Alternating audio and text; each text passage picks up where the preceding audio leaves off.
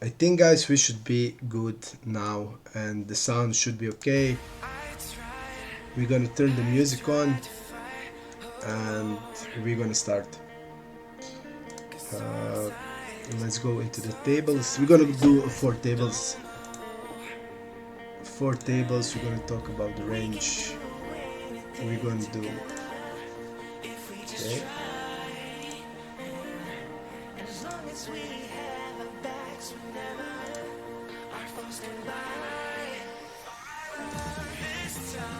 Two of those. Three. Maybe we can also add some zoom later. Some zoom if you want to see that. Okay. King 6 we are gonna call.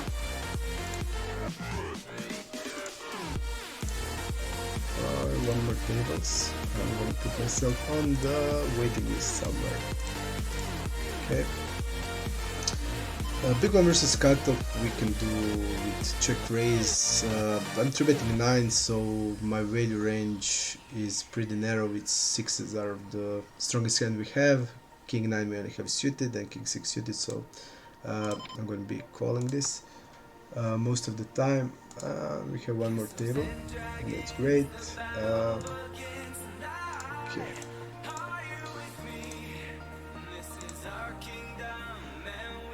The guy check behind there. We should be betting 2/3 and overbet. I'm gonna go with a slight overbet. There's a lot of draws that we could have. I think I'm just gonna go with 200%. Okay. And the guy folds. Let me just see, is everything doing okay? On the OBS I think it is. Okay, 6, we're gonna open this. Just let me see first that all is good, and then it'll be a lot easier. Yeah, I think everything is good. We're gonna go 1/3 here. I'm gonna go with this. Okay. King 10 will unfold. The guy raises.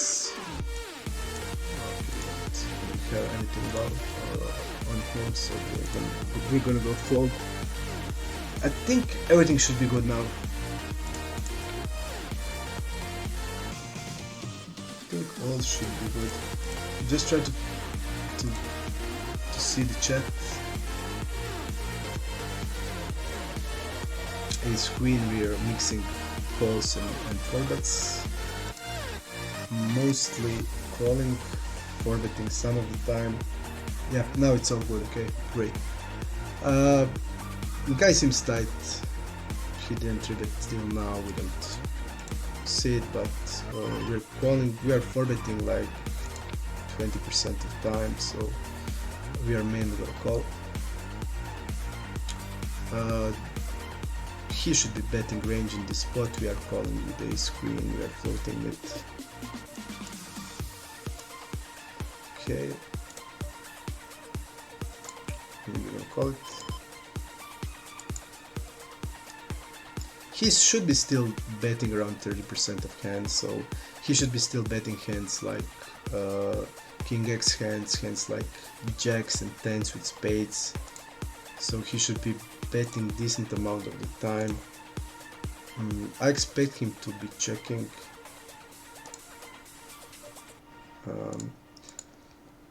When we look at our range, we have a lot of pocket pairs. We have floats with the ace jack, with ace queen. We're floating hands like a queen jack of clubs. So we're gonna bet 1/3 there.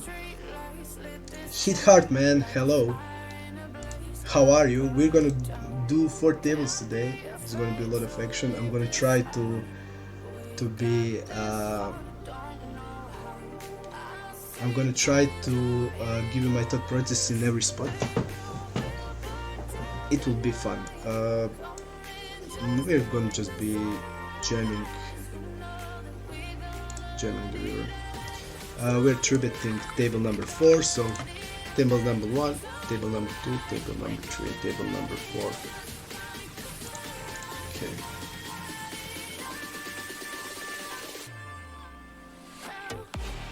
Okay, we had it all. The music is too loud. Okay.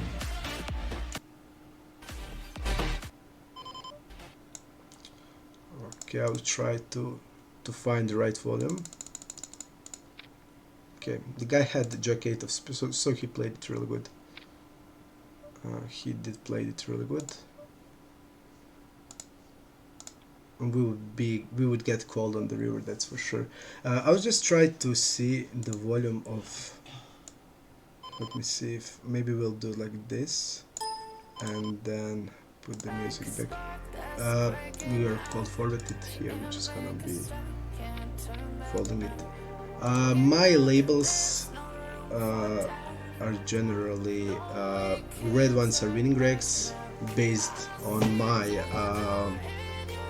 history on them, or I did check them in the smart hard. So winning regs, blue is weak regs. This orange number, orange color is nits. Tell me, is the music okay now? Just and tell me if you hear my voice okay.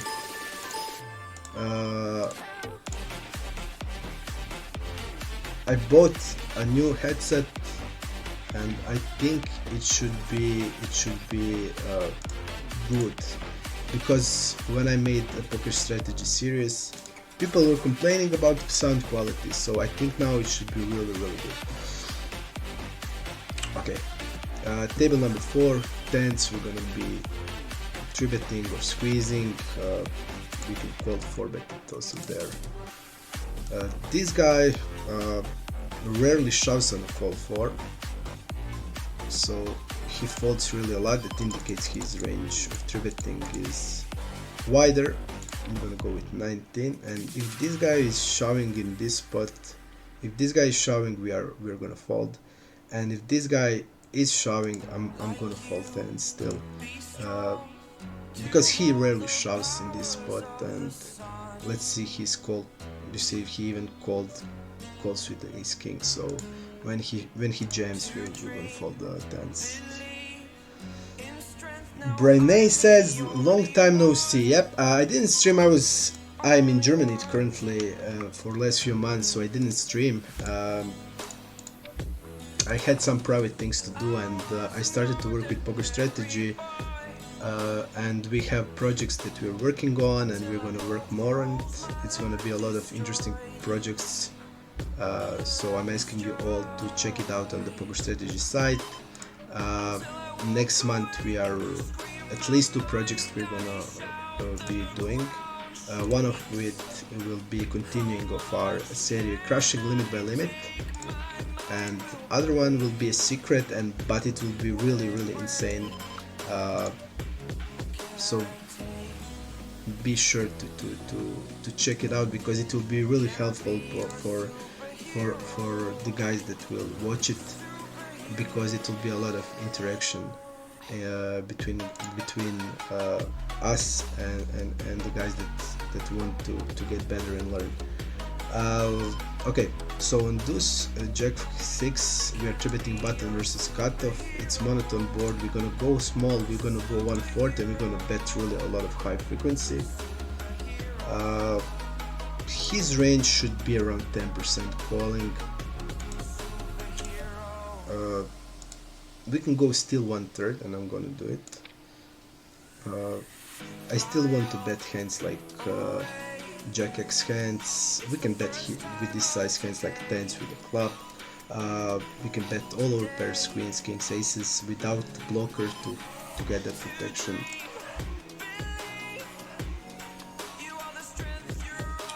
We are calling. His raise, not sure which hands he reps.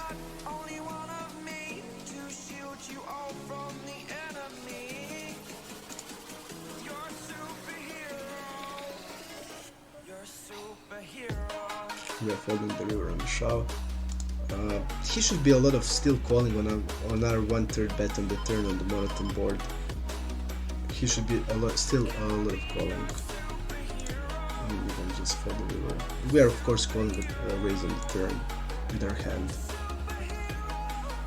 But the music is the same. Pitch of your voice. I think you can lower it a bit. Ace Queen will be checking here. We are beating his bluffs. There is no necessary to turn Ace Queen into bluff in this spot. We have a lot possible bluffs here, floating hands like Jack 10, Queen 10. So we are beating his bluffs. So there's no need to turn it into bluff. Lower the music, it says. Okay, I think now it should be okay. I guess now it should be okay. I'm just gonna check it one more in the OBS. Yep, I think now it should be better. I think most guys still enjoy when the music is on, so I'm gonna put it like this. It's not that too monotone, I think. Okay. Table number 2, we're gonna fold. Table number 1, we're gonna call with 3-7 suited. I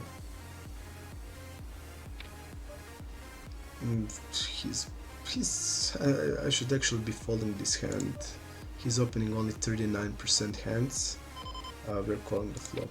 He's using bigger size. This 8 is actually a better card for us than for here. I'm just gonna go with the donk in this spot and turn. Let's see how he reacts on donks. I want to know also that. Let's see. He folds a lot, calls, he raises this time. Again, he should be calling really a lot here. We have Jack 9 off also in the range, always that's playing like this. So we're gonna check raise it sometimes, but we're gonna also call on bigger size mostly. So we're just gonna fold on the raise. This guy is really not aggressive, it's really passive, folding really a lot. So I think it's the best way to do it. Donk on the turn on the card that is heavy favorizing our range. So and we are basically turning our bottom pair into bluff. I think that's okay. Jack 9 we're going to be folding. We are 3-betting 6s. It's basically a cutoff, so he's folding also a lot on 3-bets. Let's see his cutoff versus small blind. He calls around 11%, which is decent. It's actually even more than it should be calling. He's 4-betting rarely, and his 4-bet range from what I see, okay, has some bluffs. We can call, we can fold. I'm going to call with 6s still. This 4-3, it's basically still his range advantage in this spot, because we're not going to have deuces, 3s and 4s ever in the range.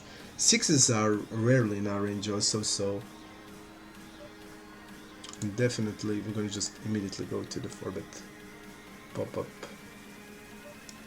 Let's see, he's 4-betting rarely, but he still has some bluffs in it. We're of course calling with 6s.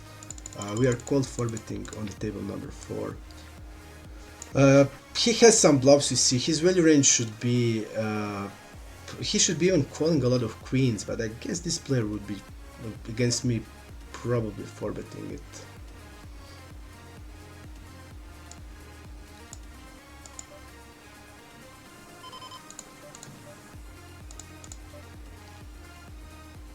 I don't like when he's jams like this. He's gonna have some bluffs hands like ace queen, ace king with blockers. This turn is on table number 4. Turn is awful. I'm gonna still be folding turn with 6s against him. We are calling 7s with blocker.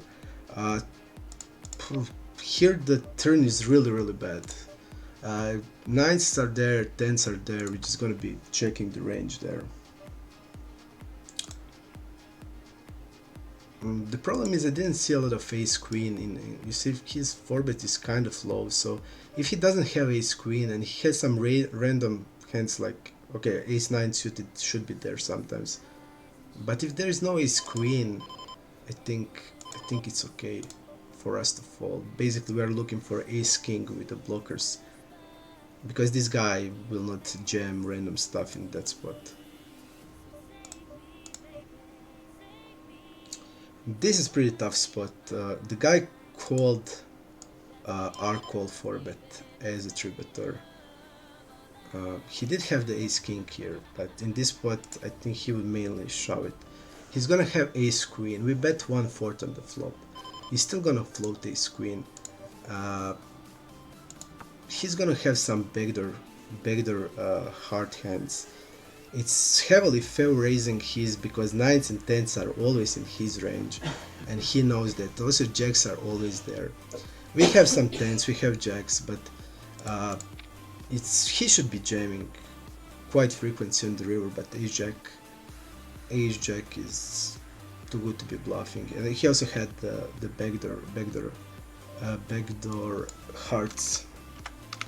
On the river we are calling still shove with our blocker, so ace queen we are opening up. I'm 3-betting jack 8 suited. We are using polarized 3-bet range big blind versus any position basically, so we are turning on the size. A6 I'm betting against UTG. Okay, let's go to the big blind pop-up just to have a feeling about the guy. He has around 55% of the range, so that indicates he has queen 8 off in the range, which is his versus queen x hands. He's calling the flop, not floating very much, so this guy, I don't think this guy would like call jack 10 here.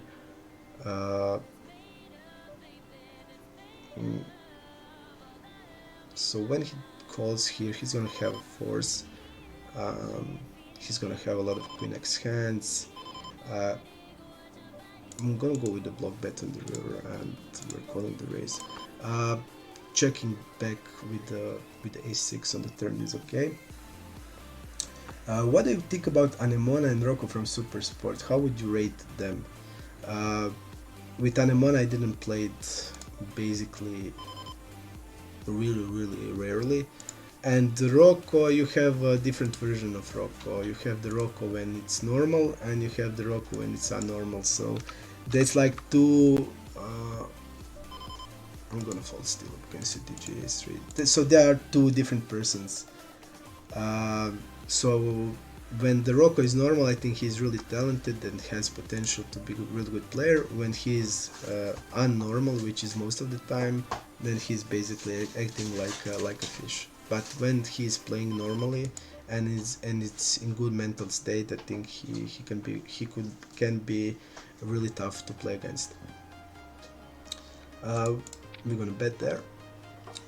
Immediately when I start to play, I immediately want to identify the range calling, just to see if they are GTO or near GTO. We are also opening 2.5 fags. That indicates they will be calling at least some wider range.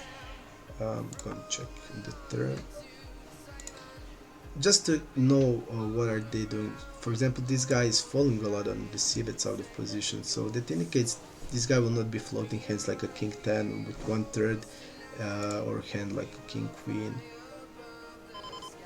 and he's not check raising. Also a lot of bluffs in queen 5 is check behind on the rear. Okay, ace queen is mainly calling against UTG. We are basically not 3-betting it, so I'm gonna flat. 7-8 jack. Okay, this guy is c-betting 92% and he's checking back there, so that he would probably c-bet, like he wouldn't check overpair here, or even that he should be doing sometimes. I think this guy would even check the 9s and 10s that are like always check on this flop.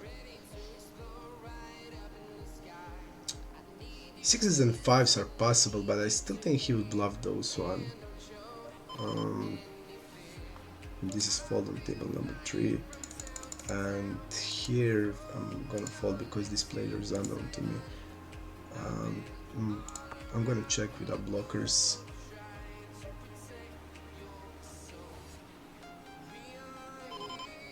Mm, yep.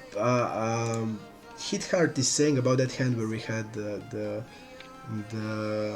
aces about the block bet on the river. But still, I think we must admit that his range is stronger, you know, and I think it's better to just go into defensive, because when his range is that strong, and he has the straights and he has basically nines and tens are a real big part of the range that distributing cutoff and then calling a call four bet. And you just have to admit he has more of those hands than we're gonna have, and when it's spot like that, it's I think it's way better in that spot, just to go into defensive. Admit we have the range disadvantage. We're just gonna go defensive and we're gonna defend it. Block bet on the river is using in spots where you're not that running low on equity. Uh, you still have a lot of value hands and you still have a lot of value to be get, but the river is not that great, so you're going into the block bet mode. But in this spot we are like heavily underdog on that run out. Our range is heavily worse than his, because a big part of his range that is calling a 3-bet, the distributing the cutoff and calling a 4-bet includes uh, nines and tens. And when it's tough, when it's like that, and he of course has always jacks, but even we have the jacks always. So I would say that it's better to go into defensive mode, and that's why I didn't want to block bet. But even if I'm block betting, I would call a shove there. Okay, king to 9. We are 3-betted bottom versus early middle position. This is 3-bet versus the hero, so really low 3-bet, and he's I really don't like when this is happening, because he should be betting quite frequently here, and now he's checking and he's betting 71%. That indicates he has hands like jacks or queens that he doesn't want to bet.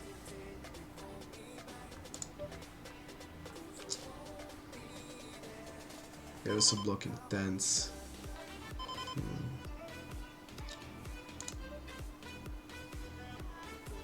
I'm just gonna mug this guy as a fish.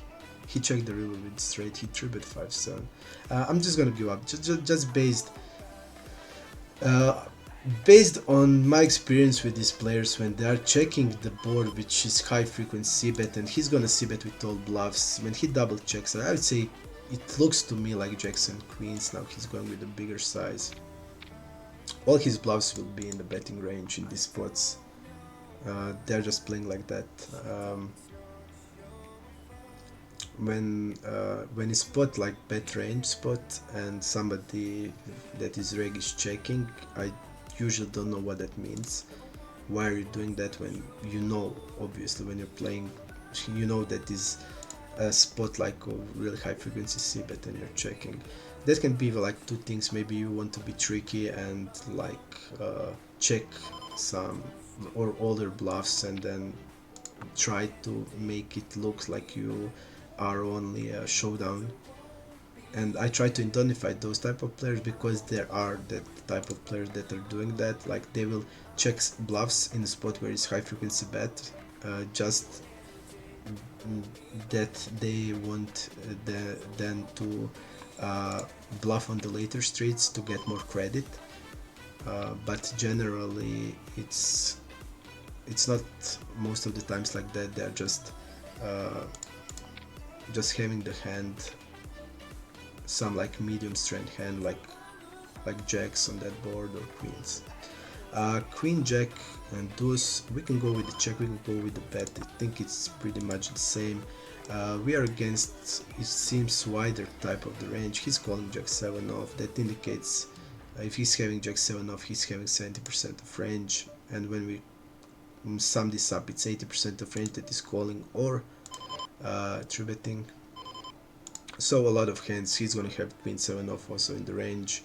Let's see when he steps what he's doing. He's stepping rarely, but he did step trash like 8-9. What he did on the turn, let's see. He stabbed it without bit backdoors basically and check on the turn. Okay. I will go with betting small here. I think it's the best, because I think he would pretty much, he should be continuing with the queen on the turn. So to me, he looks like he doesn't have, if he doesn't have anything, I think it's a lot better just to bet 1/3 on the river. We are gonna bet 3-bet with Queen Jack, folding this. Against this guy, we're just gonna bet 1/3. This guy is official, so weaker players will have here hands like 8-9 off, 8-10 off, all that stuff. So this 9 is really connecting with his range. So basically, we have to check the turn. We're going to just check the river. I don't see a point now in bet check bet this hand, because we're going to have hand like ace deuce of diamonds, for example, so we're going to bluff those one. And we are still beating pocket pairs, so there is no need to be bluffing this. Okay, table number 1. Let's see what will happen. I will try to just go into the range every time. This guy will have mostly GTO range in this spot, so it's around 31% of hands 3-betting and calling. He should be 3-betting. He will be 3-betting in some part of 9s. 7-9 Jack, H Jack off is also in his range there. We're gonna bet 1/3. This is pretty much even board. We have jacks that he's not gonna have always, so it's a little better for us because all of our over pairs, but his range is gonna have 2 pairs also. He's gonna have Jack 7, 7-9 suited and Jack 9 suited. We're not gonna have Jack 7, Jack 9, 7, so a little bit more 2 pairs in his region. Queen is connecting also nice with our bluffs. We have king queen 10, we have king queen off in the range. We're gonna bet those hands. He falls to river really high. Ace king is call. We are gonna of course bluff the river. Just I'm thinking about the size. After calling turn, he only folds to a bigger size. I'm just gonna go with the bigger. I'm gonna go with the pot here. Let's see, he's check raising here. Check raise, fold. That indicates check raise bet turn really high frequency. And he did overbet, which don't like this. We are calling with 8. Don't like this river because 8-9 is here and 7-8 hands like 7-8 are there. So yeah, if he's checking, we are of course we just need to bluff, but we will be using normal size. This is connecting really good with his bluffs, so even turning pair into bluff in this spot, it's really good for him. So if he's turning, he's check raising with a pair, bottom pair, he can just have the 2 pair on the river with on that run out also. So we are following the river. Okay.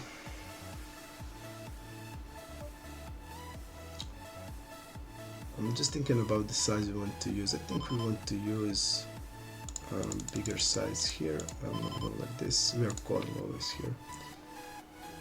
I think we want to go polar in this spot, at least because we're gonna have some ace x hands, which would be ace jack floats, but he's gonna have ace king. So if we want to bet ace x, we're gonna bet it 1/3. So we're gonna mix between 1/3 and the overbet size. I think this hand fits okay. This hand definitely fits okay into the overbet, and I'm using 2 overbet sizes. One is 150 and 200, and of course all in size on the river, but mainly these two when the SPR is a little lower. Okay, ace queen is still mostly calling against the cutoff. It's 3-betting around 20% of times. Against loser players, I'm gonna 3-bet it more, but this guy is opening 13-10, which indicates we're just gonna put it there into call range. we are against 65% of range, I think it seems, so a lot of hands like this. We're betting 1/3. This guy is 3-betting ace jack, so that's good for us. A board that is heavily favorizing our range. Let's see how he plays. Okay, he's not folding that much, so this guy would call hands like queen 9 on this spot, queen 10. Against this guy, unknowing we're just gonna fold. Jack 9 we're calling. This guy is also a little bit on the tighter side. Okay, we have the new table, but we don't need to go because everything is there. We have everybody full stacked. I generally don't like to play against short stack, so we're gonna go with a 3-bet again, and I'm just gonna fold on table number 4. Let's see this guy, do I have any reads on him? Okay, only one read. This guy is big. This guy had 5-7 there where he 3-bet, so in this spot I'm just gonna, he's gonna have like all the pocket pairs probably in call 3-bet range, so I'm just gonna go with the checking in the multi-way, really high frequency, and I'm just gonna go with the checking queens. I think there's a lot of value, this guy will bet a lot, and we put this guy in a really awful spot because we can easily slow play like this. And the guy has aces now, which is, and he orbit shoves it. Okay. Check raise on the table number 4. Let's see the guy. This guy rarely, okay, he check raise really a lot. He check raise here with a 5-9. Turn the pair into bluff. Still our hand will be calling in this spot. I'm gonna go with the check behind on the here against the unknown player. I'm going with the raise now. With the raise like this. Okay. Let's see what is check. We see that he has middle pairs and stuff, but he check raises and bet really often. I'm just gonna go with the small size. I don't think there's a need to go with a bigger size than this.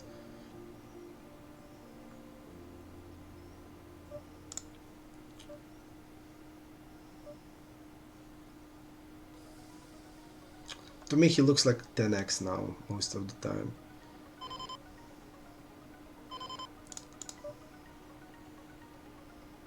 And ace-10 he would bet definitely. So I'm going to go now with the again polarized sides. This. I'm not gonna overbet, just gonna put it in normal size. Folding on to the orbit of the flop. I think he has like 8x or 10x mostly now. And I think when the ace is there, we just have to be polarized, so I'm going to be polarized. I think it's the way we want to go. Also, we can include 1/3 on the river. I don't mind it because still, I think when he calls there, I think we can just bet hands like queens with diamond or kings, because we saw his check raising really a lot, and he indicates that he likes to use even middle pairs in it and weak top pairs that usually aren't in the check raising range, so he likes to do it with that. Okay, when he checks there and he check calls small size, he's usually going to be kept on like 10x or 8x. When the ace come, ace-10 is continuing. Ace-8 is pretty much, if he's check raising it, I think he's gonna still continue betting for value on the turn. Then this ace-6, especially when the diamond hits, he's not gonna have like ever ace-6. So we can just split the range on the river with an overbet range, like with the hands like this, and we want to put some also hands like nuts like tens into this like 1/3 river betting range, and some bluffs also with 1/3. Okay, 4-5, I'm gonna go with an open. I think when people play like this, when people, you just need to identify when they're doing something out of the GTO, because it can be like pretty big mistakes, and I see a lot of regs, especially like blue ones, which indicates his weaker reg will be doing stuff like that. And then you, in that spot, you can go for the exploit play when they're doing something he should be doing, because he should be his check raising range should look differently. You're mainly using bottom pairs as a check raise bluffs, and also in you're doing it in the spots where it's good for your range, and this spot is better for my range, and he's still probably check raising middle pairs and stuff like that. Let's see, we have the new table there. We're just gonna leave blank and we're gonna go there. Okay, table number 1, we are gonna be betting, folding everything else. Pocket trees, we are opening. This guy is unknown also to me, so I'm not sure what he is. Ace 5-8, we're gonna start with a small bet. Usually 1/3 size is okay on the Ace X boards. On the Ace Broadway X, you want to include overbet size on the flop immediately. Let's say it's Ace King 5, you're gonna do a lot of overbetting on the flop. We can bluff with the trees or check them. Let's see how much he folds against me. But when he folds against me 55% of time, that indicates his range will be stronger than usual, and it doesn't have many 8x hands that we want to get him out, and especially on this river now, it's not good, because our trees are basically never good in this spot against him.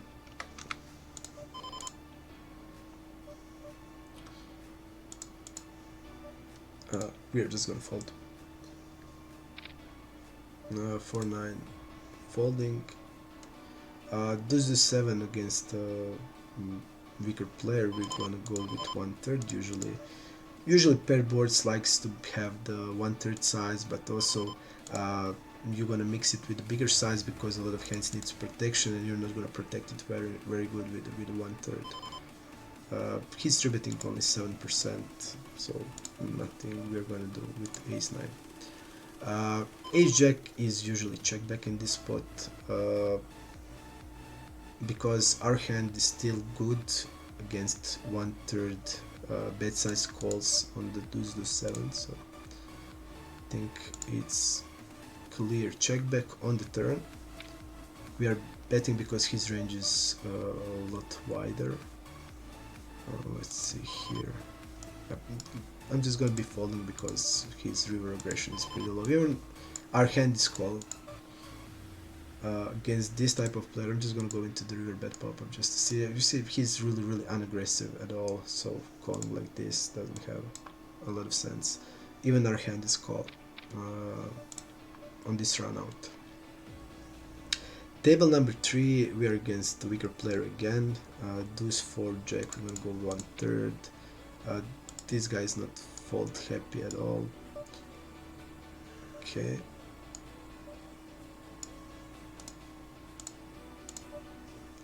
I'm gonna check call the river.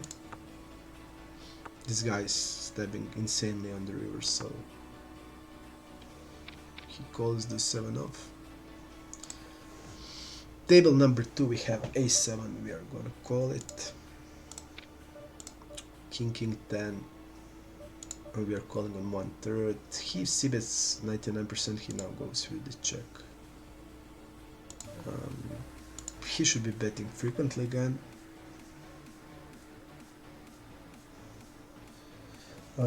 Hit Heart is asking us what I think I do better than my opponents to have the best win rate in the field. I think on this field I'm probably exploiting them way better than they can exploit me, because I learned a lot about GTO just so I can play exploitively. Because people say to me, okay, forget generally a lot of people that I met in my poker career, they say like forget the GTO, play exploitively. But if you can play exploitively, you need to know really good GTO, like crazy good. So I was all this time I was just trying to learn a lot about GTO, about the way the PO is thinking uh, in every spot, just to see what is the optimal strategy. And that's the way I wanted to then learn GTO and then go into the go into the exploits. I then use node locking a lot just to see what PO is doing, how PO is countering when somebody play completely different than GTO. What is the exploits in that spots, how much you can go, and I think that's the biggest thing. Without GTO, you just can't do anything. You don't know play poker. Basically, without GTO knowledge, you play some other game that is not poker. But when you've learned the GTO, then you can go to the exploits, because then you are be able to identify what your opponent is doing that is not optimal, and how can you counter that. Without knowing of the GTO, you can play anything, and for sure you can play exploitively in that spot. So I would say I always wanted to learn how the game should be played. That's always my top priority when I started. I want to know what I should be doing, and from the beginning I knew everything is about the range. Range is everything in poker, and everything PO does is regarded to range versus range interaction. And when you found out that everything is in the range, that PO is aggressive when his range is good, he's defensive when his range is bad, he's having check range when his range is terrible, he's c-betting range when his range is crashing. So everything in poker is in the range, and I found out that really soon. And I think that's like a start point where you need to go from. Learn GTO, work on your understanding of the game, but even before GTO you can just work on range versus range interaction. I think that's like the biggest and most important thing you want to do. Everything is in the range. So even now I wanted to show you how I proceed with range versus range interaction in every spot. So we're gonna continue to that. You need to identify range from the beginning of the hand in every spot, you know. And by the way, we are now near 500 hands on the PokerStars. I think I'm like 15k hands away from 5,000 hands played on PokerStars, and that's basically I started playing from last year on PokerStars. I played only on iPoker and Super Sports. I started on Stars when I started to play MTTs, and now we are 500 hands. And I also started to play NL 500 on the Super Sport and NL 400 on the iPoker that I played also for a long time. And I think I will also be starting on the PokerStars, but the problem on PokerStars I have is with their rakeback. I don't get anything, and even that 10% they gave me now, they just gave me a lot for me currently impossible task to fill it out, and they doubled the points I need to get for the monthly challenge. So I think basically I'm losing like almost 10k when I play in a 400 on iPoker of rakeback. So when I get home, I in Germany I can play iPoker because now I'm in Germany and it's not possible to play iPoker from here. But when I come into the Croatia again, I'll be playing mostly iPoker, and I will stream iPoker also. Okay, we're gonna trip it there. Okay, big blind versus early around 6%, so we don't see. Okay, it's a little bit polarized, so he has some suited connectors. He should be having hands like King 8 suited, King 7 suited, Jack 8 suited stuff, but I don't think this guy has it. So I would say his range would be hands like 10s to the Ace King and suited broadways and some suited connectors, and that's basically it.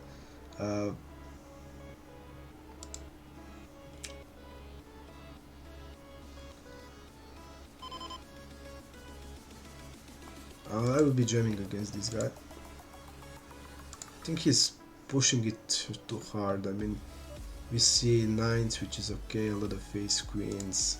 We can even call. I think it's not that bad. But ace king suited, I'm gonna shove against the queens, which is okay. If we flatted, we would get out of the hand. He should be checking a lot in this spot actually.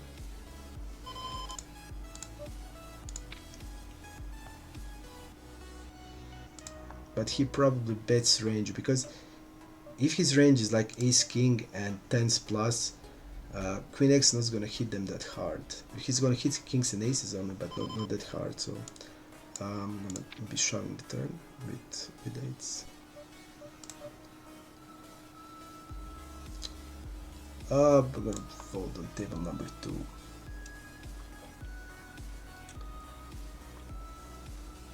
Yep, you know, you just, when you think about the range, this is our friend from Croatia. We play a lot on the Super Sport site, which I'm gonna show you if there will be action at least. I play also, there will be maybe tonight some action. Currently it's one table there. It's really crazy site with crazy players and crazy things going on, so I'm gonna show you if there will be opportunity, if there will be action. Also they're playing, I know 500 is also playing there, and the players are, it's gonna be really interesting, so we're gonna try to, if there will be action, I'll put it here. Okay, this table will be breaking, so we're gonna add the new one. I'm just gonna go with really a lot of action on the PokerStars today. Definitely a lot. Actually, in this spot is not c-bet range spot. It's actually a lot tighter, around 40%. So this guy is probably betting range in this spot, but it's not that great board. You need to protect a lot of. You see, just think about how many pocket pairs you have. You want to protect, and it's not c-bet spot, the range. 2/3 on the turn. I think he has really a lot. He has really, when he bets range there, he's gonna find himself on the turn with a lot of medium strength hands. So definitely, we're gonna bet the turn, of course. He's gonna also have. Now we're gonna bet the river. He's gonna also have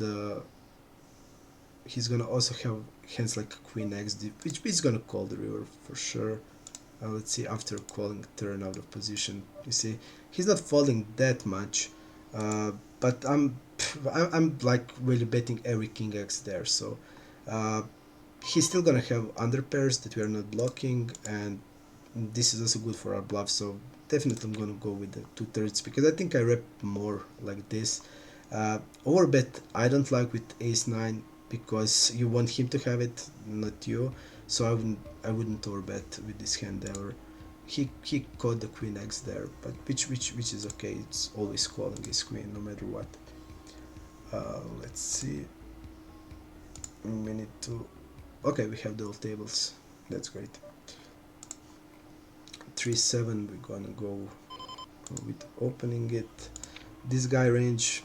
You see, this is call range, so this he's calling from big blind versus small blind, and this is 3-betting. So I start to play, just want to know his range. His range is 62%, 61% of hands 3-betting or calling. So out of the days 61, 47% is calling. So we know with which hands he's gonna show it up here. So this guy would have hands like Jack 8 here in this spot. We are checking the turn. We are betting a lot on this flop with 1/3 size, but we're not gonna bet that many that many king x hands, only hands like king 10 and king jack. Now we want to bet. I think 1/3 has the most sense, because if we're having like ace 8, we're not gonna go with an overbet because queen kicker is there. We want to just fold him out of hand, like a pocket pair or hand like let's say queen 9. So just one definitely only size that has sense in this spot is 1/3 with our hand. We are not blocking anything, not blockers, not unblockers. So basically we have the 7 high. We're gonna bluff. We have 7 high, right? Yep, we have 7 high. So 30% of hands betting the flop. This guy is not double barreling that much. Let's see what he did actually double barrel. He did double barrel open ender, so equity heavy, and against this type of player, our hand is folding the turn, especially against his orbit range, because we want him to have this jack of clubs. Okay, 4-5, 4-5. We're just gonna fold it. I didn't play against this poker guy. Let's see his range. We don't know basically, so I'll stick with like a GTO type of range. But the problem is that GTO is polarized, and a lot of players on this limit are not polarized. There is still go linear from the big blind, and he should be 3-betting here hands like a king 7 suited, king 6 suited, king 8 suited, jack 8 suited, stuff like that, and his value range should be like half of 9s, 10s plus ace king. But generally from what I see, they are just linear in this spot, having ace queen always, having stuff like ace jack off, and our 10s are basically always a call, no matter even if he's polarized we are calling, even if he's linear we are calling also queens in this spot. So we are going 1/3. When he checks, he should be checking very much, because this board 2, 8, 10 still his over pairs, which is a significant portion of his 3-betting range, is crushing on this board. So he should be betting always the over pairs. He should be betting ace king, because having the ace king on the 10x boards, you are blocking the ace king, ace 10 and the king 10 suited, which is really important, because it's the like biggest portion out of the sets on our range. We have still jacks and queens, but some people 4-bet queens and jacks. They shouldn't be, but I see that they're doing it. So with the ace king he should be betting, king queen he should be betting, queen jack he should be betting. So basically when we have two weaker players, we're going to call button. Usually I don't have a lot of flatting range on the button, but when you have weaker players I tend to flat some hands. That's not the greatest board for our range, because we have a lot of pocket pair. I'm 3-betting a lot of in 7s there, so a lot of my flatting range is hands like deuce is still 6, suited connectors, yeah, but there is no 2-pair possibility, so my range is hurting here. I'm never having off jack x in the flatting range, so definitely not something I can do there, because my range is really bad on this spot. We don't have ever straight, we basically don't have anything there, so we're just gonna be following it. On the ace king hand, let's see his. I always like to see what is he checking with on the flop behind in 3-bet pots. He checked jacks there, so from what I see,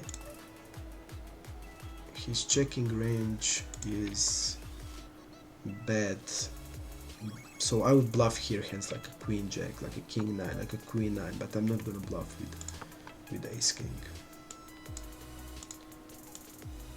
even when I see that his range is bad in this spot.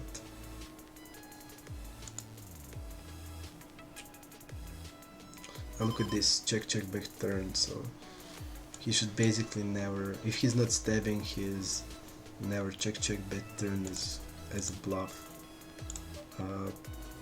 And he should be like stabbing hands like 7, 8, 8, 9, like queen 9 type of hands. So against the bigger size, I mean, this guy can check behind against us as set though, so that's what's going through my mind.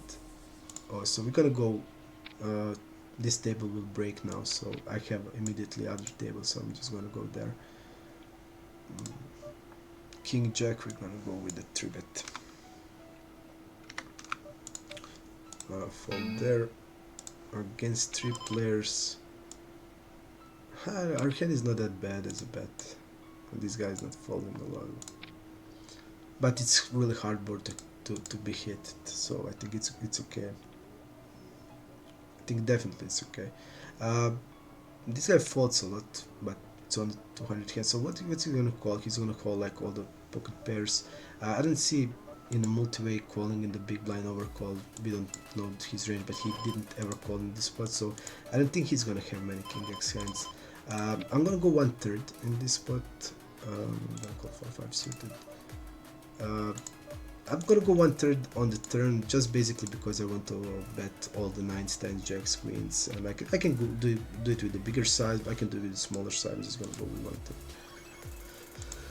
We're folding this flop, unfortunately. Really bad flop for our range, for our hand, for everything that we can do.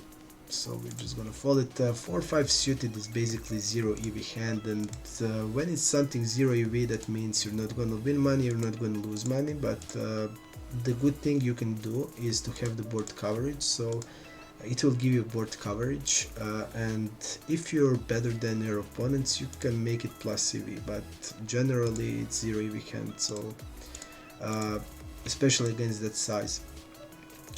I usually 3-bet to 3x in position, so if opponent is opening 2.5x and I'm going to 7.5x, he should be basically calling all the suited connectors, then they are slightly winning, but I see a lot of people just fold them because they're tougher to be playing against, to play with, and to play against stronger ranges. So you need to be in a lot spots. You need to be a little creative. You need to include them in a check raising range a lot, with even with the pairs, like bottom pairs. We're gonna open 7-9. Jack 6. This guy is really under opening, so I'm gonna fold. Usually we're calling against this size. I'm just gonna act like is jack, so we're gonna call for there and fold to shove against this guy. Okay, this guy is not 3-betting that much. It's like probably around 14% of hands, 13%, so we're gonna play it like this. Let's see what he's cold calling with real. Cold calling, he called king 9 suited, which okay. We're gonna go 1/4 on this board. This board doesn't change anything. We are still big equity favorites. We're gonna still bet really aggressively. King Jack 8. I'm checking with 7-8 on this board.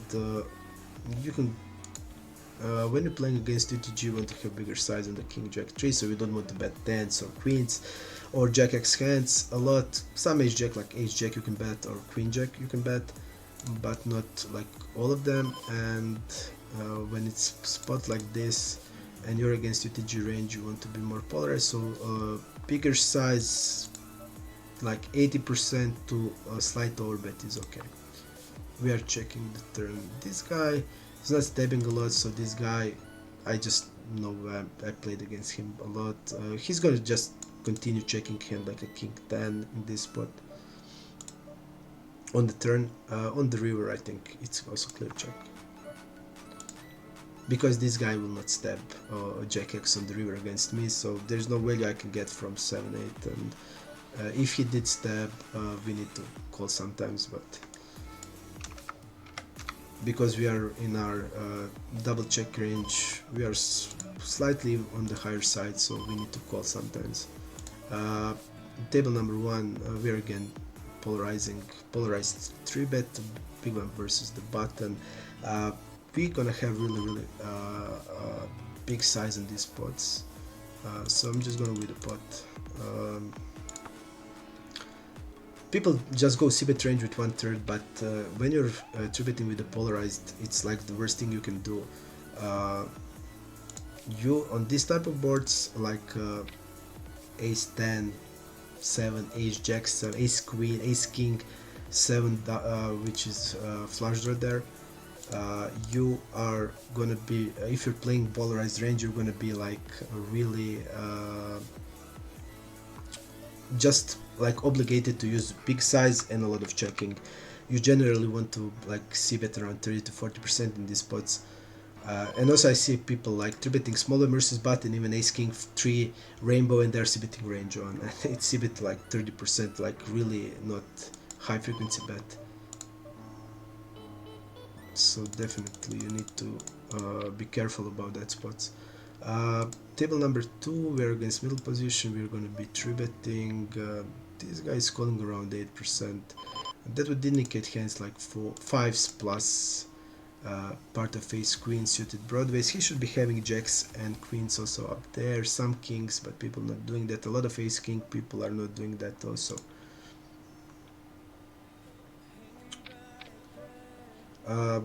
Basically checking range on the ace xx, especially when it's ace lower x.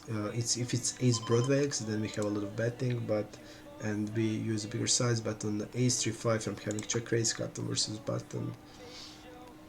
We are checking all of our hands in this spot, and let's see. He's basically want to know his range. We see that he has mixed strategy about suited connectors, some traps like ace king.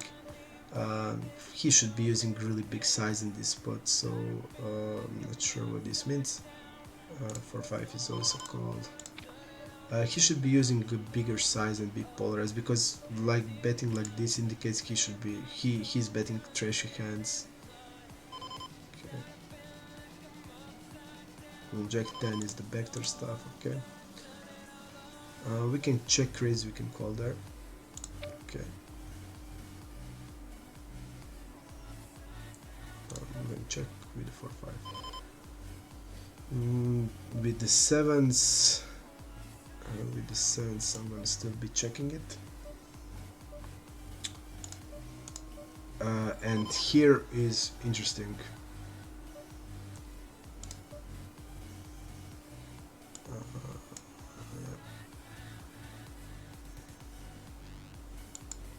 This ace will get him a lot of his bluffs hands, like ace deuce, ace 3 off, ace 6 off.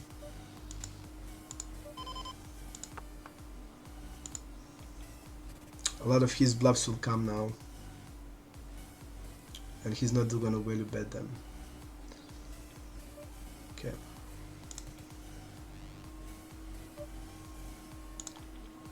Check raise of the flop is also option. It's a good play with our hand. That ace on the river is really bad for our range, but he's not gonna value bet it ever. That's also a thing. If he's not value betting like high as ace x, he's not gonna value bet this like 3-bet bluffs hands like ace deuce, ace 3, ace 5. So we're gonna lose a hand a lot in this spot, and I don't like that. So I'm thinking in my head, do I want to just jam the 4-5 suited on the river? This guy is not a big believer in me, so he would bluff catch me a lot based on what we play. He called me pretty light, but still I think like that 4-5, that 4-5 is close that we win to bluff it.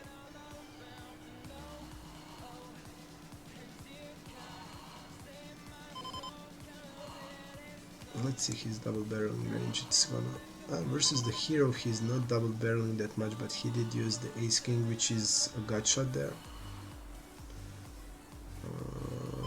Okay. I think our blockers are really good. I mean, we have basically unblockers with our middle pair, and we need to defend middle pairs on the turn still. So I'm gonna better call hand like a 5-10 than the like 8-10 or 9-10 definitely. So the problem is that against us, and look at this versus the hero, he didn't triple it ever.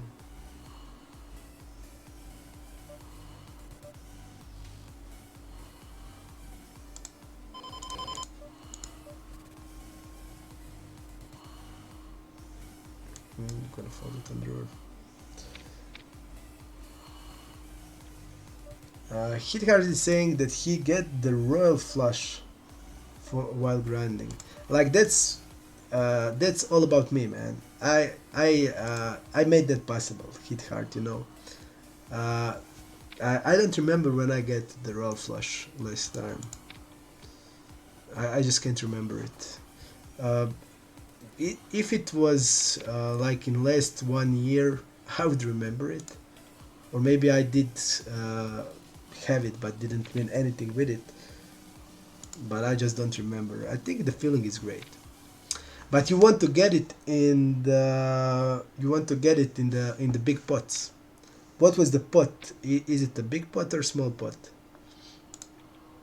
I remember. I think I had it before like few months, but it was like small, really small pot.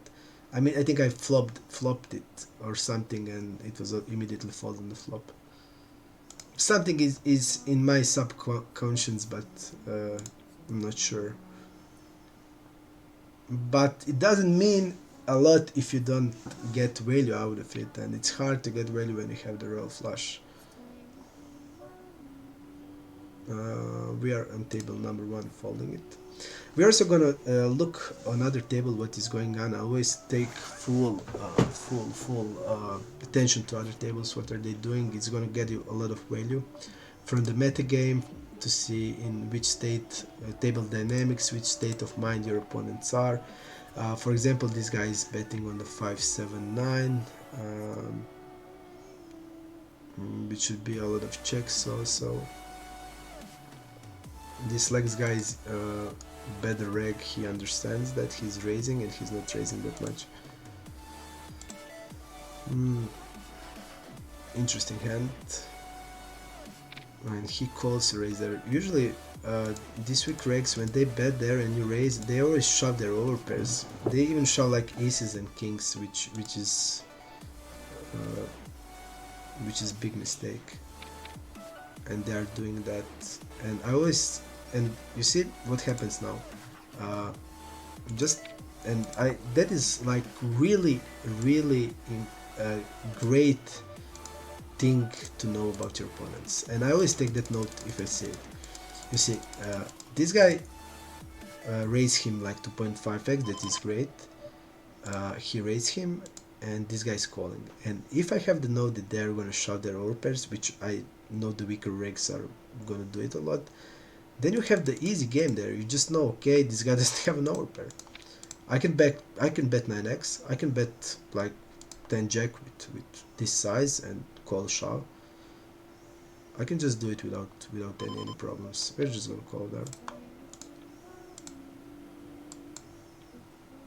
Okay. He double barrel a6 and he didn't bet it in the river. Okay. You know, stuff like that can really be significant, because if you just know they're gonna shove your overpairs, you have just like the easiest game in your life. You just raise like whatever you want to raise, and when they're gonna call, if the ace or king is not there, because they're mostly gonna call with the ace x to raise, or some type of draw, but it's gonna be mostly like high cards, like ace x and king x hands. You just have the light game. You just go with 20% on the turn, 25. You have the easy game, and this guy did recognize that. He really played it great. Whatever he had, he played it great. Because you see how strong this guy was, because he called a check raise pretty fast, but on the turn, on the break, basically he folded to 1/4 size. Immediately, just right. Oh wow, this was insane. This was really insane. It was, Hithard had a royal flush and the guy had a full house. Yeah, I mean, when I get hands like that, I almost feel a little bit like shame, you know. a little bit of the shame. You just have to feel a little bit of the shame in that spot, you know. Yeah, especially in the tournaments when I get it. Like I feel like I didn't deserve it. Like all the time. If I get cooler like that, I mean,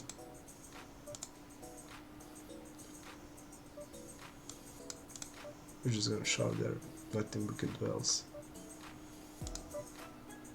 I think he's gonna have like 10x, which is unimportant to us because if he's having 10x, if he's having a 6x, it's basically the same for us.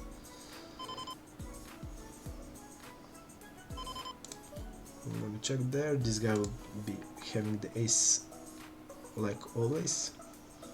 The good thing is we don't need to find a new table. Yeah, but definitely when you get something like that, a lot of times I just feel I didn't deserve it, and I get like 10 setups in the session when you play entities. That's like common night. But when you get it, it just feels like, wow, this is too much. We're gonna go with this guy's aggressive. I'm gonna go with the check. Usually in the I talk that about that in the poker strategy series about the multi-way pots, how we want to play them. Generally, you want to have a lot of checking range there, especially when you have player in position to you. So definitely a lot of checking. I'm gonna go with the check raise there. Yeah, the guy will bet short at 6-7. Okay.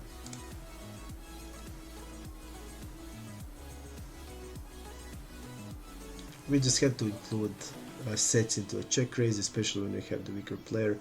This guy 3-bets rarely. He's giving us great pot odds, but against his ranger hand is always a fault. We can check call us on the turn, but when this guy calls only, he's not going to have a ever strong hand.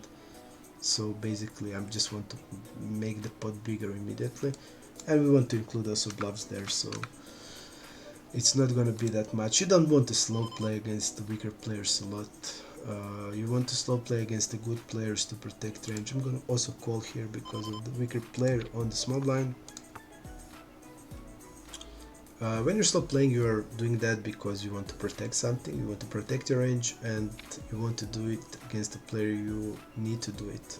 Against a weaker player, there is no need to be balanced, there is no need to you just want to get immediately put a lot of money in while you are ahead, and make a pot bigger immediately because they are willing to make pot bigs with not that strong of the hand. So I mean, the good players are also willing to make the pot big when they don't have a strong hand, but weaker players will do that a lot more. This guy check folds really a lot, so but I'm gonna go with the polar. I think we're gonna check hands like ace-6 on the flop, hands like ace-5 suited, ace-3 suited, ace-8 suited. We're gonna just check them behind. We're not gonna stab immediately, so we have ace-6 hands there, so I'm just gonna bet the river here. I mean, this guy is not that good, and I don't think he will recognize that I'm gonna be checking a lot, but I'm just gonna go with the pot bet then.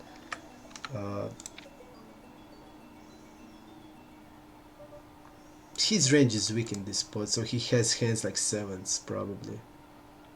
Yep, he did include now the H2N, but I still think it's fine. We don't want to overbet because we want to still bet hands like ace-7 based on the stats and the way I did play it against him. He would, or he usually did, having delaying range, and he did include hands like top pairs.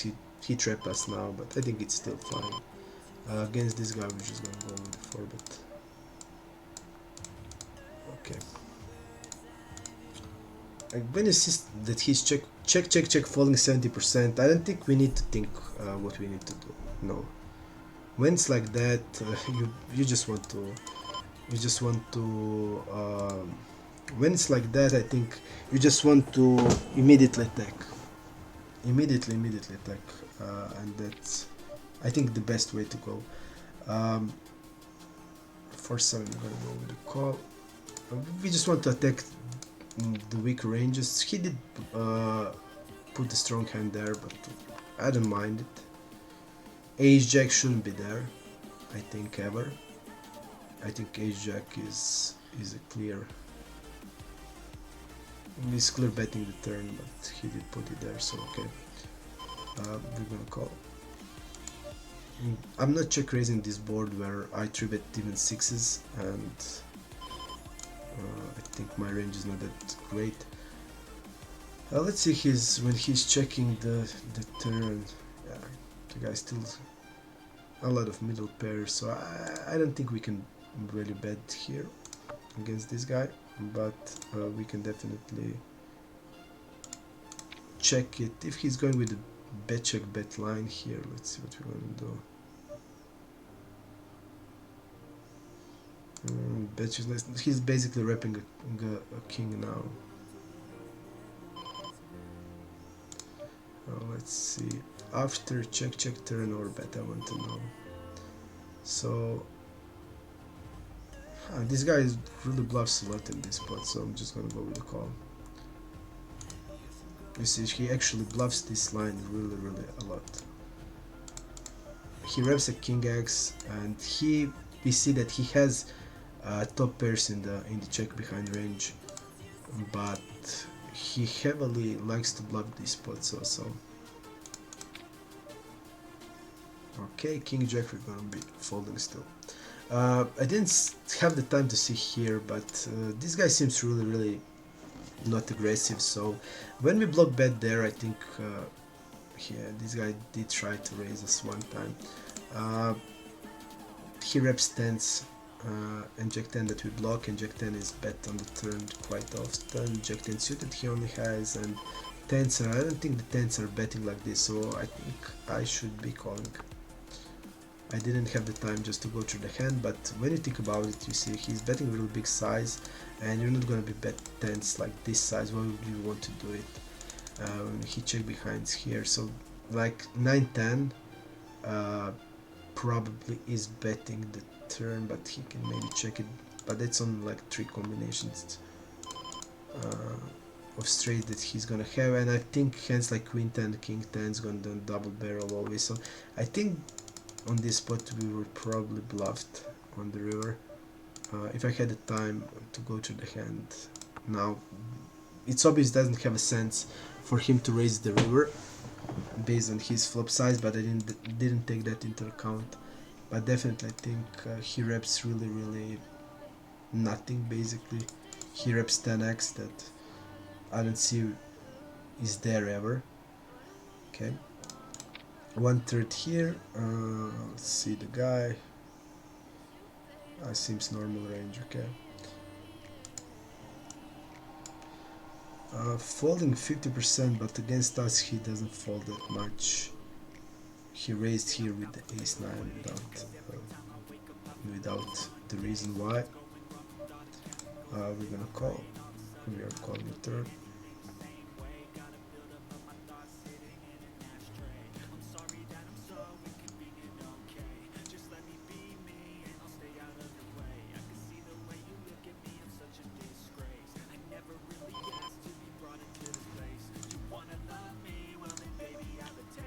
I'm thinking about our hand, do we want to shove it as a bluff? But we see that the guy did bluff with some things. We blocked queen 10, which is really nice. We're going to have tough time falling out the king queen on a shove also, so, and a king 10 on a shove, so I think our option is on to call. We just can't be folding there because we saw the guys check raising and bet bluffing, so there's no way we can fold with the ace 10 there with the blocker to straight. So we're gonna call, but to having to shove it on the river I don't like, because mostly hands he's gonna have will be king 10 and king queen, and when we shove I don't think the king queen we're gonna be folding on the shove.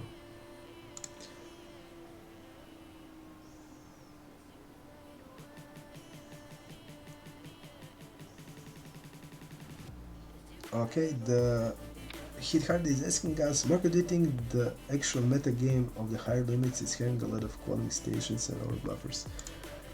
Yeah, I mean, I just see against myself what are they doing, and we're gonna you're gonna have opportunity also to be seeing that because I posted the hand on my Discord frequently, and you see that some really unaggressive mids and passive guys suddenly is trying to bluff me, to shove on me in some spots.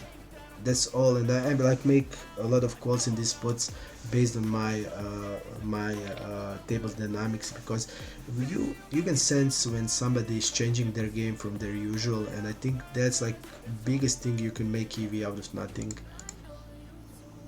and that has a lot of influence. I'm gonna go into a bit here. Okay, and we are following that. So then be opening. This guy is also a weaker player. We're gonna mark it up. So I definitely always advise people just watch for the table dynamics, watch of the mental state of your opponents, because it's gonna be changing. People are emotional. I also know to make based on table dynamics some bad plays or unorthodox plays. Because you know we are all people, and sometimes you're gonna be tilted, sometimes you're gonna be affected by something. So definitely checking back here, it's clear play to do. King 9 deuce against big blind versus middle position. 3-betting king 8 here. Still gonna check the turn. Okay, table number 4, we're gonna 3-bet king 8. We're gonna be c-betting around 60 to 70% here. King 8 fits into that build. I'm gonna use bigger size. We don't like this, but yeah. This guy is tend to be checking. I'm gonna fold against him. I mean, our hand is clear call, but just based on from what I know about him, he's capable of checking without any problems hands like an ace jack on the turn, and then he's gonna bet it on the river. So I'm just gonna fold against him. Our hand is snap call, snap call against average opponent, but against him I'm just gonna go with a fold. Okay. We are 3-betting here, 7.5. I'm using all 3x in position. I think you want to give your opponents a chance to make calls. I don't like when people go 4x or 4 point something else x, so when I go 2.5 they go like 9, 3.7 or 3.5. I think I don't like that. I think you want them, give them 2 odds to call, and you play pot in position in 3-bet pots. So, out of position I go 4x, but in position I'm going always 3x. If he's losing even like 2x size, then I will go like a little more than 3x. King 5 we are calling, we are folding on the flop. Ace deuce we are calling. Just let me see what I know about this guy. Okay. Against him I'll go with the bigger size. This is his check fold, so 27% all the way only. He's check calling turn, so he has a lot of top pair hands, even he's checking back 2 pairs, and on the river he's mostly gonna call. So I'd say this guy will put 10x hands, also there having hands like 7s, 8s against us, also after call turn in position. So I would need to be overbetting here with, and I'm not going to do it with the ace deuce. I would need to go overbetting here to fold him out, and now he's basically repping 10x that did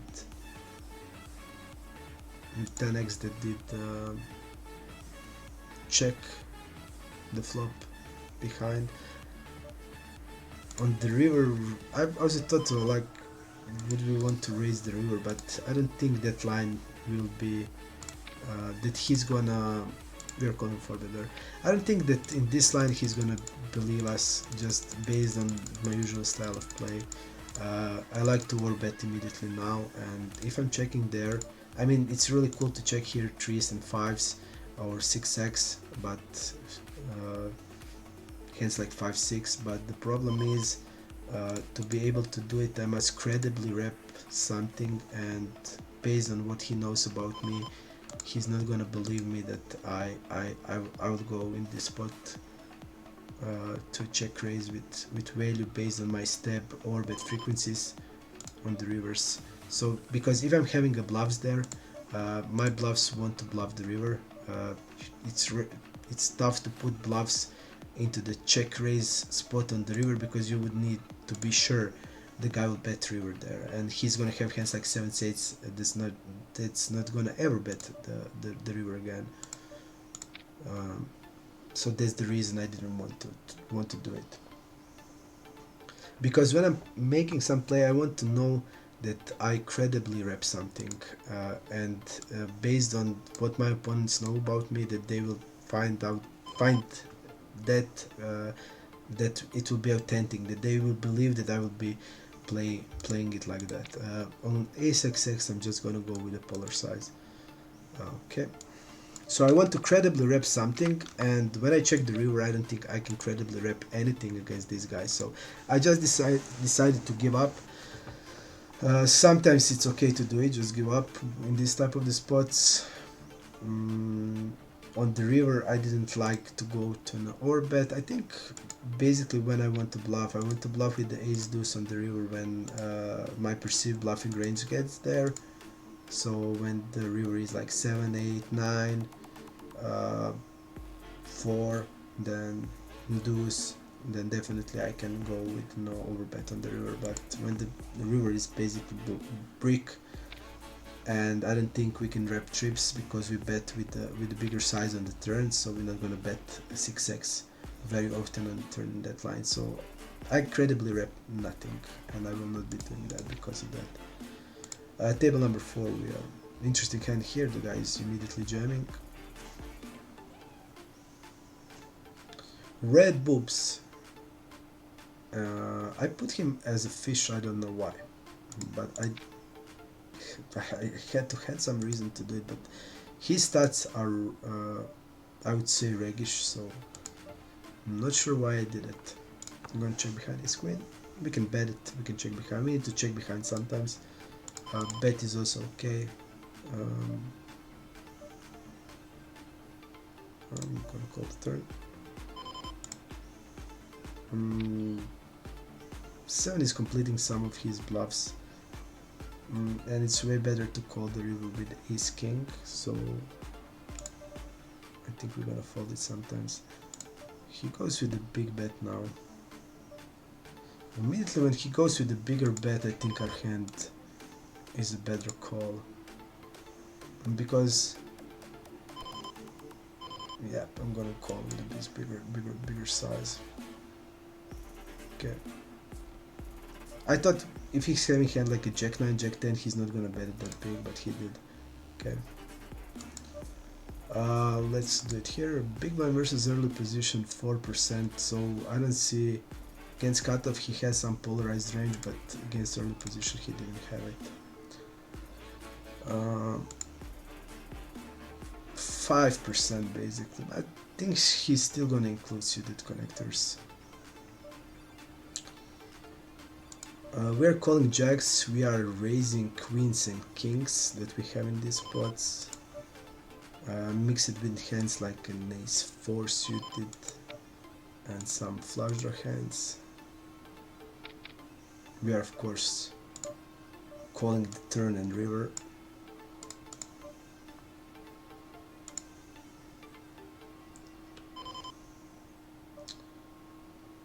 We're gonna go small.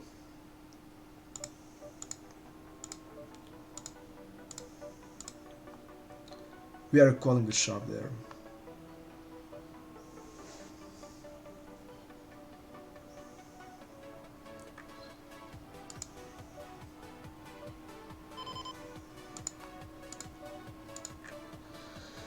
We have to check the river, unfortunately. Now we would jam like a queen. Every blank, but now I just have to check it because this guy can have ace king there. He still has polarized range, that's nice to know. Even had showed us that he probably doesn't have it. Okay. Are we gonna bet turn? An unfortunate river.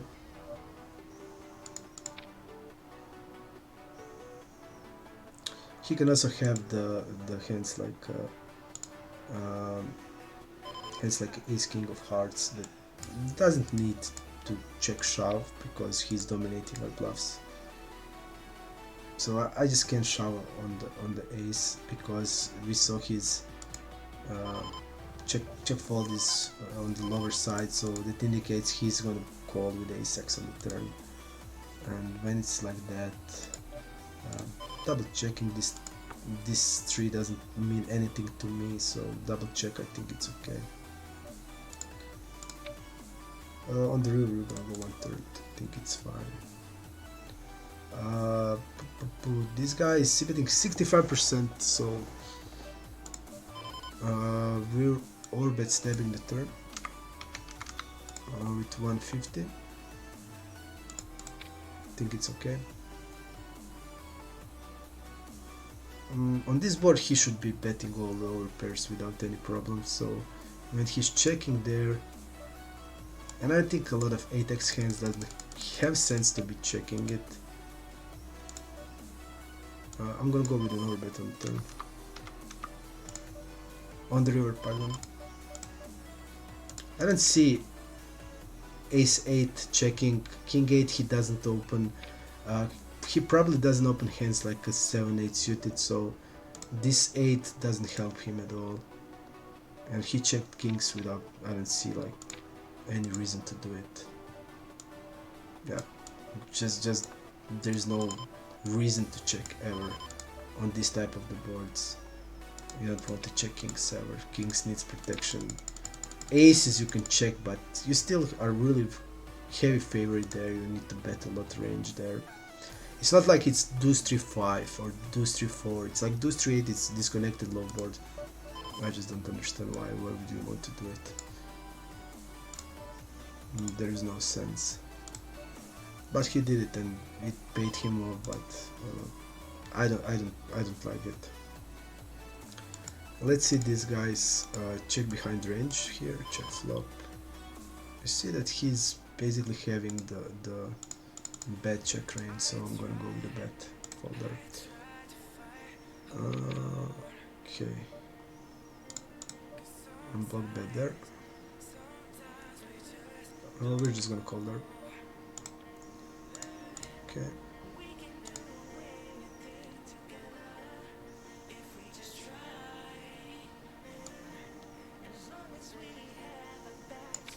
We're calling a shove always, so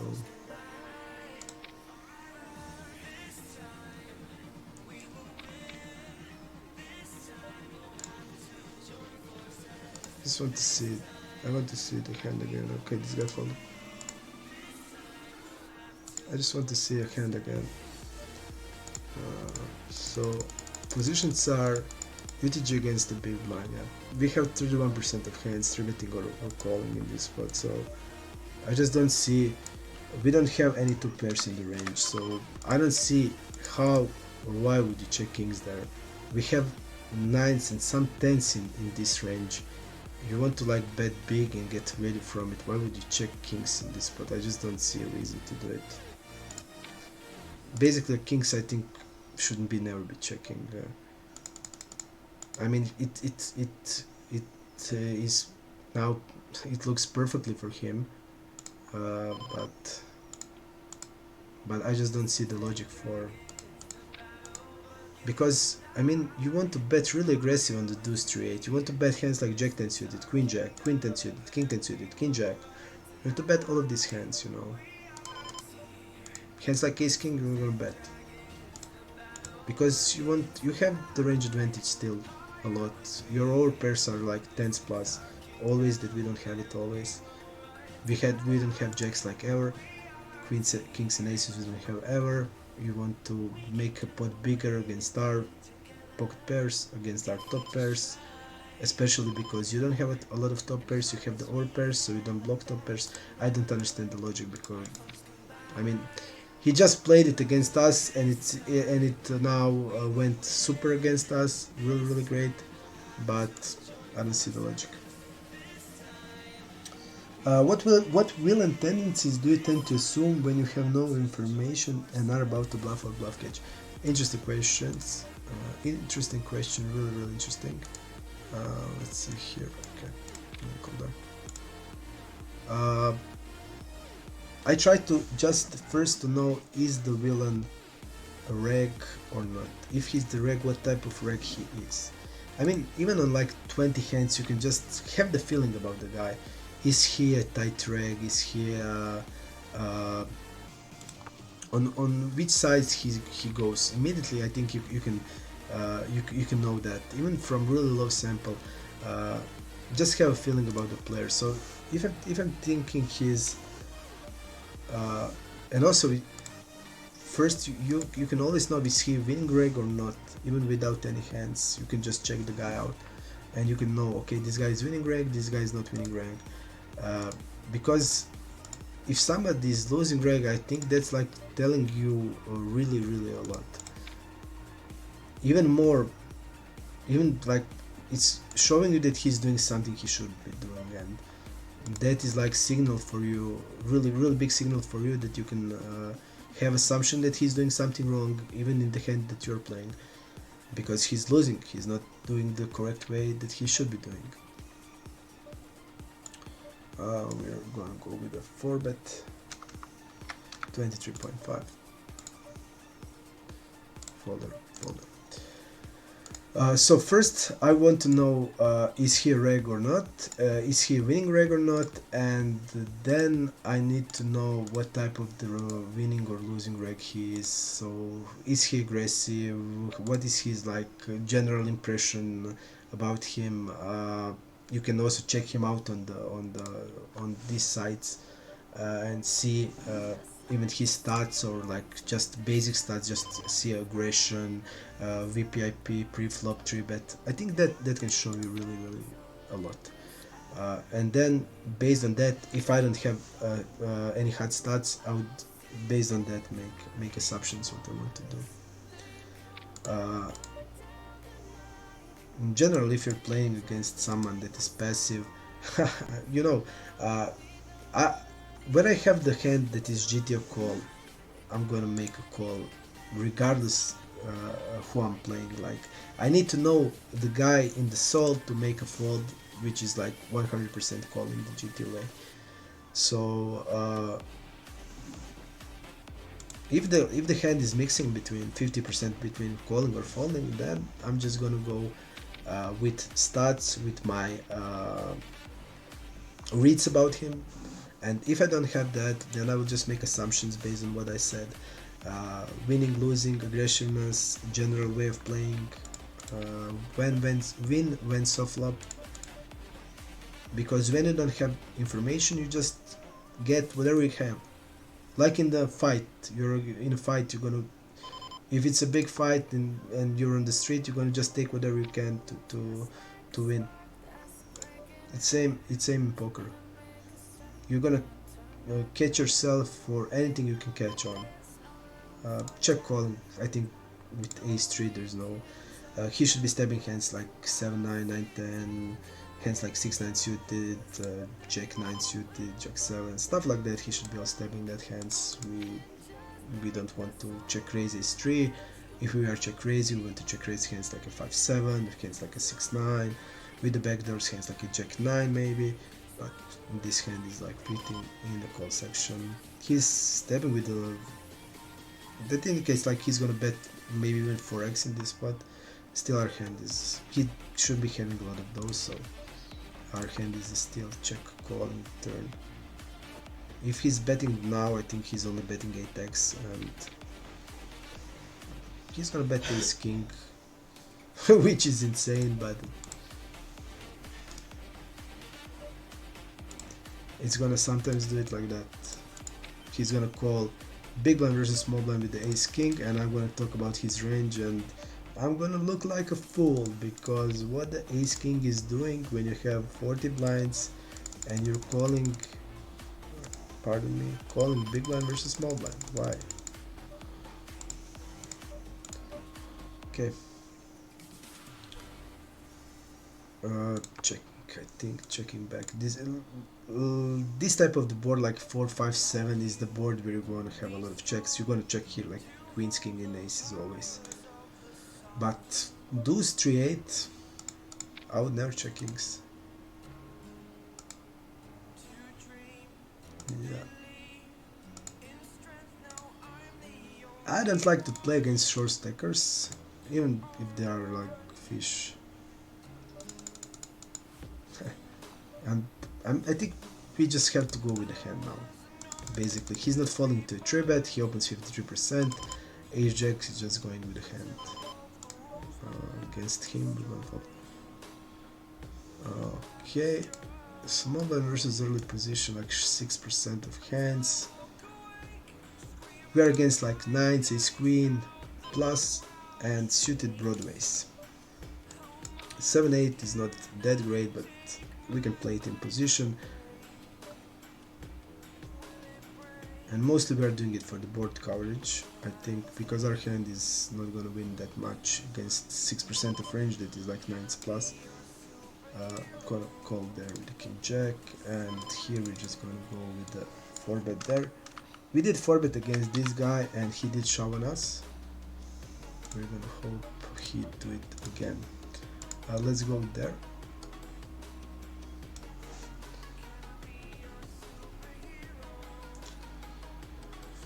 I don't like this very much because this guy 4-bets rarely, so generally a hand that we want to check raise against this guy, we just have to call. Against normally where we check raise and we're gonna bet turn in these spots, we're gonna just,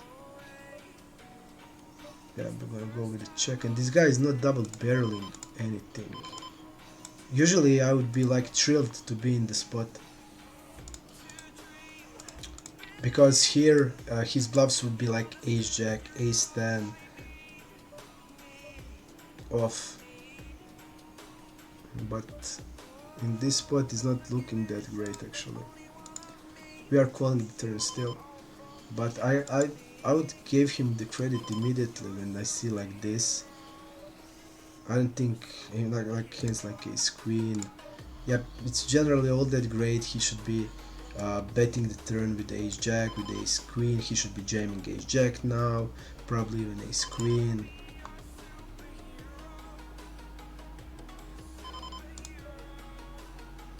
Look at his aggression now. I would fold the river against him with a hand that is actually always a call. Here I don't understand what the guy is rapping now. He still bets 7x, okay. You see, this is when I hate to fold the hand and I have to fold it because the guy will just not bluff here ever, and I have the GTO call always. But I know the guy and no.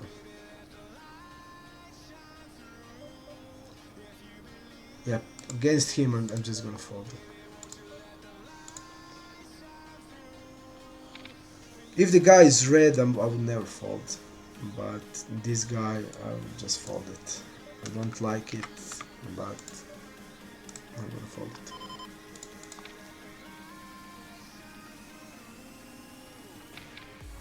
Yeah, all the stuff I have about him, I mean, I just remembered I didn't need to read it again, but it's telling me there that you fold and fold it quickly as possible, and that's it.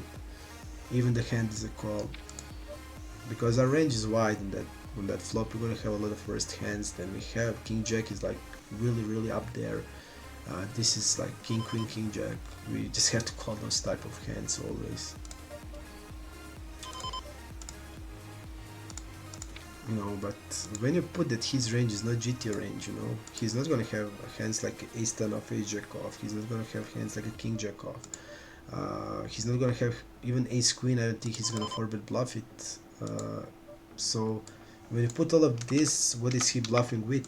When you see like his 4-bet is really low on, he's not gonna turn like jacks queens into bluff, so we're not beating shit.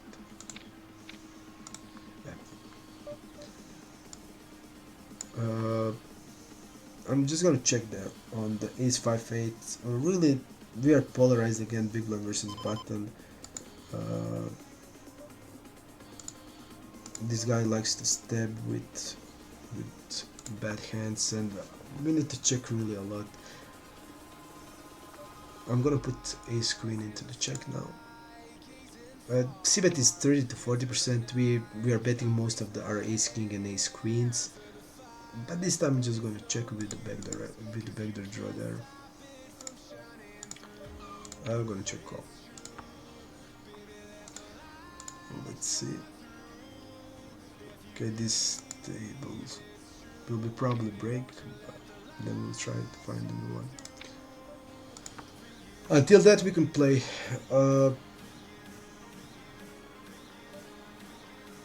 I'm still checking the river. Okay. Pocket nines. I could go for the block bet on the river also, it's not that bad. But this guy would check the ace-x on the turn, from what I know about him, so, and he would bet it on the river, so I don't mind this play. Yeah, and his nines are basically never a bluff on the river.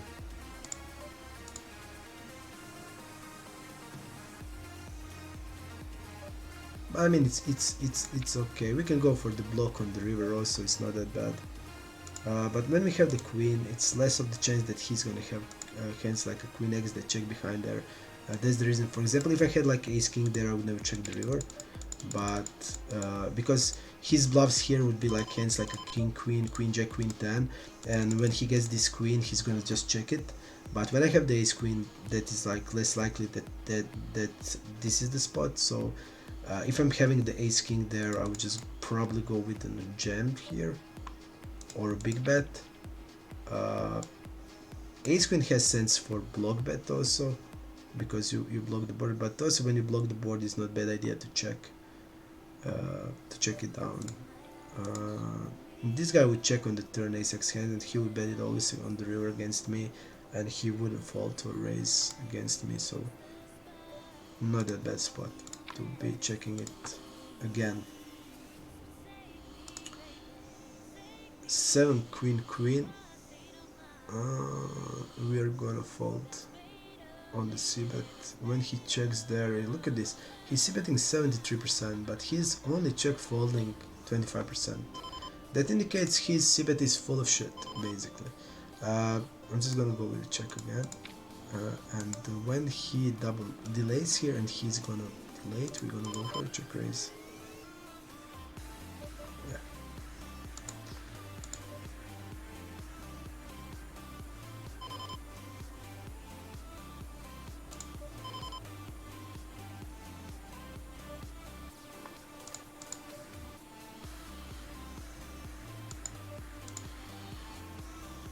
He's not really betting even ace-x on the river.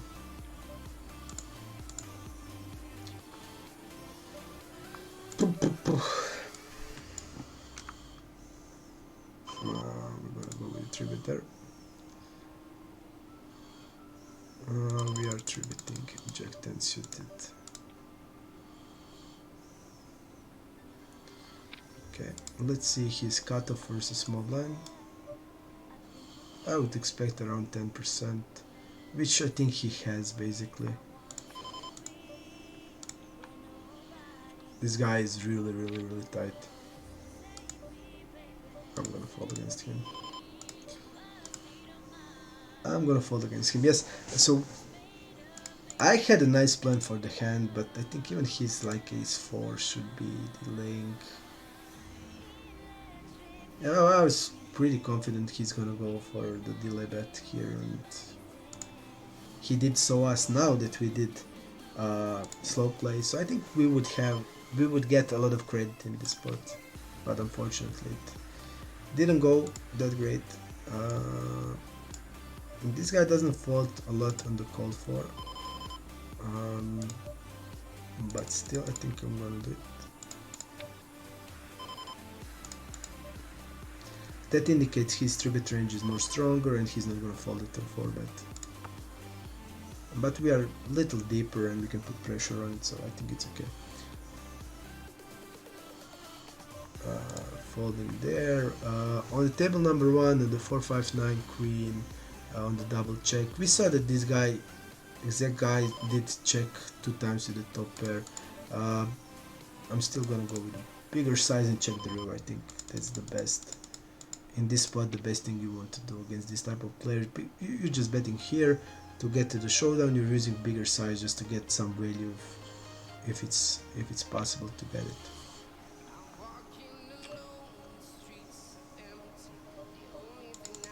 Three betting there and calling here, just checking. And you see, it would get perfectly because you would get value from the ace-5, get to the showdown, and win the hand if that ace didn't come. Okay, ace-4, we're gonna just go with the fold. So 5-10, nothing. King 5 is bet on this board. Let's see his big one versus cut of 3, but just to see. Around 8%. That seems GT. Okay. Okay, 1/3 I'm just gonna bet. Here I'm gonna open it. Jack 9. These tables will probably be breaking just to put myself on the lead, so on the list on some of them. I also wanted to tell you that next month we are starting the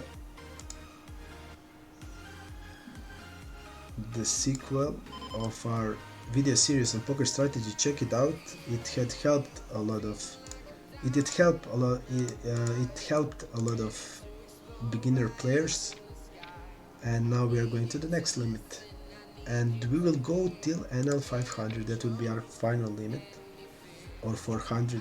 I'm gonna see where I will play stars or iPoker. We want to crush limit by limit, document it, and give our guys from strategy things they need to do to conquer some limit they will play. So it will be really nice, and we have also 2 projects that we're gonna also make. I'm not gonna say it right now because we're still negotiating it, but it will be really fun.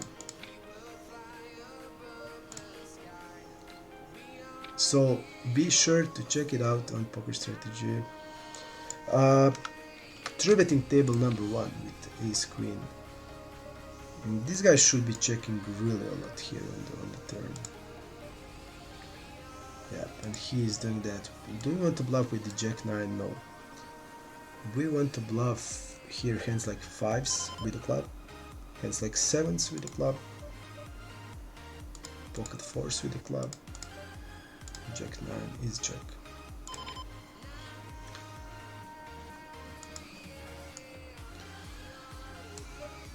Yeah, we're gonna probably lose this hand.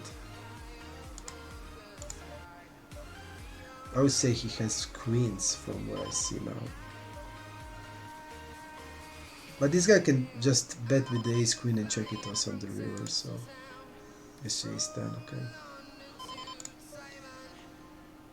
Unfortunately, he didn't bet the river with it. Okay, 1/3 there. I'm gonna go with the bet on the river.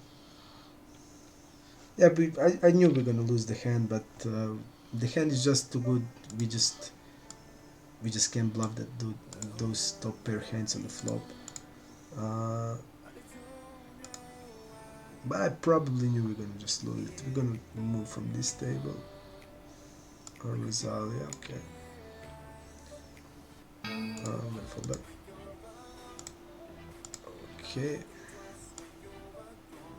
Let's do it like this. Checking turn here.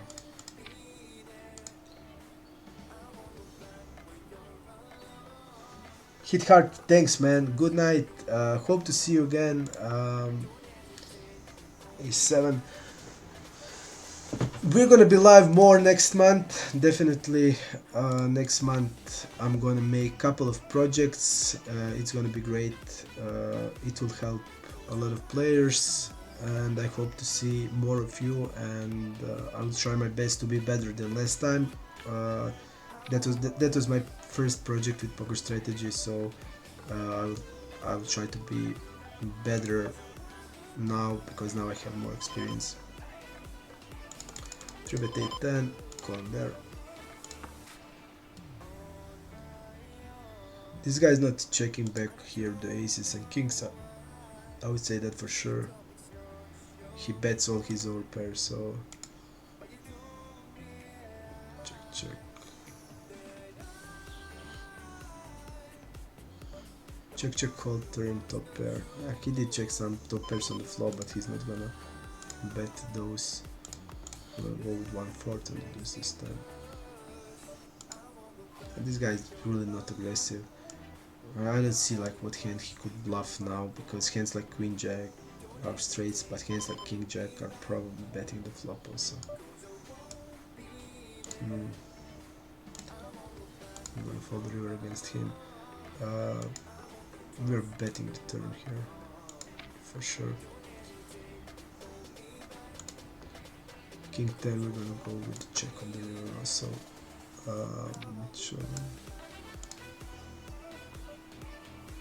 We don't need, we have all the tables in, we don't need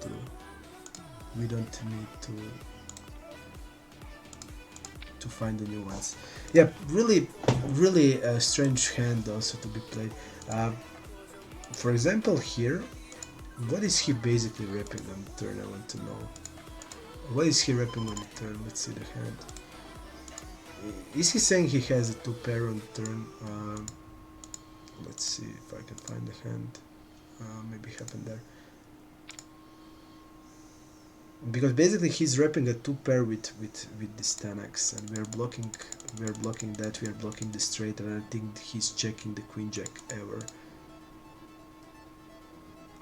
If I have hands like a, let's say, Ace Jack, I would just click it back here and shove the river always.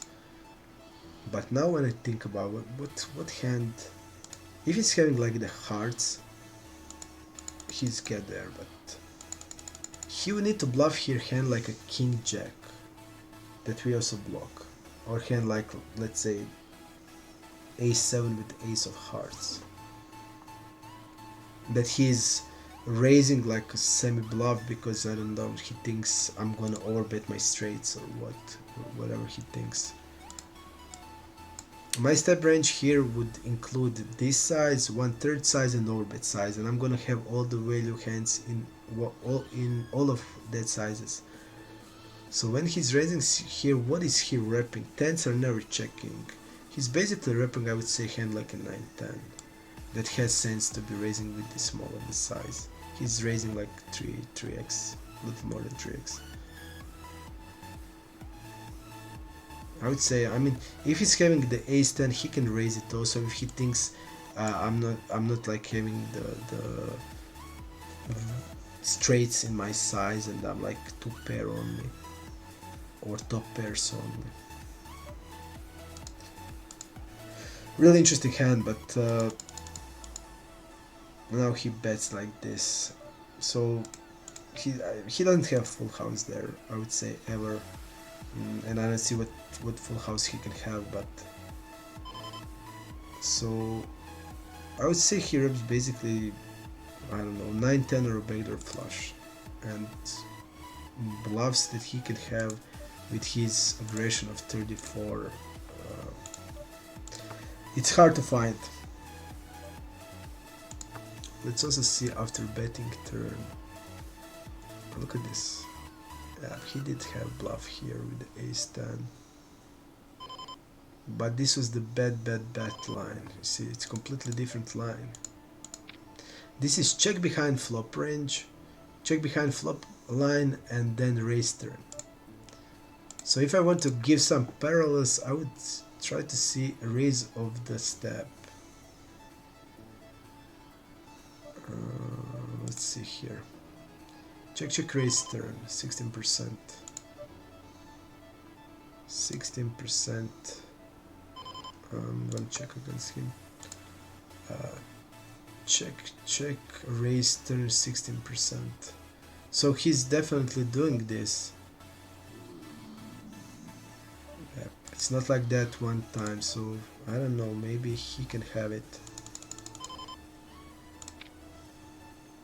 Maybe he can like have the backdoors bluffs also there, but still on the river, I think.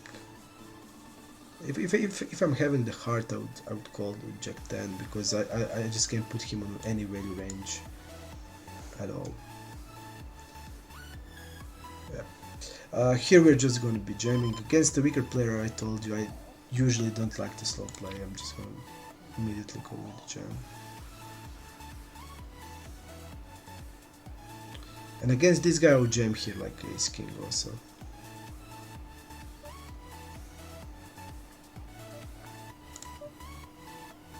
Okay.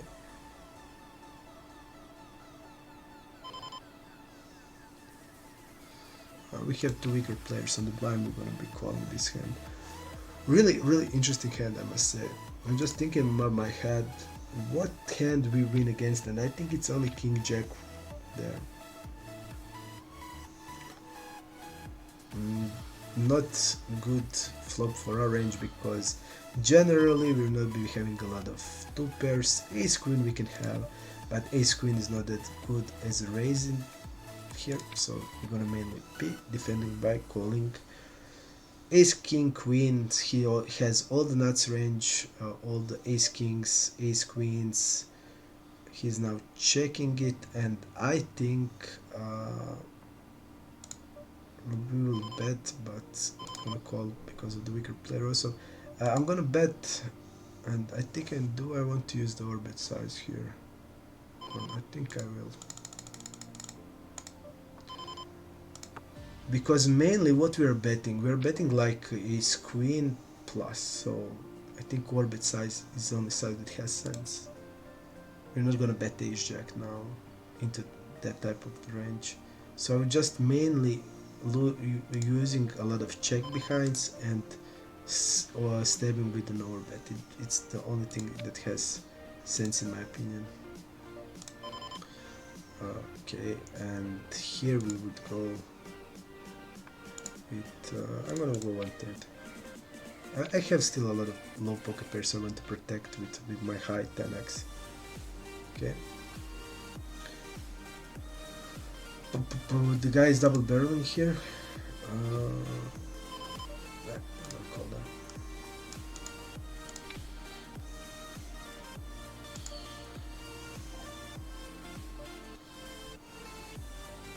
Let's see what he did bluff. He did bluff king jack there, which is like the ideal spot.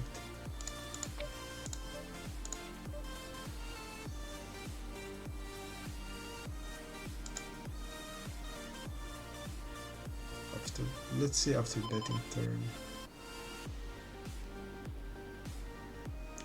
You see this? He folds to raise enormously.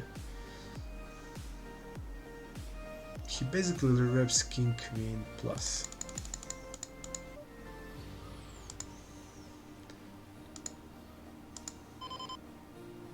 I would just love that I raise this hand, but I'm not gonna call him. And look at this. I mean, now that I had so much timing, I don't want to do it, but look at his bet folding. I mean, this guy did see a lot of shit from me, so I'm not sure if it would be working, but maybe if the spade didn't get there, I think it would be a lot better.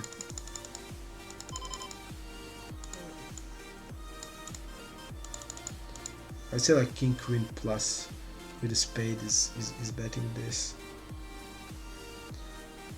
and based on the bluffs that he's gonna have, I think, let's see his triple barreling, what he did triple barrel as a bluff. We only saw like king jack there because, but that's like ideal hand, and he used this small size on the river, 40% on the river he did triple barrel, which he should be like bombing the river with a king jack.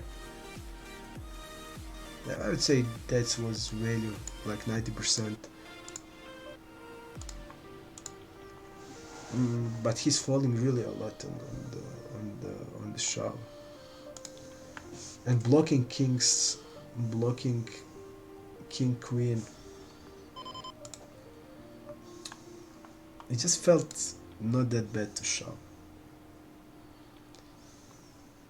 Even my reads about him, we had dynamics and one of the really high reads I have about him that all his value is in overbet. So I write to myself, always attack his normal size and shove him the river 3 or 4x a pot, because he's calling you really light when you go 20%, 200% to X pot on the river. He calls you really light. So if you want to rep against him, you need to go with the shove.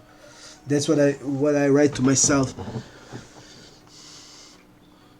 He doesn't believe me that much, so, and he wouldn't bluff that much against me. That's also a thing.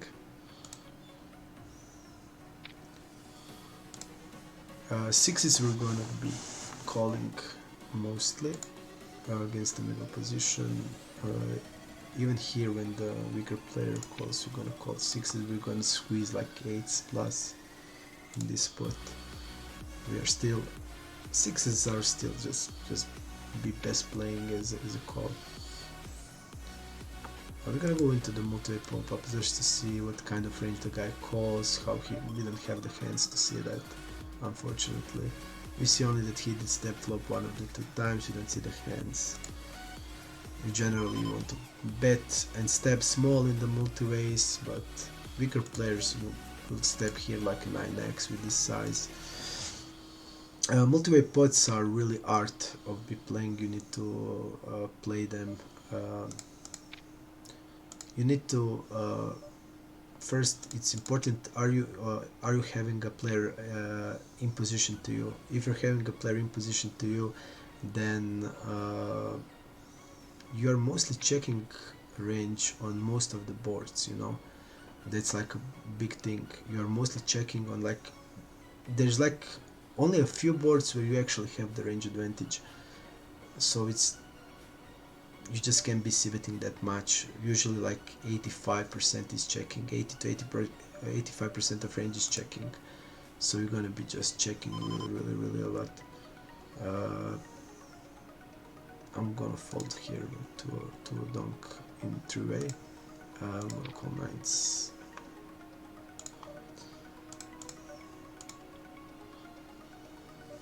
And be folding there. So if you're having player in position to, and that player in position is reg, so he has the like normal flatting ranges, then basically what I said, you want to check a lot of hands, like 80 to 85% of range on most flops are going to be checks. So you just can't make mistake if you just go with the check range on most boards and playing as a delay and check raising a lot. You just can't go wrong with that strategy also. When you're in position, you can bet more, but not that. You can bet range. You just can't bet like 70%. You can just bet more, but not that crazy amount. Okay. Check bet 44%. Yeah, he's gonna stab a lot of draws on the turn. Still, I'm gonna fold this ace queen. Generally on this board we're gonna see bet a lot of ace queens. We're gonna check also some ace kings, and ace kings are better bluff catchers in this run out, so I'm gonna fold against him. Check bet. He did bluff. He's betting a lot, 50%, and I want to know from that 50%. I want to see one important thing. I want to see what type of range goes into the bigger size. Okay, so rivered rivered 2 pairs mostly. Okay,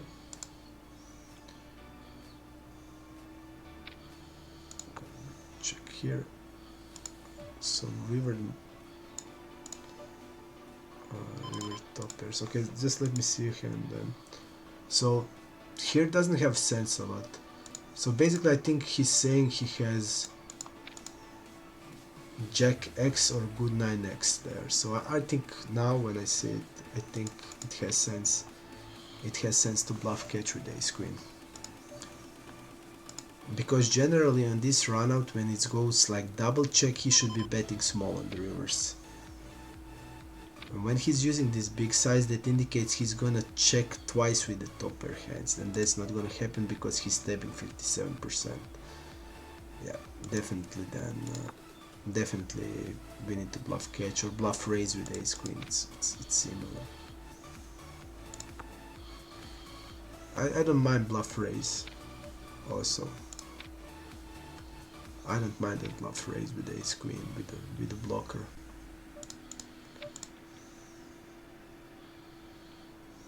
Also we're going to check some not flush draw hands. We can check them twice hands like ace queen of hearts or ace king of hearts occasionally, so bluff raising is not that bad. But even I like just calling it, it's okay. Okay, so this situation when we have a player in position to us in the multi-way pots, in this spots, even if this player in position is a fish, and even if he's calling like 50% of range, if he's calling ace deuce off, even in these spots we are not equity favorites on many boards, and even in that spot we just can bet more a lot. Even in that spots we can just bet like 15 to 20%, which is like really important to know. Just think about then when the range is like reg, because like all the low boards, ace x boards, on all of them you want to have a lot of checks. So this guy is really tight. Let's see his calling range. Okay.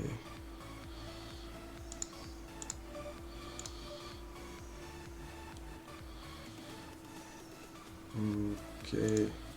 So this guy, our range here has a lot of hands like jack 8 off, jack 9 off, 8 10 off. I'm gonna double barrel ace king. We block ace jack and king jack suited, which is his strongest hands. He's gonna call like 5 6s 7s. He's gonna fold them on the turn based on his stats. So I think it's nice spot for us with the ace king there. Against this type of player, he's gonna fold a lot. You see, he's folding with the turn, but then he's not folding the river. That indicates when he calls the turn, he's just gonna have the hands. He's gonna likely just go with on the river. Against this size, I'm gonna probably just fold it. You see, he's using queens, aces. We also did 3-bet fish. I think ace queen will be folding in this spot.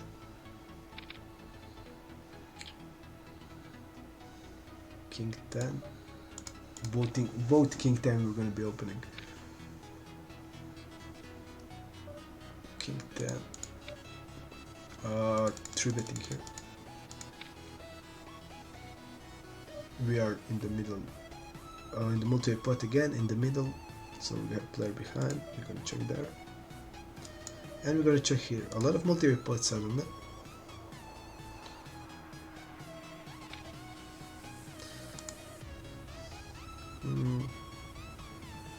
This guy doesn't fold a lot on delays, and it's connected. We're not gonna get many folds. On this, we're just gonna go with the delay with 1/3. I think it's fine.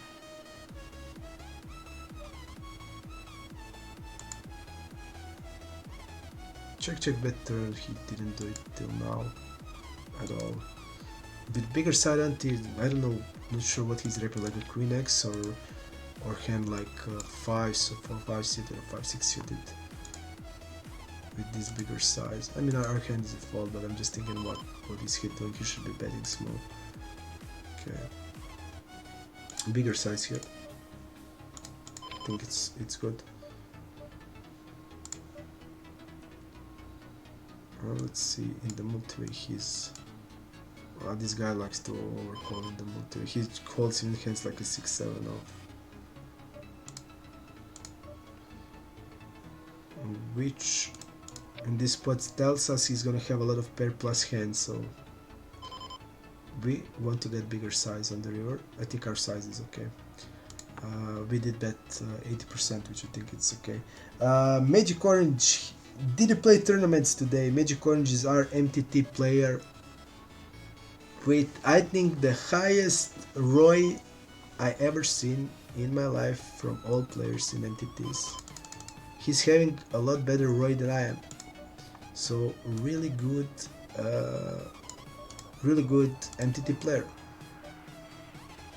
That doesn't have much luck because he did lose really crazy things in the last series in PokerStars, but really good MTT player that likes to play cash.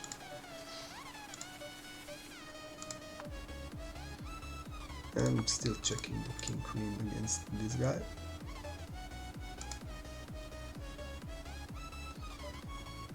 Checking the queen, check raising here.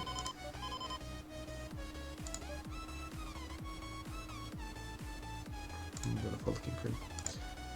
Okay, let's see here. Here 64%, let's say 65. That indicates he's gonna have a lot of 8x off hands like queen 8 off, 6-8 off. All of these hands are there in his range. He's stepping. We're gonna check raise our hand, which is, I think, really good to do. We can call. We can. This guy is squeezing really tight. I think I'm just gonna be calling ace king suited against this guy, and I think 4-betting here is okay.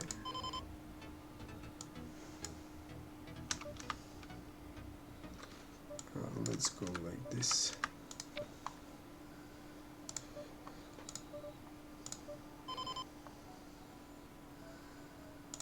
I'm gonna go with the bet. The guy squeezes, then checks here. I would guess his like squeezing range is probably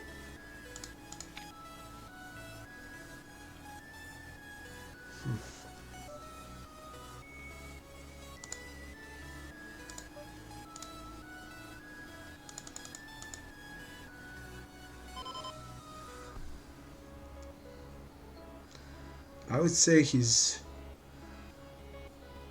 squeezing range is really tight, like probably hands like 10s plus. I'm gonna go with a check behind here.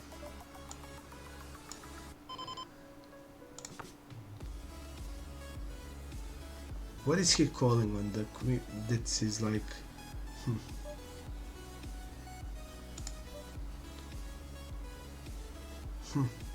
What is he check calling there? Ace king, he should be betting. I think we have clear check back on the river against this guy. This guy can easily have like ace queen here also. Or having jacks and queens and slow play against us. So I'm just gonna go like this. Okay. Let's see this guy.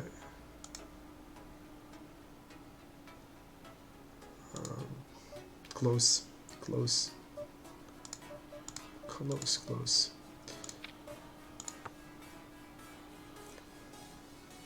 Okay. Going small. Betting the river a little bigger. Really interesting hand. I don't think we are beating the river. I don't think we are beating the river anything basically from his range. Yeah, just snap check. I would check the river basically on any river. This guy will not check all the kings. He's gonna bet it. So when he check calls there, he's check, and he would check. He would bet ace king, I think for sure. Let's see his c-betting. I think ace king he would bet for sure. Yeah.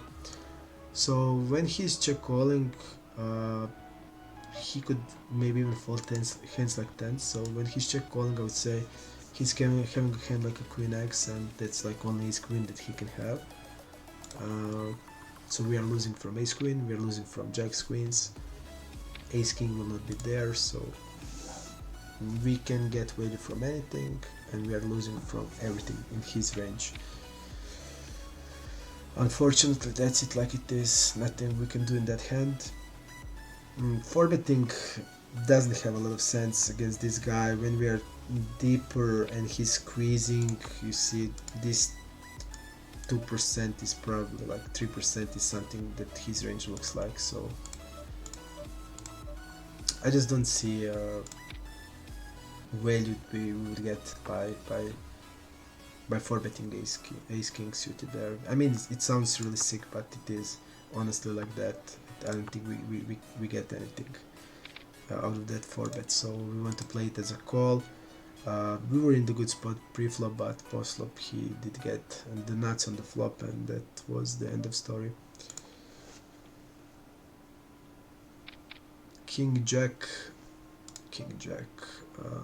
against UTG, we're gonna be folding. Let's see what happened here with the 3-6.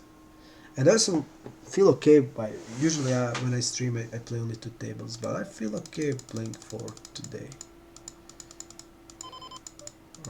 3-6 suited up and split pot. Okay. A6 we're gonna be opening. And we're gonna bet 7, 8, 10. We would bet these boards really aggressively. All are up, all pairs, top pairs. Basically all of this is a clear bet. He has way more 9x hands that we're gonna have, and we see that he did include in this tiny bet on the river, he did include top pair, almost top pair, top kicker, so against him we're just gonna call or fold to a bigger size. This guy seems like a really tight fish or passive weaker player, but yeah, I like, he had immediately top pair, right? No, he had the straight immediately. Wow.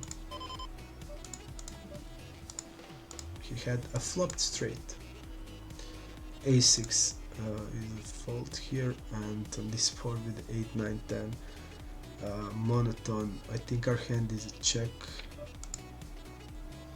Yeah, against this guy I think it's just checking it, because this guy will have all the off ace-x hands. He's not falling to 3-bet at all, so he's gonna have hands like ace-10 off, ace-jack off, ace-9 off. So I think it's heavy favorizing his range over us, so we just can't be betting this monotone board at all against him. Yep, things just go like that. Sometimes you just can't overplay the range when it's like, when the range like heavily favorizing somebody, you just go into defensive there. If I had like even like good flush, I would just check it. Even like it's a fish, but still he's aggressive, he's stabbing a lot on the turn, so protecting my range has sense even against this type of players, so I would do it. But in this spot we just can't do nothing. Okay, queen jack there. We can go 1/3. His range is, you see, 30% hits. He's gonna have hands like ace 8 off, king jack off, jack 10 off, all of this stuff. So it has sense just to be betting really aggressive against him. On pair board, you just can't go wrong with a 1/3 size. Also, a bigger size on here, and we're gonna bluff with the deuces here. Usual range he has. On the bigger high size, he should be folding a pocket pairs here, so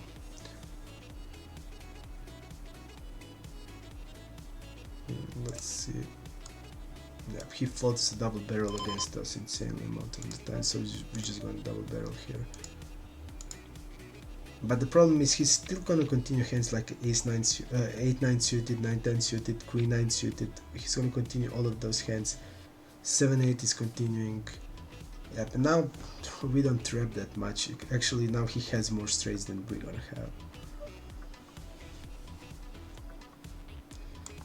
If he doesn't recognize that, then I can maybe bet the river, but he should be donking the river often here.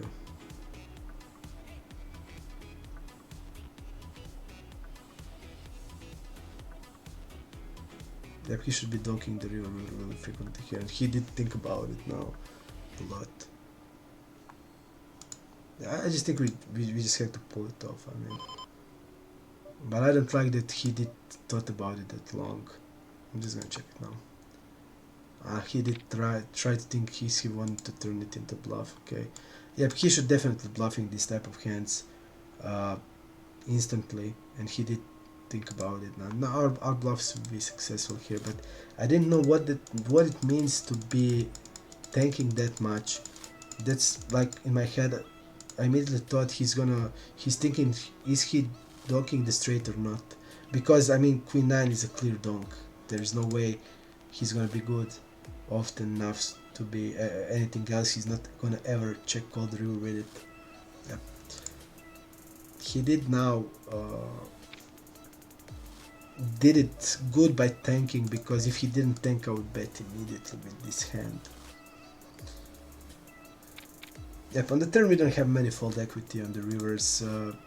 Usually on the river, King Queen is actually give up a lot in this spot, and you're bluffing on the diamonds mostly with our hands, and the King Queen we are bluffing will be having the spade mostly, but in this spot it would work out in this spot, unfortunately for us. 4-8 suited is only a call, never check raise, so I'm gonna go with a block bet here. We can get value from a lot of worse hands, and block betting has all the pocket pairs, 7x hands, ace-x hands. King is better for him because he's gonna have King Queen and Ace King, and we're attributing some King Queen, or most of it, and we don't have Ace King, so we just have to go smaller with our King X hands. We are betting a small them on the river or check them. That's only thing. So basically our river strategy will be a block bets in this spot, calling when we have the weaker player here with our hand. Double barrel on ace 5. And the guy again donks here.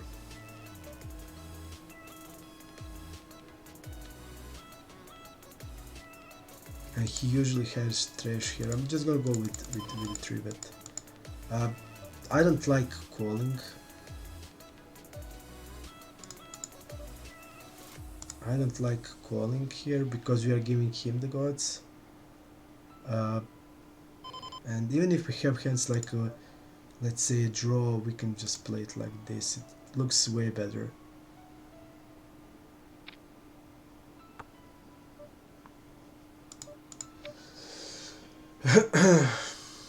A really bad turn for our range, you know. 9s and 10s are tributing really, really frequently.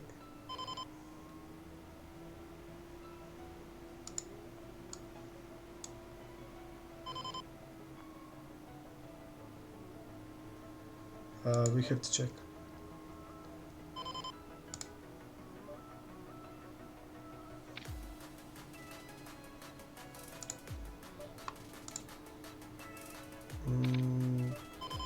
And strange spot here.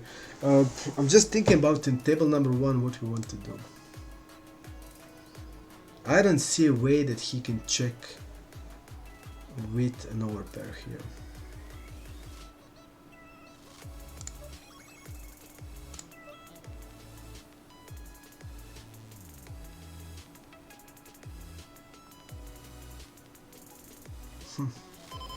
I'm just gonna go with check because he doesn't have king 10 off in the range, so okay. And all his missed draws he should be bluffing here.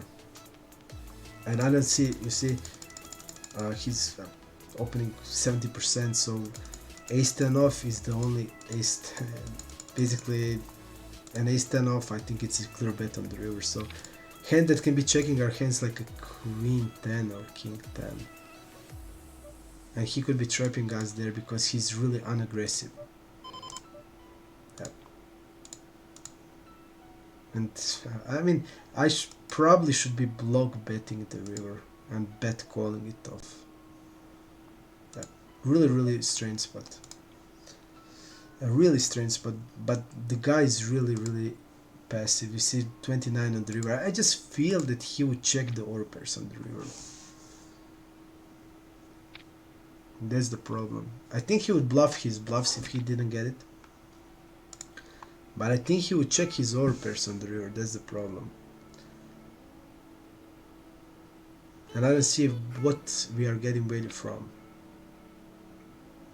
You know, he should be bluffing hands like Queen Jack, hands like a King Jack, hand like a... if he's having hand like a Jack 8 suited. So that would be all bluffing. Maybe we can get value from the ace of clubs, but I don't see that this guy would... maybe he would bluff catch. I think maybe I made a mistake there. I think the block bet on the river has sense. We're just putting then him... I think he would just jam the river with his bluffs, so he has some showdown on the river. Yeah. I misplayed this hand. I think I misplayed it. I was just afraid that he would just check all his overpairs. No,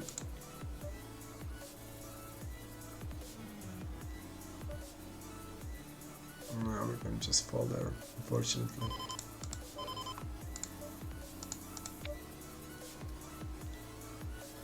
I have the backdoor straight. The guy is folding eights. Sick. This guy now suddenly folding eights. Pretty tough hand. Okay. I'm gonna go with an overbet on the turn. I think it's standard play. Folding there.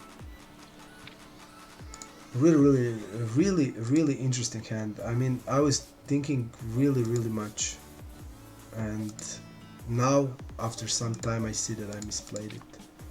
I misplayed the hand. I think the river is must bet for me, and probably is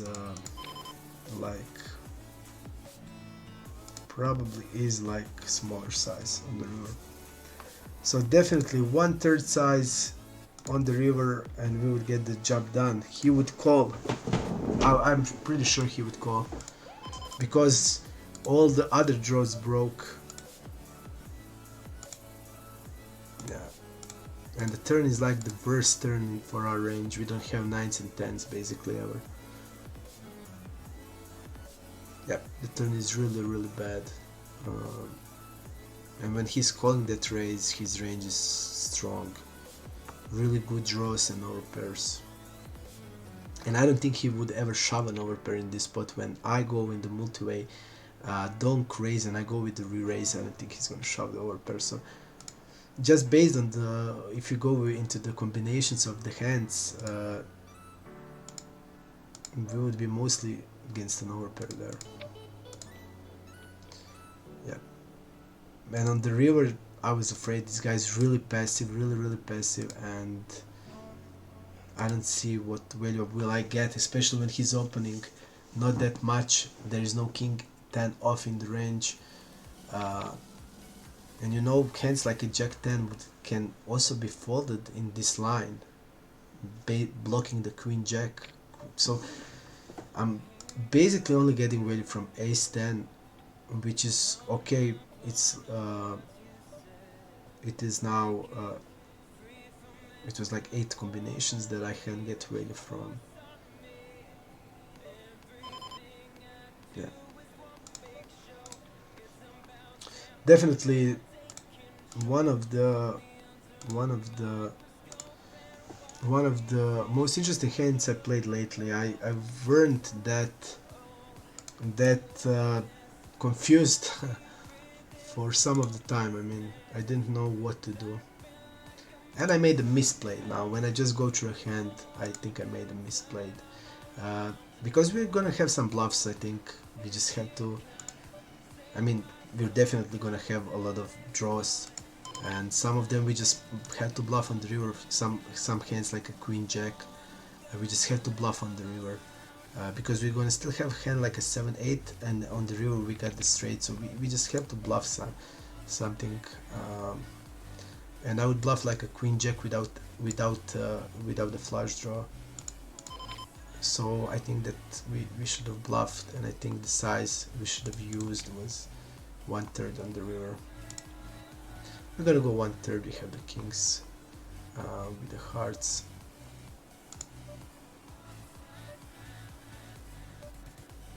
Yeah, now this is also really ugly river because jack 10, queen 10, queen jack, a lot of hands like jack 9, 8, 9 got there. I think we just have to again go with the defensive and check.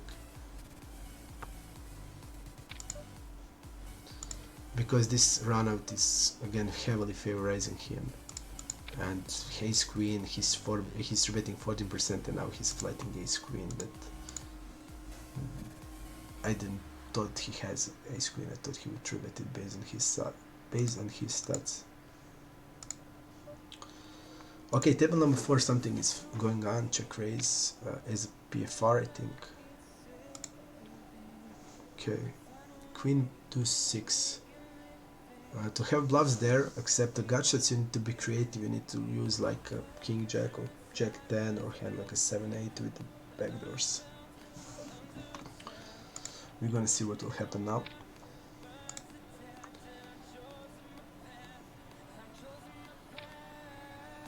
Really a lot of action going on. That's great. Usually Fridays are the worst days, and weekend that usually are my most times losing sessions that I have is usually on Friday. A lot of recreational players, a lot of no folding players. Yeah. And sometimes against these type of players it can be tough sometimes when they are not folding, and even in the best spots for your range they're not doing it. Wow, let's see the hand. He check raises a PFR with ace 5 that I don't. Okay, he bet called it. He bet 3-bet it.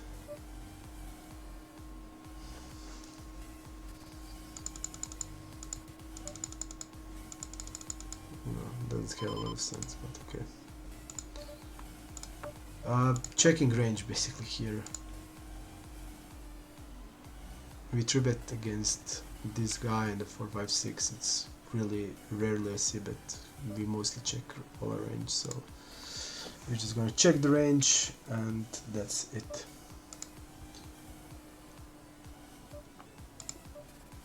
I think our hand is still, to me he looks like a 9x, or even 9x should be betting the turn, or like pocket 7s, or I don't know what, stuff like this. 9x is bet of the turn, always.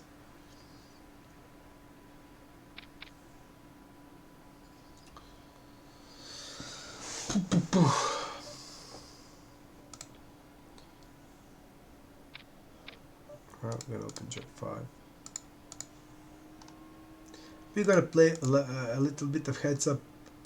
Unfortunately, no, until we get the new table already. Yeah.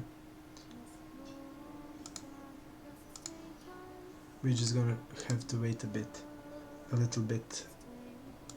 Later we can just go a little bit of zoom. Yep. King deuce. I'm gonna just check. 9-10. We're gonna fold king 8 also.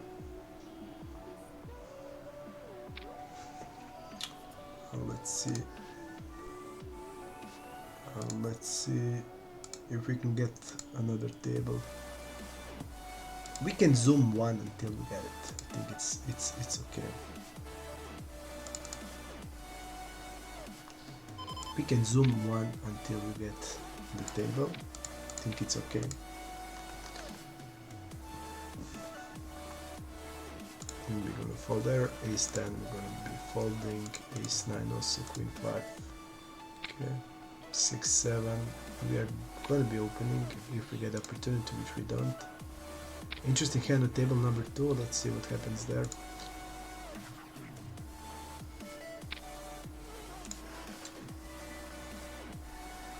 Let's see what will happen there. I guess this guy 3-bet. Hacker and 3-bet this guy. He's checking now. We get the table soon. Against 2x, I'm just gonna call all of these hands. Okay. And all in here. And this guy gets sit on the river. Okay. So the hacker and check behind the turn. I want to just see the context of the hand. Okay. It looks like he reps ace king basically. Yep, he has ace king. He wouldn't bluff this guy ever.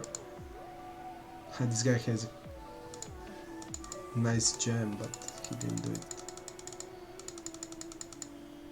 He folded the flop, and if he should be bluffing that.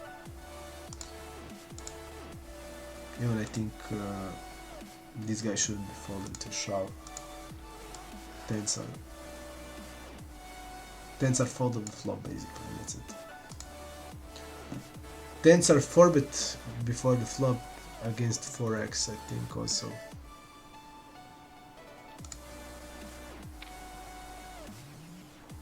When somebody 3-bets you 4.5x, flatting is basically out of the question then. 4-bet or fold then starts to be playing. King Jack, I'm gonna call. King 5, I'm gonna go with the 3-bet. This guy opens 31% of hands, so he's gonna have all the gappers in. 3, 5, 6, 7 suited, all of that will be in his range. 8 ace, 8 off.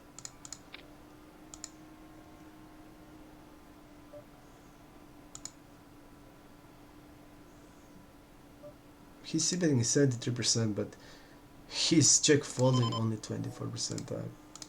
That's like really. We want to bluff hands like 8, 9 here or 9 jack. King jack is two up. So we're not gonna bluff it, and we're not gonna bluff the river here.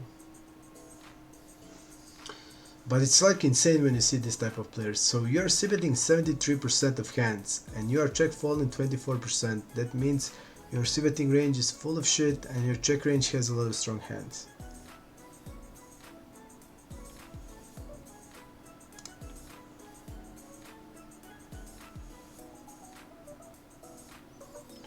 Okay. Let's see here. Early middle position, around 5% of hands. So suited aces, 5s plus, 5s are folding, 6s are folding, 8s are folding. That's nice, but king 4, we're just gonna check. I'm gonna make a quick break, around 37 seconds for a bedroom, and we are back then. We are then back. So let's play for a couple more hands and then a little bedroom break, and then we are back. I told you I'm gonna play a long session today. I'm in the mood to be playing. I really enjoy playing. I feel really good, and we're gonna play fives. Okay, this guy is a wicked player. And here we are gonna go with check raise. This is his check folds, and he's not check folding a lot. That means he's gonna go with lots of delay exhibiting. This board, actually, you need to check a lot of overpairs. 8s are check, 9s are checking, aces are checking, kings are checking, and from what I see, his delay falls a lot to check raise, so definitely we're just gonna go with a big raise.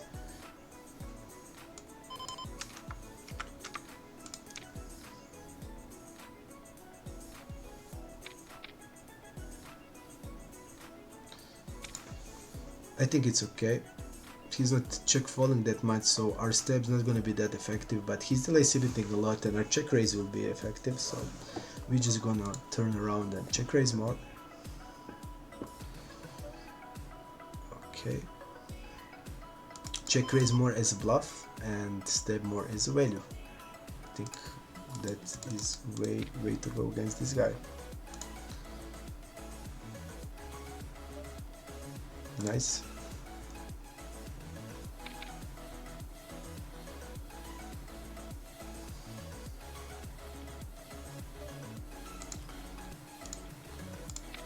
We are opening kings. We're gonna bet small against this guy. This guy probably has more 5x than average guy has. We are blocking king 5 off, that's nice, and nice turn. We're gonna bet 1/3. Is he check raising the turn? No, we're gonna bet 1/3 still. He fastly calls. To me that always indicates some like pocket 4s with a spade, pocket 6s with a spade. I'm gonna go with the small again. Okay. I'm gonna go with a bet here. Wow. 5-9, he didn't raise. Sick. Kings, there is no sense to put them in overbet range, ever.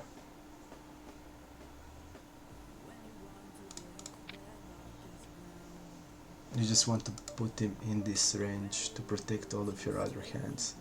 On the river I could, but I don't like also overbetting the river when you block the board and you bet. I intentionally bet 1/3 that he would raise, but this guy is too passive and it seems like he's afraid of the flush. Okay, we lose value there, but just based on my range, we're gonna have king queen there and he's gonna call us with 5x. That's gonna be major for us, so I don't mind it. Yes, now when you see the hand, it would be better, but our hand is never no bet. When you have kings, you just want to protect your normal bet, normal size range. So I don't mind the way we play it. We are betting the turn here for sure. Just looking what to do. This guy check raises a lot, so I think I'm pretty confident he will check raise a good 9x hands and also straight draws a lot. We see a lot of gut shots and stuff like that, so I'm gonna go with the bigger size here. I think that's okay, and here I'm gonna go with the bigger size against this guy.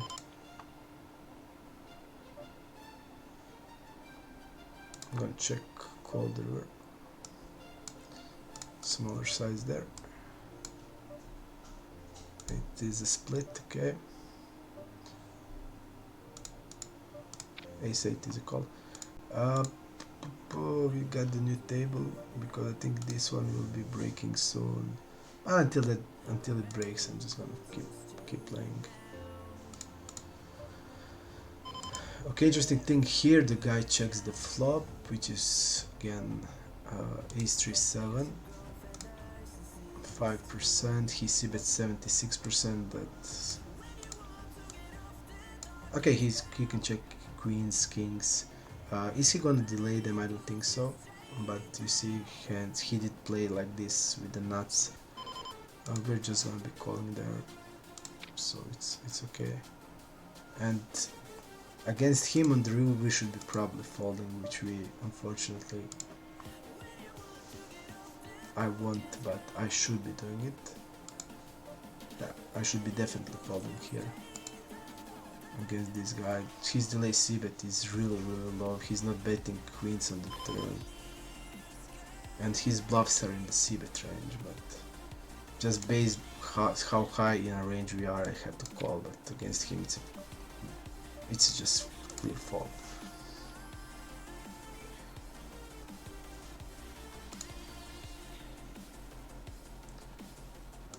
You see, you can make stuff like that, exploits like this, just be folding against the guy, you know he's not ever gonna bluff there, and even, okay, your range of calling delay with the ace-8 is pretty high up, but I mean you could just fold against this type of players, and I should be doing it. Even we have the GTO 100% call, but that's like what I told you. When I have the GTO call 100%, I'm usually never folding to anybody. That's the thing, you know.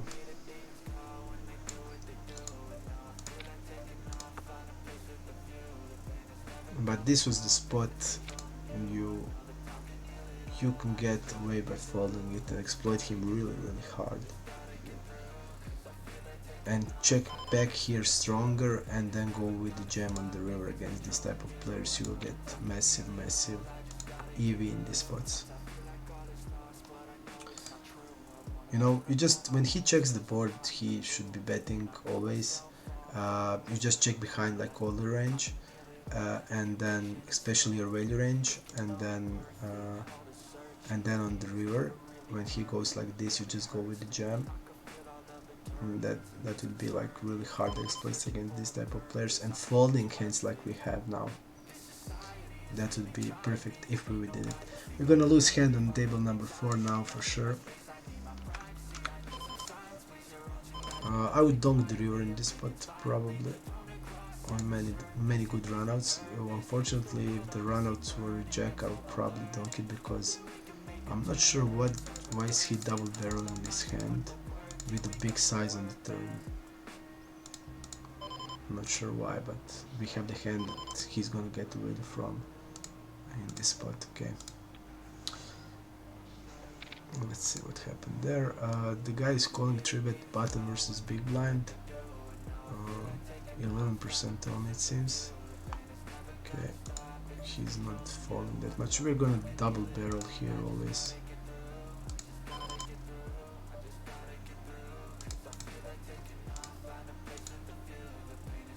Let's see his calling range. He doesn't fold that much. Basically, if we can fold hand like an ace-10, that's the best I think we can in this spot against this type of player. He's never falling to river because his get to the river is like top pair plus, and he's not gonna fold it on the river. So our hand is a check. We I don't think he would also fold the ace queen there.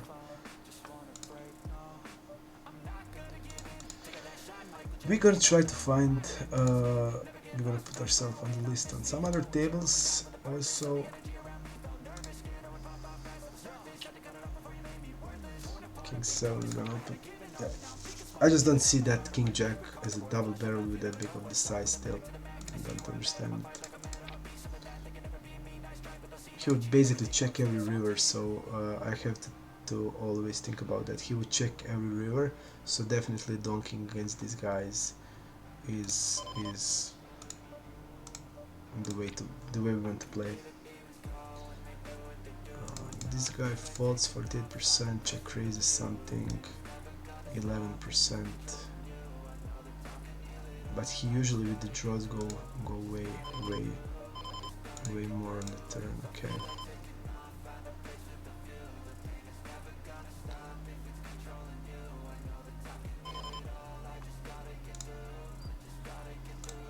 We're gonna bluff this hand. Okay. He's gonna get hands like a 6x also on there. Hand like a 5-6. I'm gonna go with check there. And I'm gonna go with a bigger size here, with the queen deuce. Opening it there. I'm gonna fold to put bet against this guy.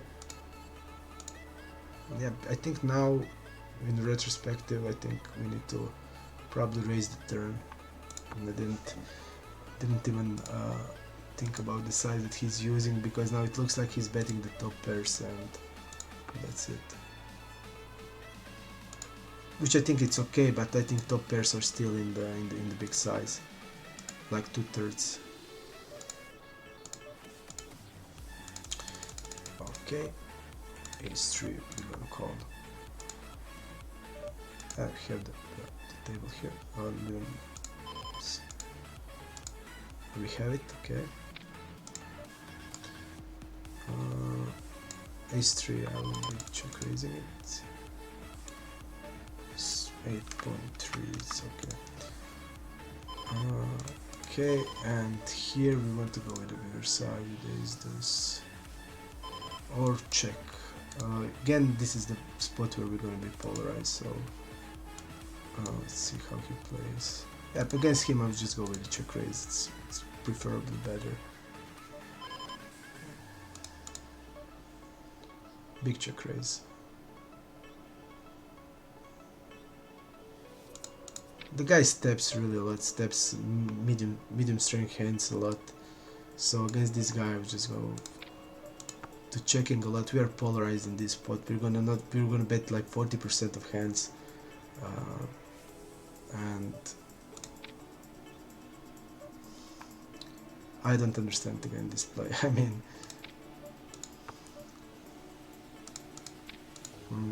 this like the worst played hand I ever saw. I mean,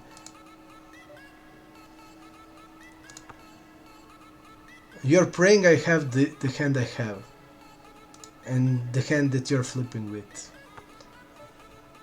Yeah, I think it's really bad. But I did expect that from this guy. I mean, that's why I checked it. You see, he's stabbing the middle pairs. He stabbed, if you remember, the nines on the ace 5-8. So definitely against him. I'm just gonna go with the check raise, especially on this board where I'm polarized and the board is not that great for him, and he's gonna do a lot of checking with king queen there. King jack, he's stabbing the jacks, which doesn't have any sense at all.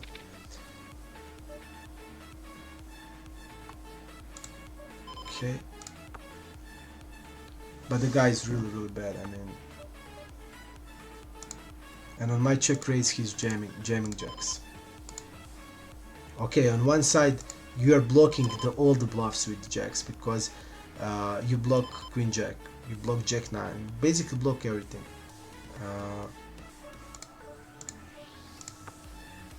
You are unblocking the value hands, and you are calling the shove. Or I mean, what's worst, you're shoving. And you're praying, okay, please have ace of hearts where I can flip with you on. Okay.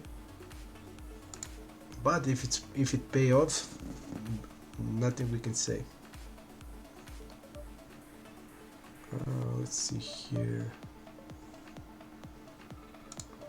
We're folding Castaglia.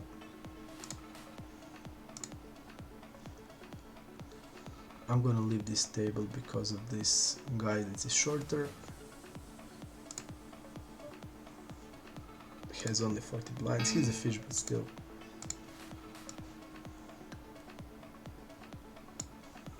Yeah, one of the worst hands I ever saw was this.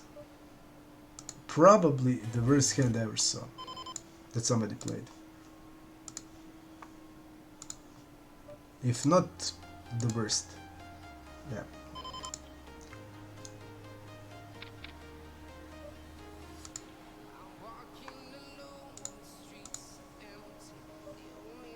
Three jack, we're gonna be folding it.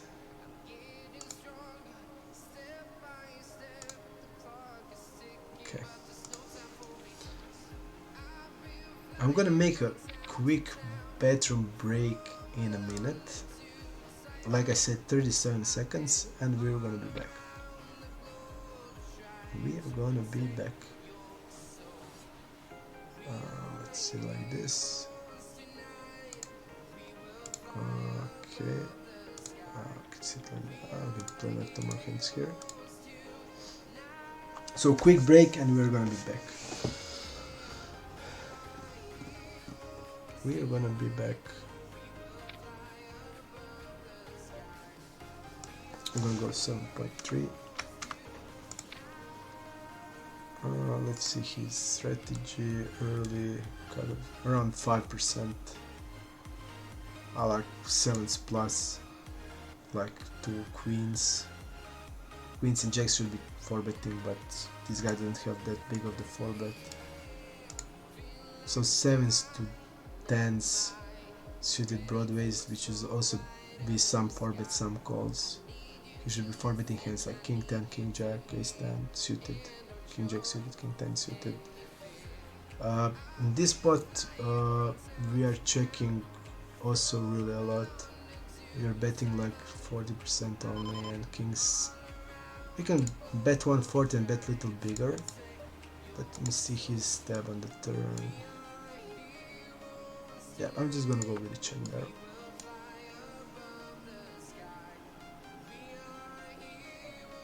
And after this hand will be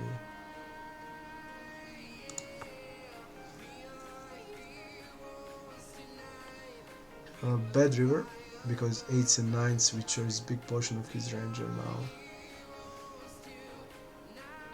now there.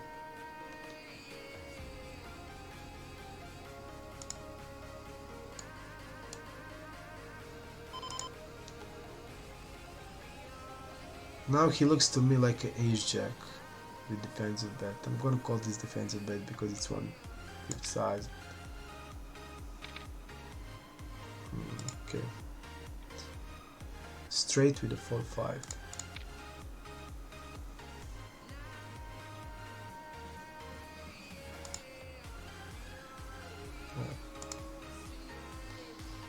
Okay, we'll be back in a few minutes, in 37 seconds. So we're gonna continue.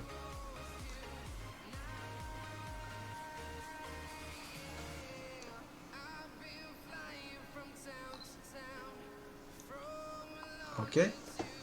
See you in exact 37 seconds.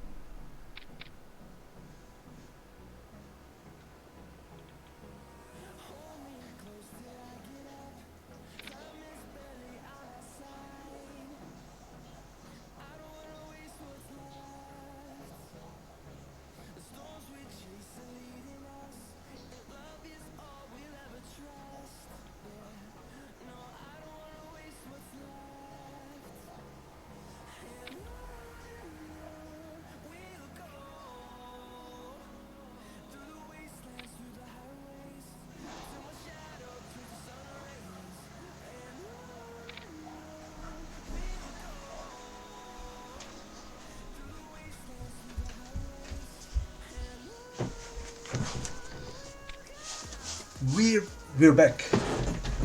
Up. We are back.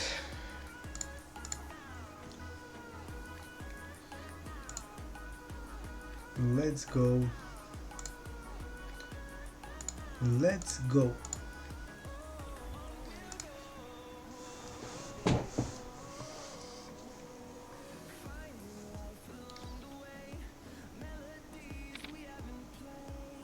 I'm still mad on that hand.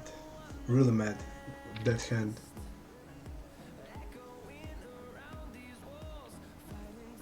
What a joke out of hand. Really joke.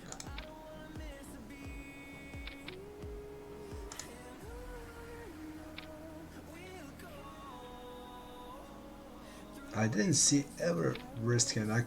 Like when the guy like open shoves for 8 off, I like it more than this. I'm gonna block the bluffs and I'm gonna shove to a big check raise on the power that is really bad for my range. Great. But it gets through. It gets through.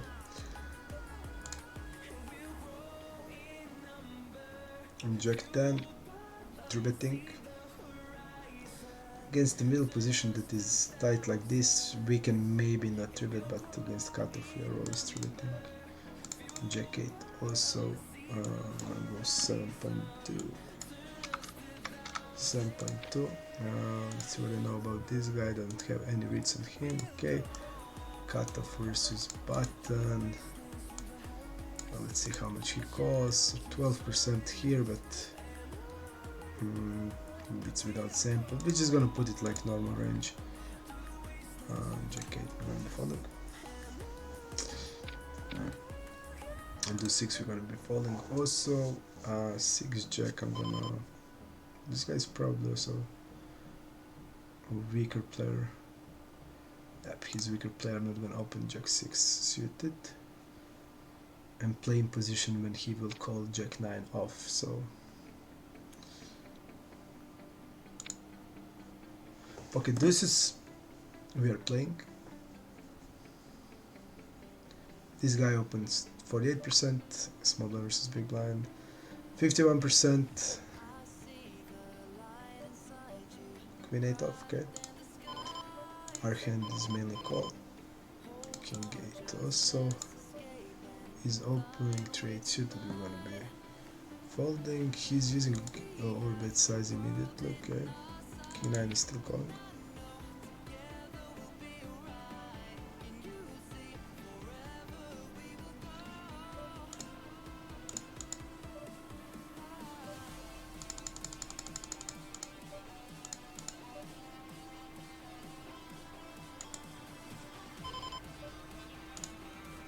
We don't know the guy. I'm gonna go 1/4 here. 1/4 to an overbet there. Okay.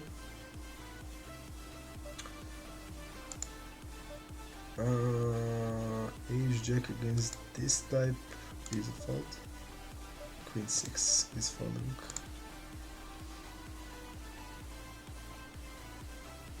I think our hand is also okay call on the turn with the King of Spades, but until I know what the guy is doing and in orbit, he's going to the orbit pop-up, turn orbit 12%. He did one time have a draw, Queen 5. Okay, let's see how he played it.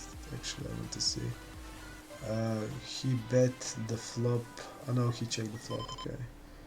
He delay overbet the turn with an overbet and then bet small on the river. Okay. King 4 is a call. He should be checking really a lot for 6-8 and betting smaller size also.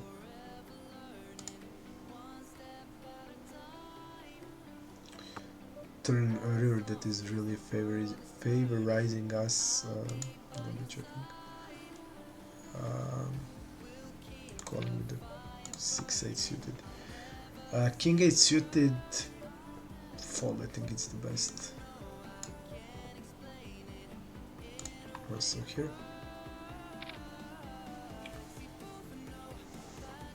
King 4. King 4. I'm folding. What happened here? Let's see. Okay. Queen Jack. Somebody didn't triple it. It seems. Bad flop call. Bad turn call. Give up river. Okay. This hand is must bluff on the river, and I think it's orbit. It's the orbit turn or shove the river. Okay, 6, 7, 10.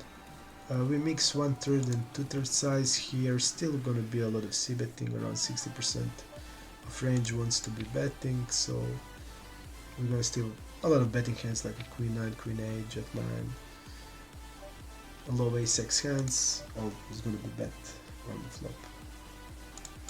Betting 1/3. This guy seems to be folding a lot. Around 20% of range it indicates. Okay. We are double barreling here.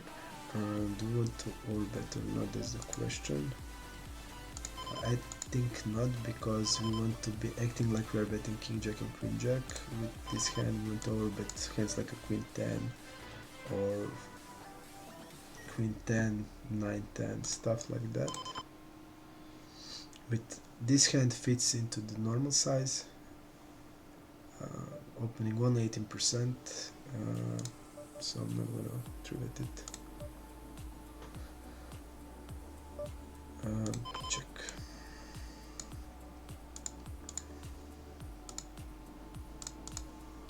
We're not gonna leave the table until it's 5 players, so until the game is running. King 5, we're just gonna be folding. I think when guy is not polarized that much, it's like only broadways and high pairs, our king queen is not that great. We are calling it like really rarely, and that's against 8% of hands. Against 5 that he has are faults always. Let's see here. Well, this guy is also really tight. I'm gonna call jack 3. We are mixing between 50% with true betting also.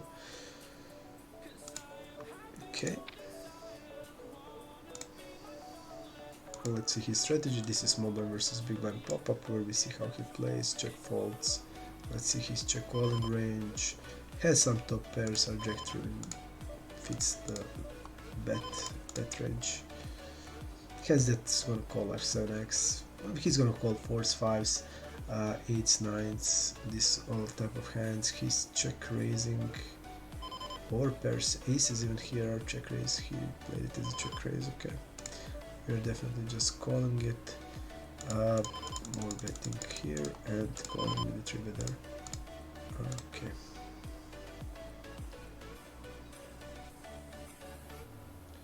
This guy is really tight, so we're just jamming there.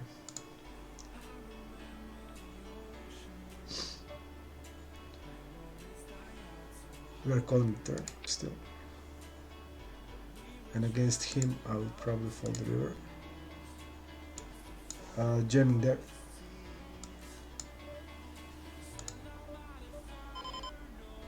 Just checking there.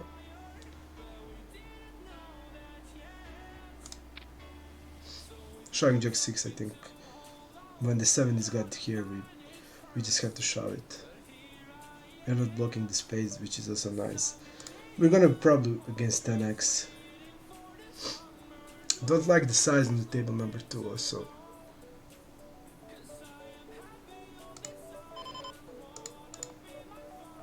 I mean, we are calling it. But I would rather call a bigger size than this. He's still doing a polar range, a lot of ace-x hands, but I don't think he would really ban them. I mean, we're always calling, just think about the hand, what's happening. He has 7-8 off, 7-8 suited, and which I think he played it with a nice size on the river, but again, we're not ever folding ace on the river. So we must say that he did use nice size on the river. Moose992, man, hello. One stream only Zoom. You got it, man. We can do it. Just one thing for you: go to the Poker Strategy, follow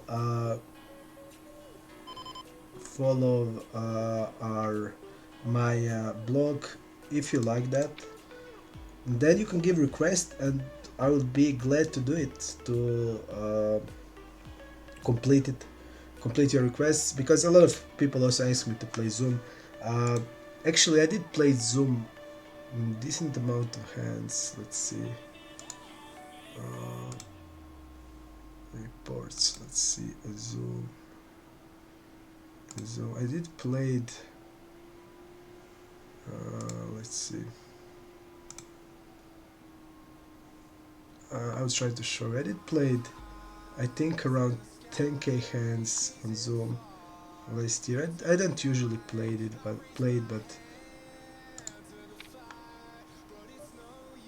but I like to play it. So if more of you guys would like to see it, just go to my Discord or go to the Poker Strategy and ask for it, and I will do my best to fulfill it, and we can do it.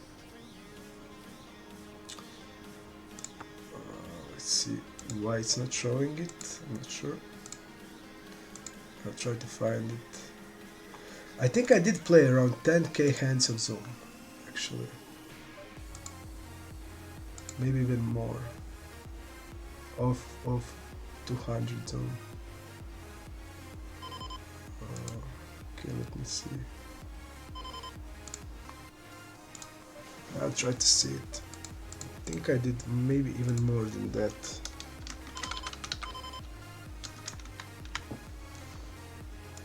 So we can definitely arrange if you would like to see it. I can do it. Only Zoom. Like 3 tables, only Zoom. We can do it. I think also I'm doing okay in Zoom. It's different type of the game, but I did get to know the pool. I would say okay. So it's not that bad.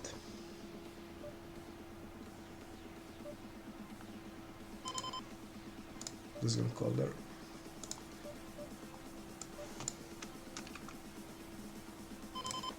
Everything here. I played almost 10k hands on the Zoom.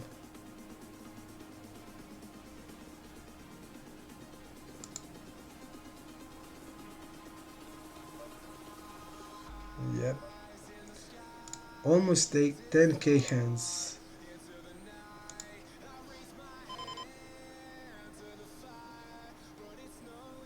Okay, let's see here what we want to do. I'm gonna go 1/3. Usually jacks want to get bigger, but we are again in a polarized. We are polarized here. And I think a lot of hands wants to bet hands like King 9 suited, Queen 9 suited, Jack 9 suited, that we're gonna have a lot.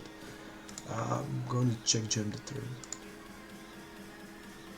He should be raising queens. Especially on my size. We are just jamming. This 8 is not the greatest because he's gonna have pocket 8s often, but I think it's an easy jam. He's gonna have the backdoors they're gonna float with hands like Ace 10 suited, Ace Jack suited, stuff like that. So our jacks needs protection. They want to immediately get folded. So go 1/3 here.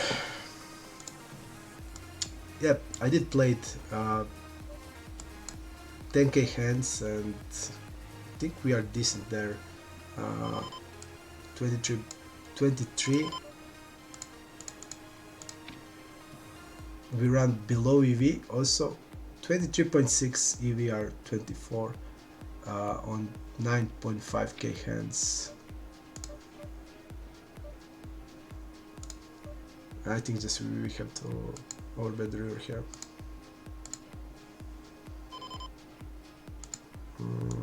Yes, I have to overbet it now.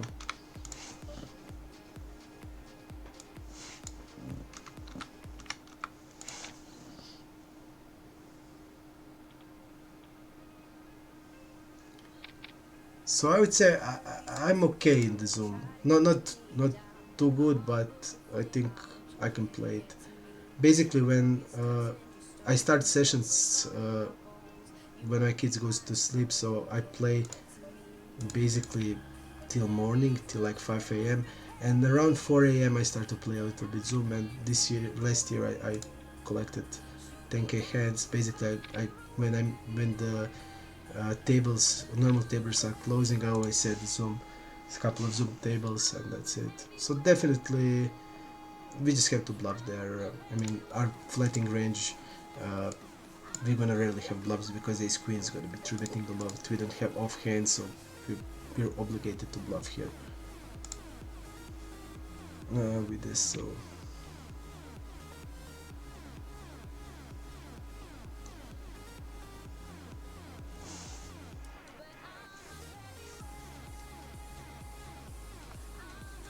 I didn't select reg tables. What do you mean, Moz? How you didn't select reg tables?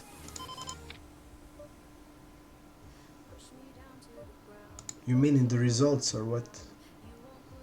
How are you waiting here?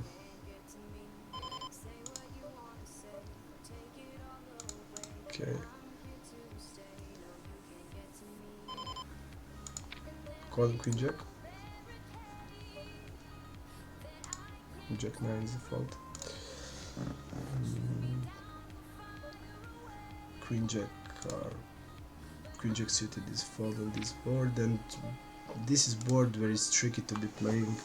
We're gonna do a lot of checking and calling on, not a lot of check raising, because it's really heavily we have really heavy range disadvantage, and we want to be really passive and defensive. But queen jack is not check raise ever on that board. Our queen jack of our suit is a never check raise, it's never a check call. Basically, it's always a call. So like I said, if you want it, we can make it happen. Only Zoom stream on or live stream with but maybe then 3 tables, not 4. I think 4 is way too much for me. I'm not that good in the Zoom to do it. But 2 or 3 tables I can.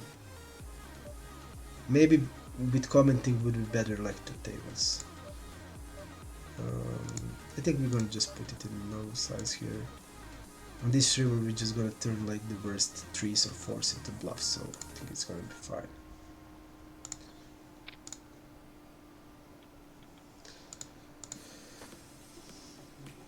And my opinions on the Zoom that I want to share with you is that Zoom is lacking one big poker skill, and that is table dynamics, adjustments, meta game, leveling between you and your opponents. It's gonna hard. You're gonna do that really hard on the Zoom. So definitely I don't like it that much as the regular tables, but people like to play it. It's definitely like that. I see when I'm like watching other streamers, I go to the Twitch and I see a lot of people just like to watch the Russian cash or stuff like that, so they like to see it. Definitely I also enjoy playing it. It's not that I don't like it, but I prefer normal tables. So if you want it, make a request and we can make it for poker strategy, like some NL200 zoom on even, or when it's action on NL500 zoom, just to start to try to play it.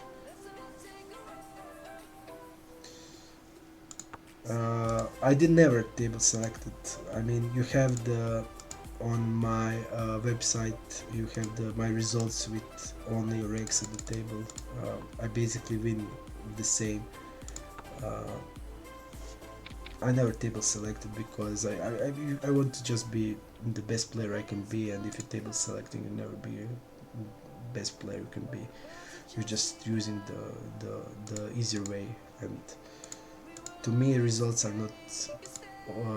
not on the first place. I mean, I want to be better, I want to get better, I want to be in the tough battles, because in the tough matchups you are you are learning, you are progressing, and in the easy matchups you are not doing anything. You're mostly playing on the autopilot, and I want to get better. I want to always play. I always play heads up in until the end of until the table breaks. uh, I want to be the best player I can be. uh,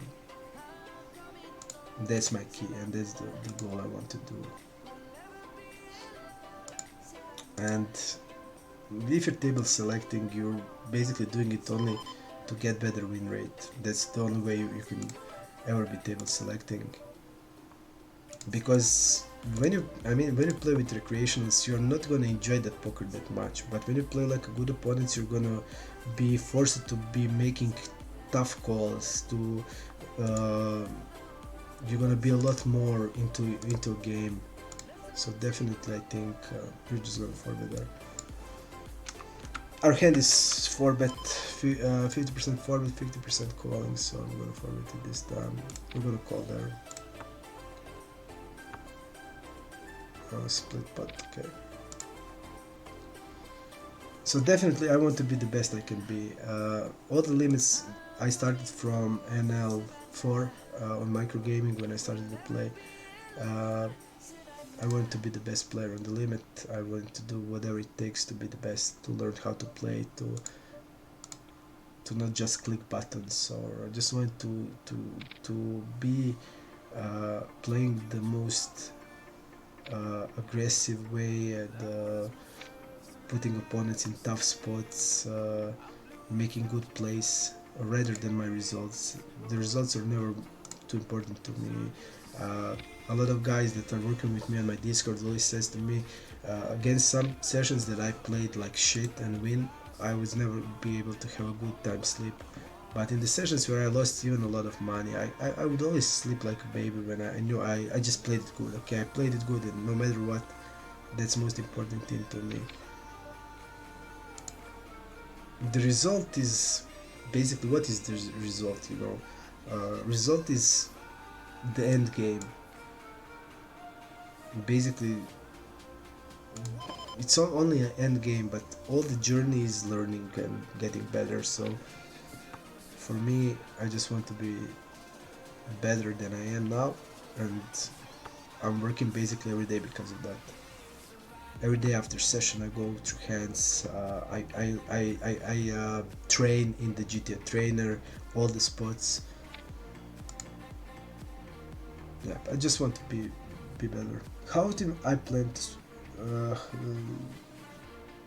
And how much usually you play hours in a day? I usually play around 5 to 6 hours a day. Because we are deeper, I'm going to go with the linear strategy. I'm not going to go with the polarizing anymore, because now the value of our polarized hands goes way down when we are deeper. So we're calling here. Part is 4-bet, but mostly calling ace 5. I think we can just check behind here with 8-9 and rep like a jack X on the river. I'm gonna fold in the bet check bet. So 5 to 6 hours I play. I learn like every day. It depends how was the session, or but every day is some time learning. Is it like 2 hours, 3 or 1? It depends, but I'm learning it. How often do I plan to stream? It depends also. When I'm doing projects like I'm currently doing with PokerStrategy, then definitely on weekly basis I will be one or two times streaming. We're gonna go better. Really good for our perceived bluffs. We're gonna have a lot of equity here. We're gonna also have tens in the range, jacks, all the sets. What I was trying to say, I will be streaming more. I didn't stream for the last few months because I had some private things to work out that were really important to me, and I didn't have time. I did have time for be playing, but I did make that PokerStrategy series, crushing limit by limit.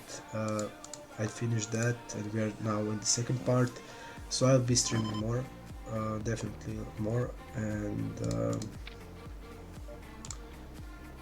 we can hang out, we can work together. I mean, I also enjoy like talking about hands, strategies, and when I play, I usually can also talk with people about it.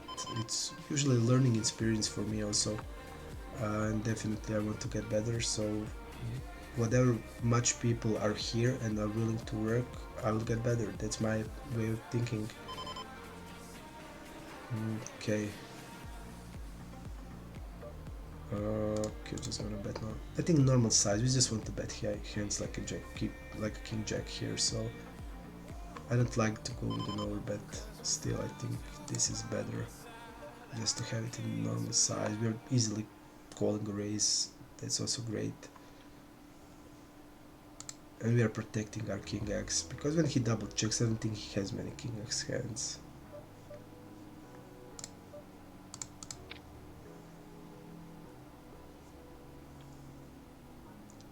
Okay.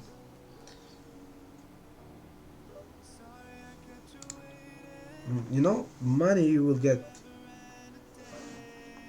If you're good in poker, you're gonna get money, one way or another. So maybe sometimes you would get more money by playing weaker games, but when you put it all together, learning experience you get, and tougher battles, tougher opponents will at the end give you more money. I see a lot of people also play like these weak sites. I mean, I always played on the main sites, PokerStars, iPoker, which is for me, my opinion, iPoker is way hardest. Like pools on iPoker is definitely hardest of all sites. So I play always on the first at microgaming when microgaming was the bomb. And then I switched to the iPoker and PokerStars, mixing it with because the on the these like poker clubs. Go check King Queen.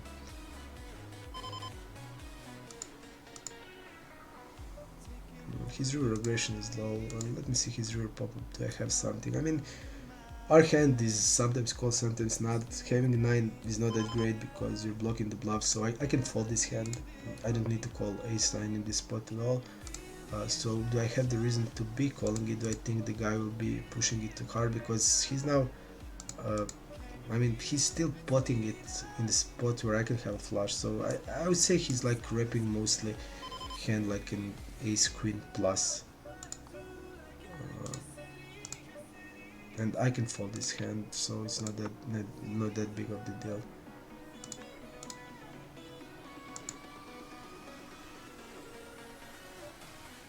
I think we can check raise as protection here.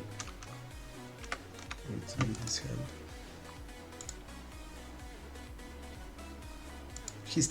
He still needs to call here ace king always, ace jack, ace 10 with the backdoor. So all these hands he needs to be calling on turn. So our hand is basically a protection bet. We're gonna check the turn.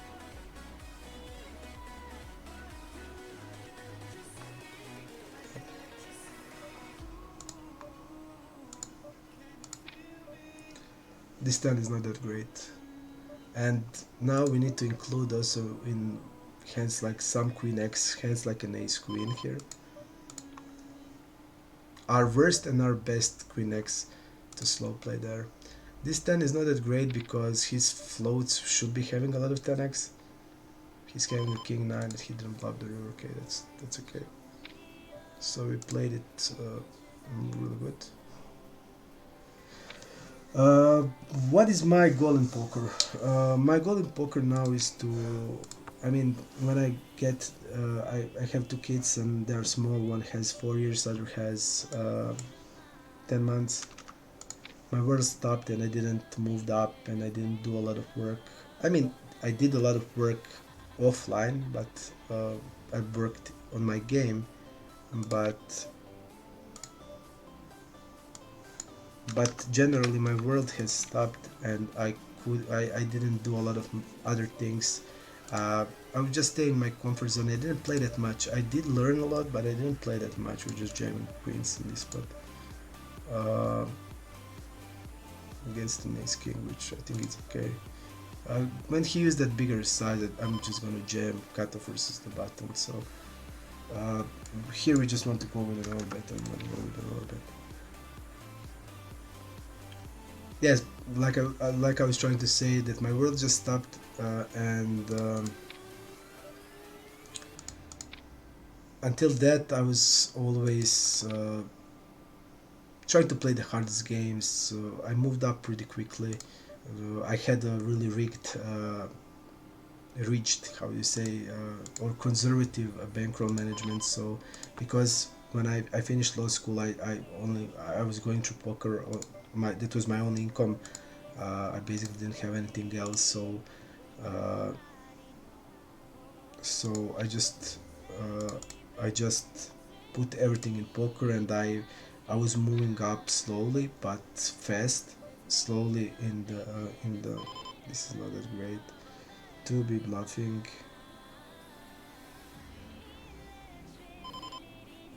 but I think we just have to do it.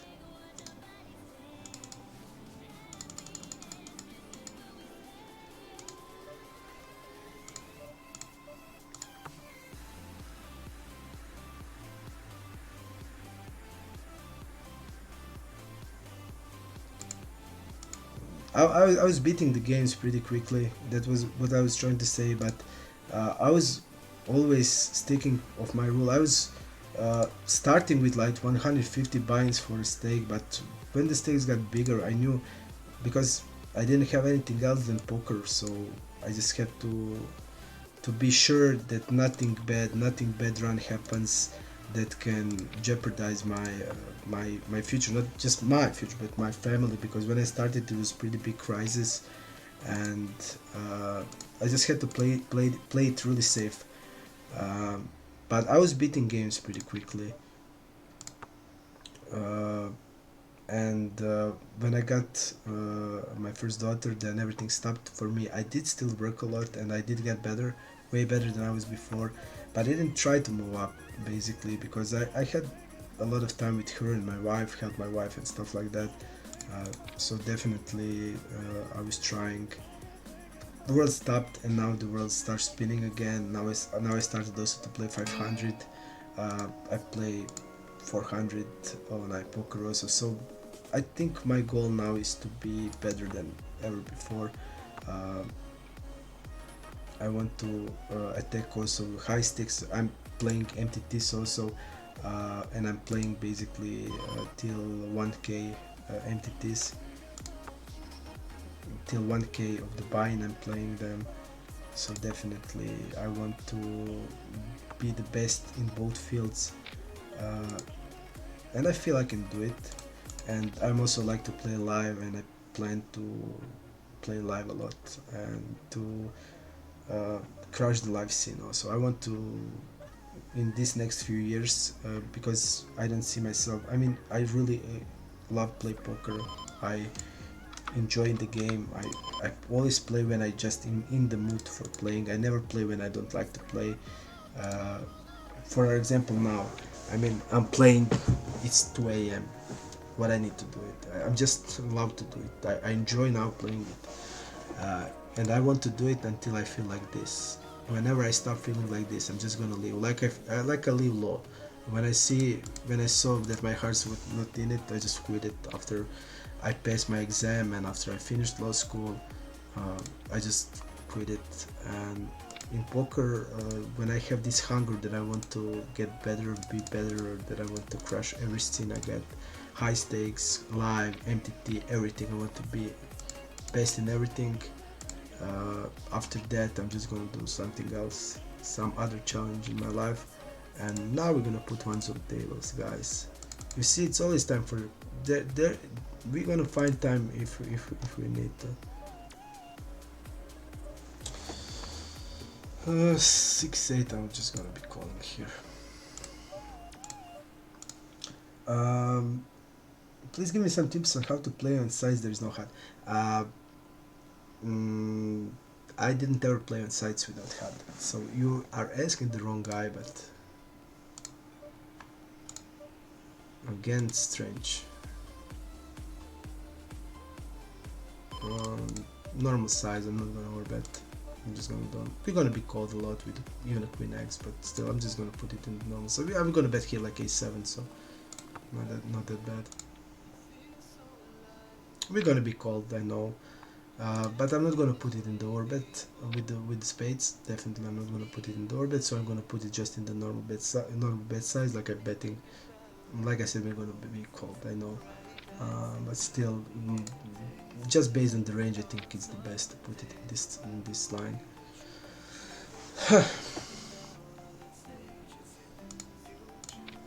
We're now betting it. When he double checks here, let's see what the double check means here. Okay, we can tag that those type of ranges.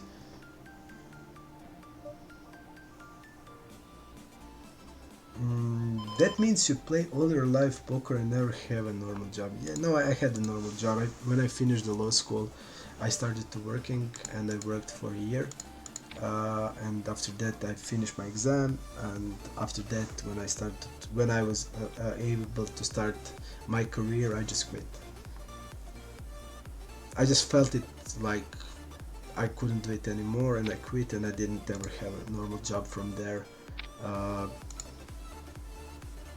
In my life I was always I couldn't ever be learning something I don't like, something that's not interesting to me. I just couldn't learn it. In my school, in high school, I would always have like my grades were polarized, like fives and deuces. Whatever I didn't like to learn, I would get like minimum, and whatever I liked, I was always the best in those type of fields. So I was polarized from the beginning, and like that's the way. I couldn't do things I don't like, and having normal job, and I don't like also a lot of authority. I always have troubles with authorities, because I don't think that authority can be that somebody can like make you obey him without he deserving that. So it can be asserted, and that's why I couldn't go well in the normal job. I just knew I had to do something alone, something by myself. It seems now it's poker, but if it's not poker, I would do something else. I really wanted to be I want to be a judge first in my life. I wanted to be also a lawyer to help people who are not guilty. I wanted to be a prosecutor to punish the bad guys. That was my dreams when I was a kid. But when I realized that law is not the same as justice, and that I would not be happy in law, I just quit it. So that's basically all the story there is. I couldn't be having a normal job, that's for sure.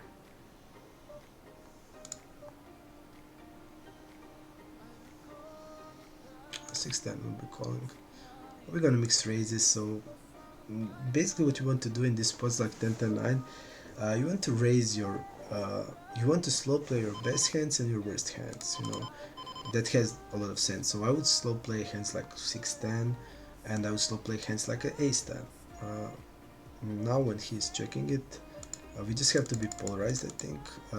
We can bet 1/3 and bet 9x, but also we want to be polarized and bet an overbet, because most of our betting range is like trips that are really part of our range. So yeah, so basically I knew always that I wouldn't have normal job.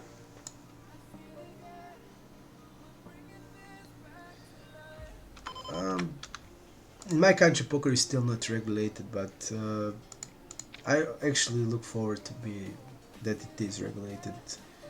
I think it would be a lot better than now. If you need to pay tax, I'm gonna pay tax. I mean, what you can do, right? We're definitely really betting the river here in this spot. with bigger size.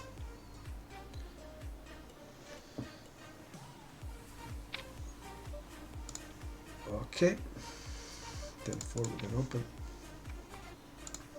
Yeah, definitely. I think in these like next few years, I want to get most out of my poker. I did learn a lot. I did work a lot. I feel ready for all the battles that will be coming. For example, last year I started MTTs, and I started for the smallest buy-ins, and now I'm playing high stakes. And I feel now in the MTTs that I'm way better than everybody. Uh, my results are not what I want them to be still, uh, but I feel really good, so I think it will come by time. And also in the live, I want to play live poker. I played, but Corona fucked everything up. I did started to play EPTs, and I really enjoy it.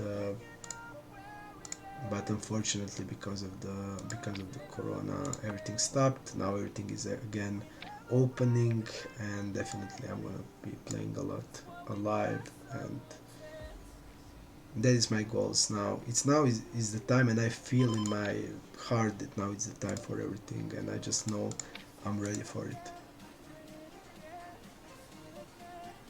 Okay.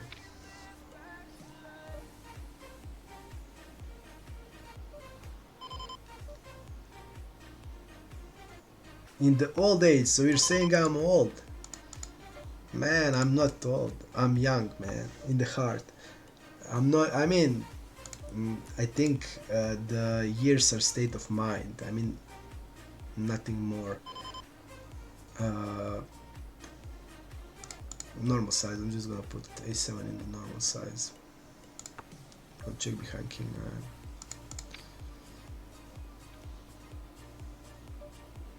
9. In all age, it's not clear how to play poker. I mean, you can basically. Years are just numbers, and poker is a mental game. We're calling king 9. We're just way, way, way up. Poker is a mental game, and by years you're losing physicality, but your mind is just it can stay focused. I mean, my friend got operated by a surgeon that has 92 years, and he's the only surgeon in the Europe that is doing that type of the surgery. It's in the heart surgery. So just think, 92 years, and the guy is operating. And no other guy in the Europe is doing that type of the procedure. Only he in Paris. So just think about that. Poker is like mental game. It has a lot of sports in it, but it's mental. Definitely mental game. Okay. There's also action on Super Sport. I'm gonna add it maybe. Just for you to see what's going on there.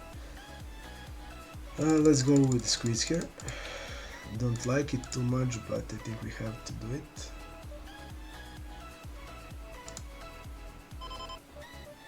Okay. We're gonna be betting 1/3 range here. Gonna follow Mr. Race against the probable fish. Let's put one more zoom table in. So 2 zoom. This will probably be too much, honestly. Yeah. 2 zooms and 2 of this. I think it would be much.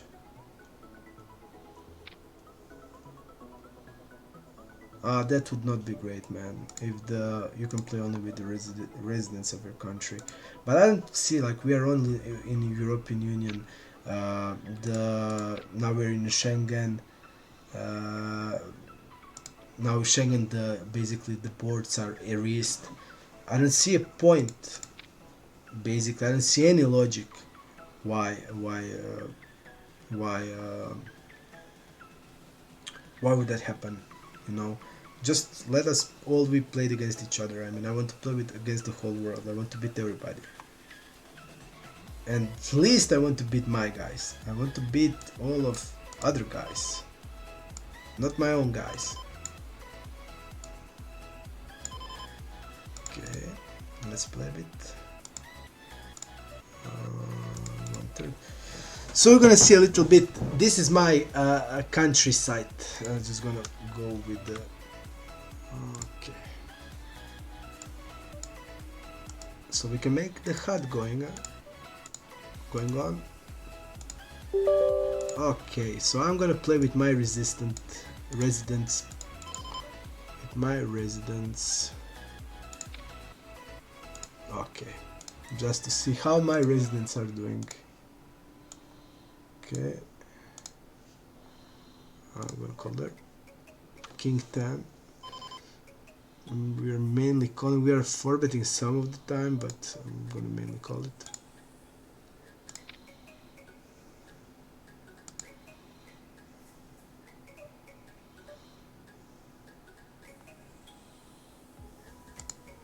I'm gonna call that.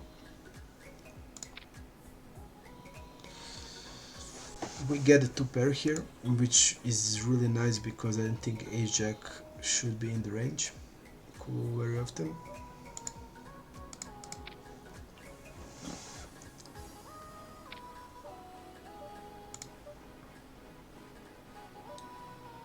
We're still calling it.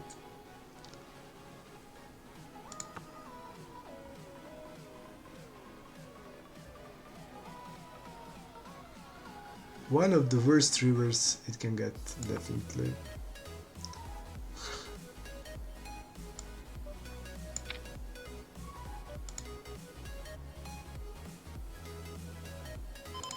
One-third.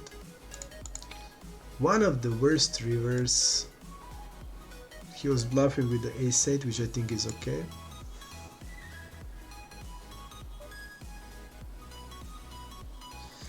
I wouldn't say much worse.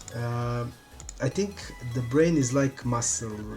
More you train it, the better it gets. That's in that I'm sure.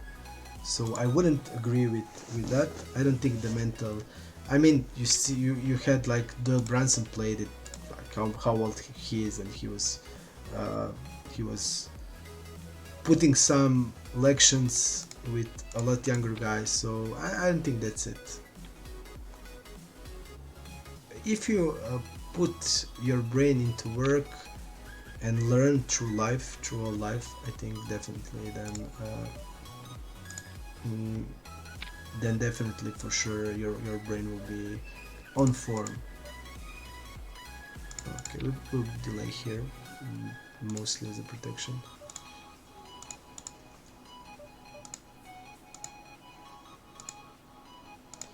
Mostly as a protection.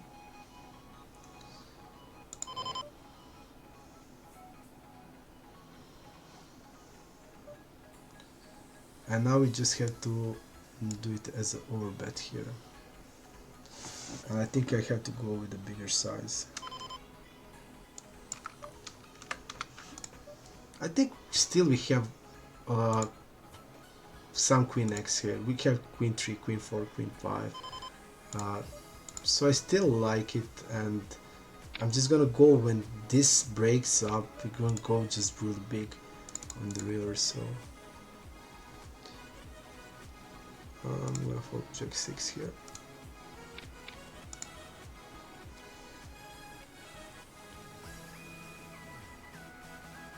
Folding there.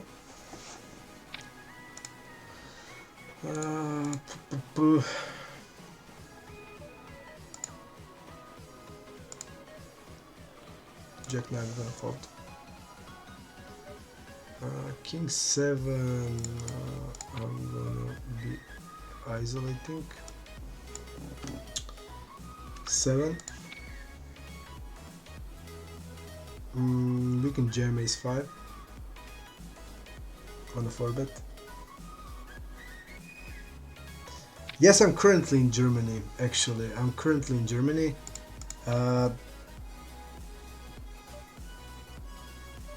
No, it's not 70%.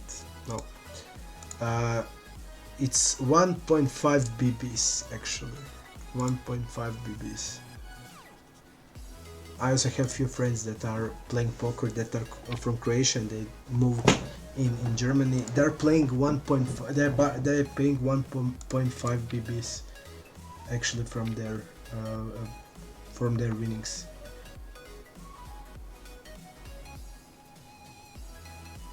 And they are like the one that are winning, so it's not, I mean it's not that, not a little, but it's not 70% definitely.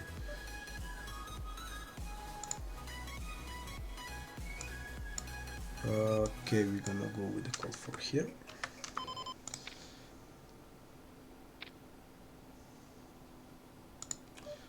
This is like one of the best boards it can get, so we're just gonna go with the real small size. This guy is probably a fish based on this.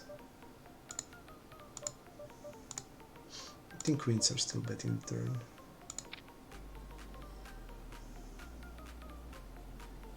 We're still betting for value, and we're blocking the ace queen, which is really nice.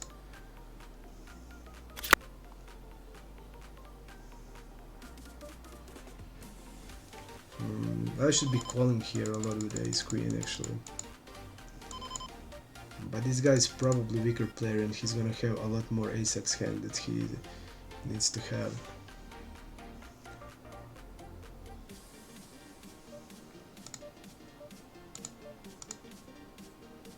We block the ace queen, which is his mainly float, I would say.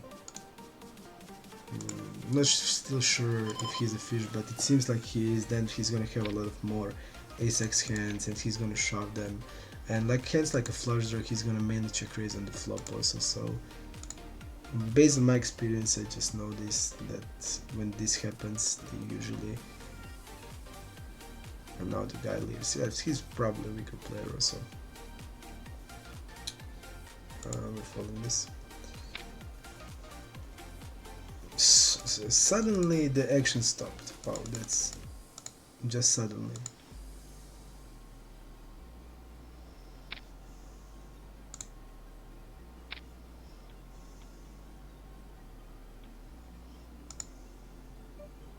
Suddenly the action stopped. We're gonna go 1/4 against this player. He doesn't have deuces in the range, so we basically have the nuts. He's 4-betting queens. He has the ace queen suited, but it's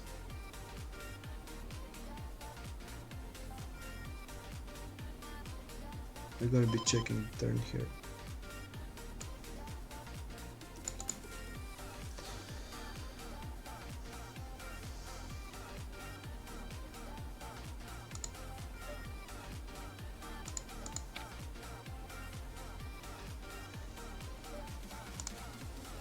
He's gonna have some queen jack suited type of hands, king queen suited also.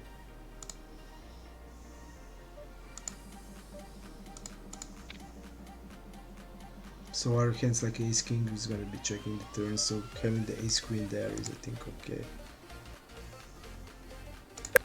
And we're gonna be jamming here. And I would say for sure this guy would be folding the way he plays. He would definitely be folding, and I'm just thinking what I would be bluffing. I think I would be bluffing with ace king and king of diamonds hand. Definitely, so I'm just gonna be jamming. But I'm for sure he's gonna fold there. There is no way he's calling. No way. And ace king would be in a good spot here.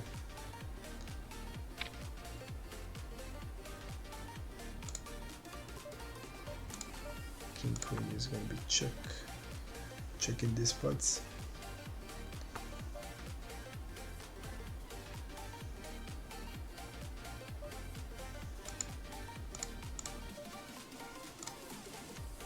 We gotta check a lot in here, so I think going with delays, I think it's fine.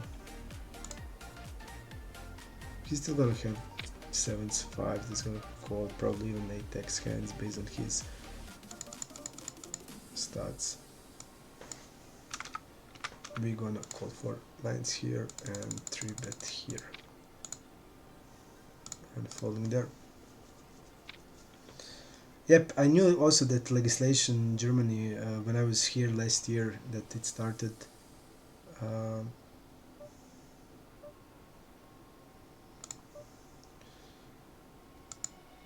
This is...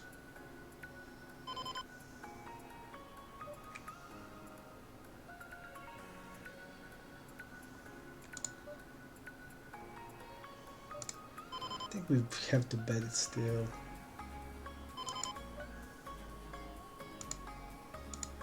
I'm just thinking about his ready range, how he range looks like. Okay, he calls 4 bets a lot. Okay, screen, okay. Checking. A lot of unknown in the zoom. Or bet.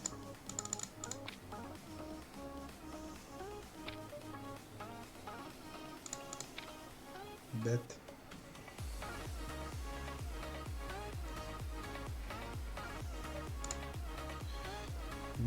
Bet. We did 4+ hours till now. I think even, yeah, 4+ hours.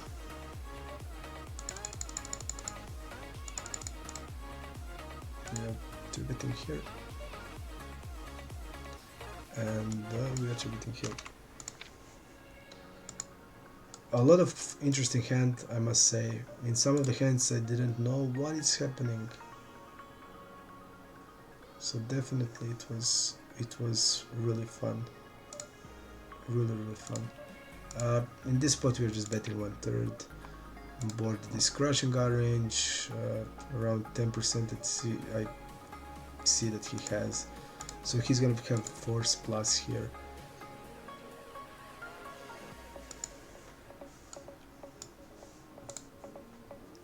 Actually, ace is really good for our range. Really good. I think I'm gonna bet 1/3.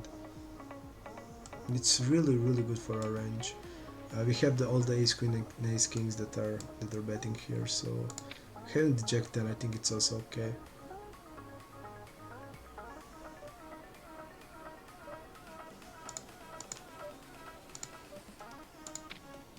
And this should be never happening also because he reps ace jack. I mean, he reps basically. I mean, he can maybe raise ace queen. Yeah. I just thought he's a weaker player. He can do that stuff like that. He can just raise ace queen and check it on the river, which is terrible. Okay, table broke here.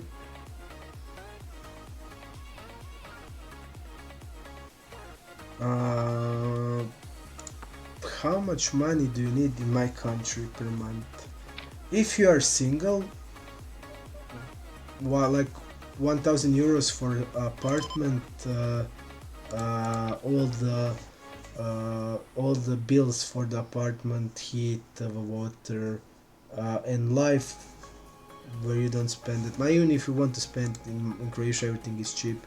Around like 1k, you would be living okay. Everything is in Croatia really cheap. If you go out, you will also not.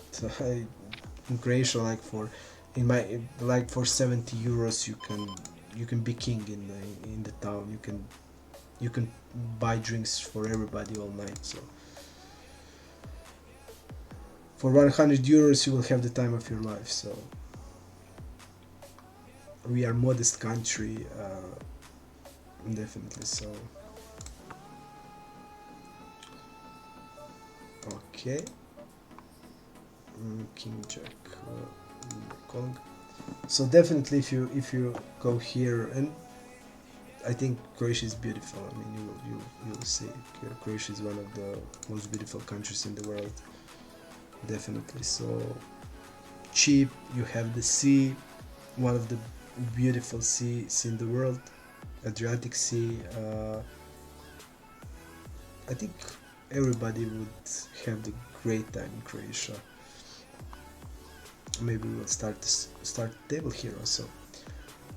So definitely you have my recommendation. Come to the Croatia, you will not get disappointed.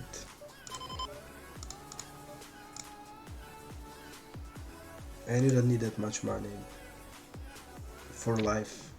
Life is cheap, food is cheap, and food is great, better than in Germany by far. So definitely Croatia is great. Okay, Queen 9, we're gonna fold.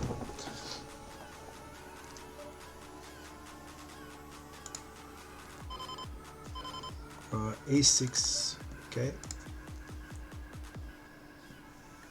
a6 will be opening. The small blind calls. I'm gonna go small, 1/4 on small blind range. Usually small blind range will miss ace-x boards heavily. Even he shouldn't be having range on small blind, but people seems to have it.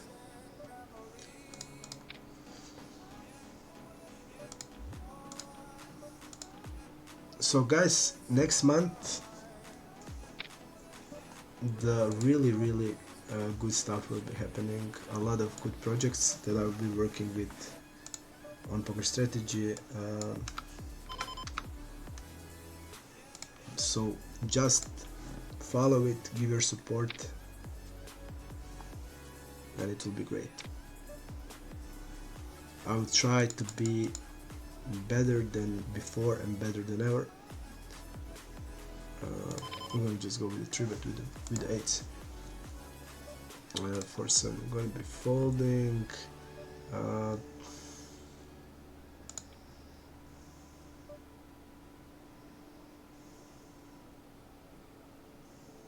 This guy's probably a fish. He can still have 9s and 10s here. But I think he would bet it with a bigger size.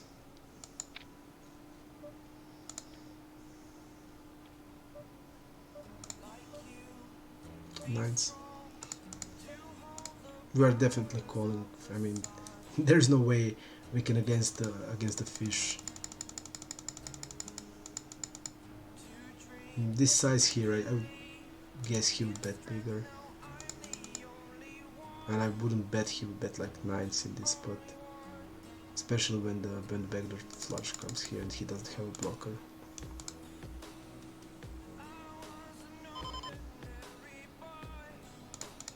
Okay, we're gonna bet there. You see, on the Zoom you're gonna find a lot of these type of players. Old ZL, hello, how old are you? That's like funny question to ask for the first time when you met the guy streaming poker. But okay, I am 36 years old.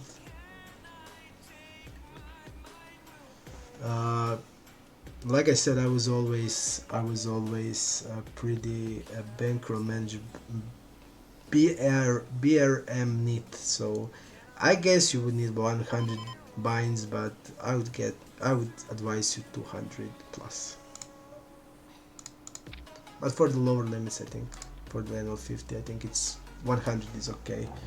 But if you want to be sure, then go with 200. We are folding everything, seems.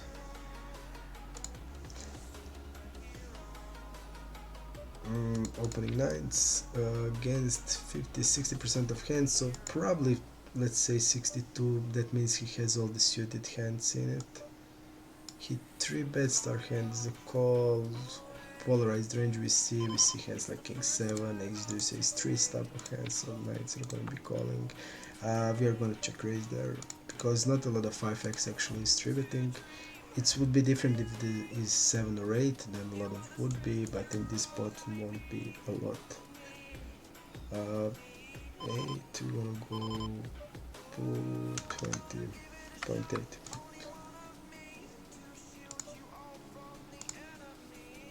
Between two fishes, I'm just gonna go with the check.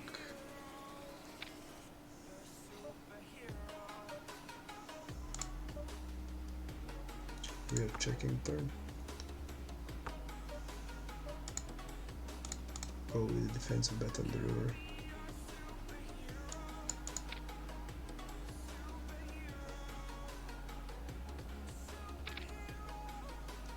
We are stacking here in the right spot.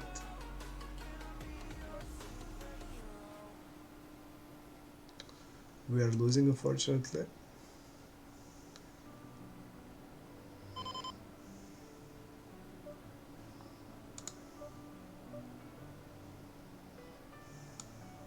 He basically reps kings and ace king here.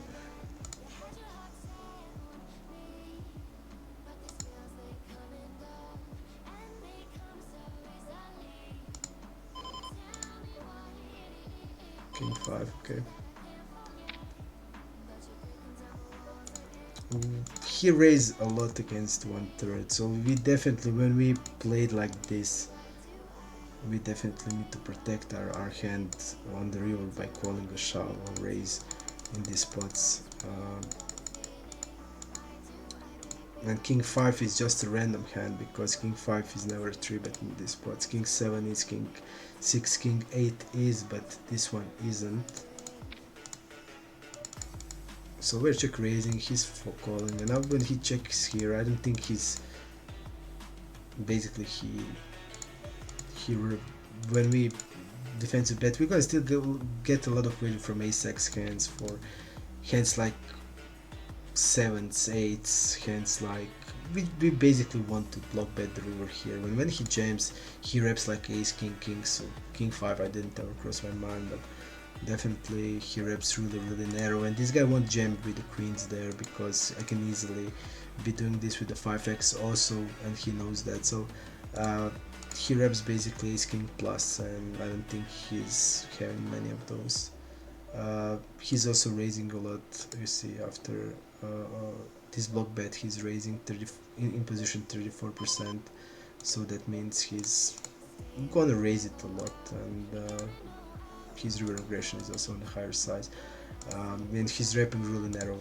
King 5 is never, I don't see why is King 5 there in the range at all. King 5 suited is around 25 to 30% if I remember correctly, but that's it. I know I'm when I block bet there and he's not repping that much, I'm not folding it.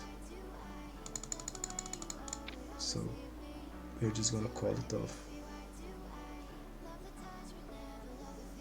And like I said in the beginning, there is not a lot of 5x hands in the GTO range that he should be having, so basically only ace 5 off is 3-betting. Big blind versus small blind, ace 5 off is the only 5x that he should be having, so yeah, but he did have it. It's like random hand that he used probably.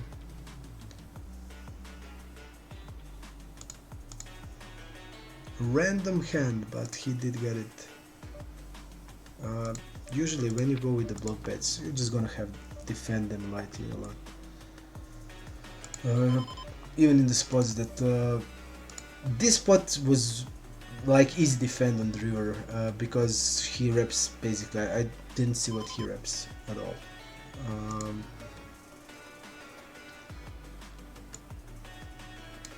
So it was easy defend, but generally you need to, when you're playing that strategy, you're gonna have a lot of calls when you do it. Even people don't know which hands do they need to raise against blocks. That's also what you need to know. Yep, I would mostly call 9-9 there, just because I don't see from what I'm losing. And he raises one block bet a lot. This guy won't, if the guy is capable or good, then I can just say okay, he's gonna also raise like queens there or jacks, but this guy won't do it. That's the stuff. He won't do it with the queens or jacks or tens.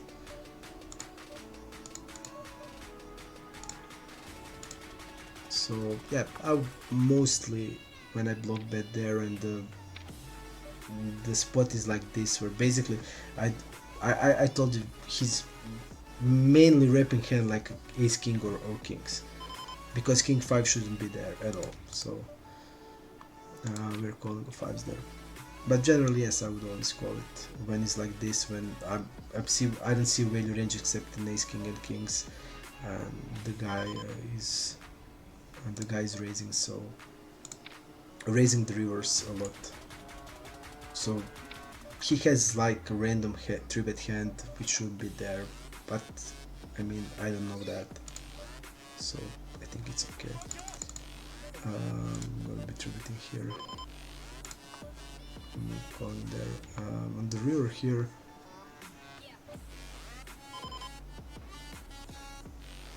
I think we are still checking. We don't need to bluff ace queen here. Okay, I'm checking here with the 5s. I think the ace queen is not a bluff on the river. we're gonna have worse hands for sure, so there is no need to turn it into bluff.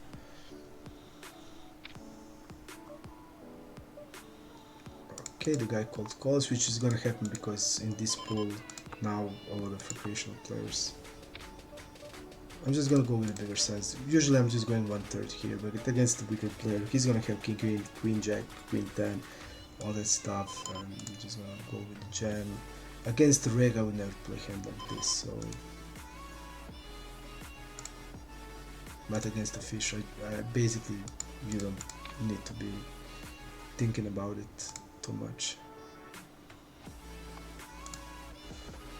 Yeah, really strange hand. I mean, even this guy is tributing right frequency. You see 18%, and you see like ace deuce ace 3 is GTO, and you see like king 7, which is GTO, but king 5 isn't, and he has a king 5 there.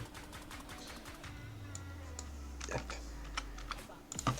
I would say unlucky, because when I saw flop 5-5-3 I was really happy, because it would be reversed a lot if it's like 7-7-5. I wouldn't even check raise the 9s there, but when it's like 5-5, because his bluffs would be mostly hands like GTO uses hands like 8-10 offs, 8-10 off, 7-9 off, jack 8 off, jack 9 off, jack 7 off, 7-10 off, so stuff like that. And when it's come 5x 5-5, it was really good board and I was really happy.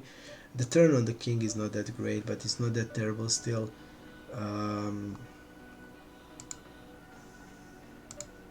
And that's why we're checking it. Okay, we're gonna bet like this. This guy, I'm just gonna go with another bet. I'm gonna call against, this is probably fish.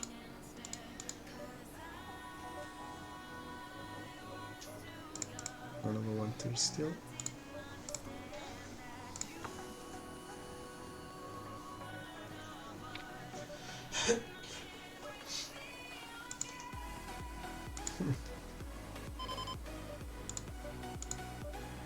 We don't have the stack, he doesn't have stack, so we can bluff shove this.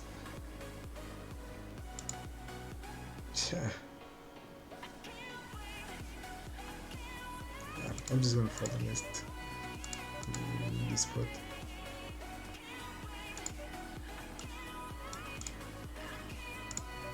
We're calling the 4-5.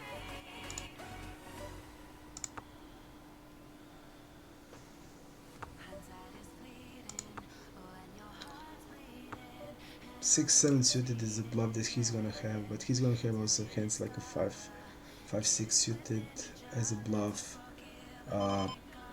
He's gonna also have some blocker plays, so I'm gonna call that.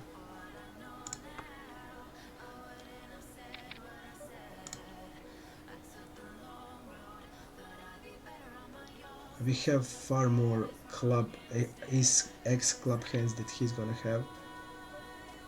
And that's one really important thing to notice. But still, do we want to bluff with our 4-5? That's the question.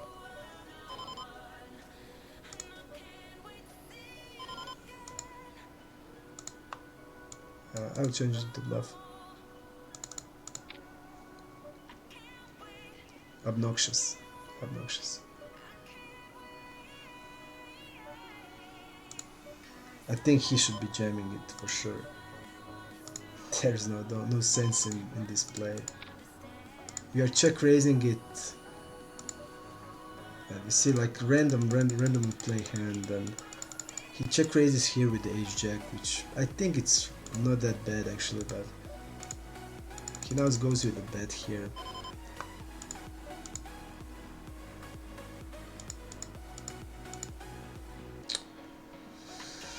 I'm just thinking about my range here, and when I see like this 4-5, I feel like it's pretty down, you know, because basically I have a blocker always, you know.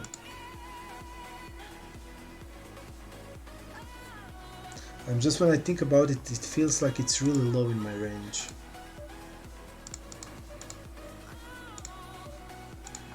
Yep, it just feels like really low in my range. Yep.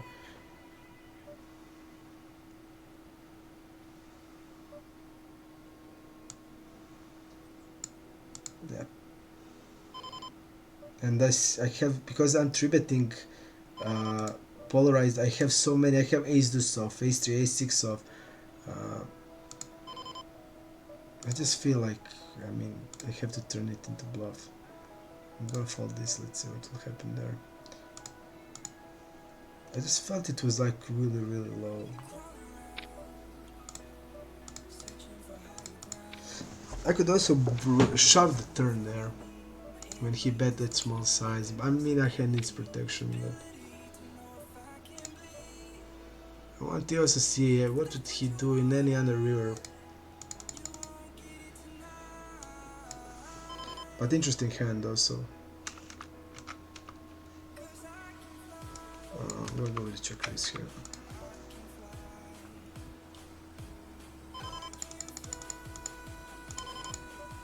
Yeah, it was really interesting hand. Maybe the guy was aware that the river is bad for his range. I mean, that we have a lot more ace-x and he protected it. Maybe it's like that, I'm not sure.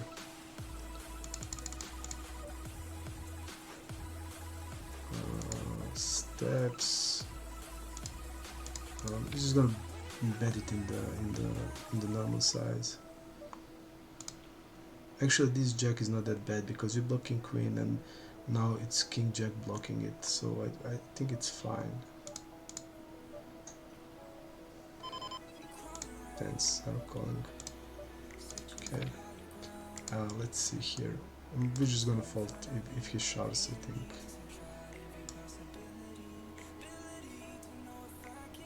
Let's see here. And this guy seems to forfeiting a lot. I mean, the guy with low aggression shoves here is not that great. Let's see. We'll be folding there. Folding here. Tens, I'm gonna call it. Let's see. I'm just gonna go with the jam king 10. I'm never calling here, so I'm gonna jam or fold.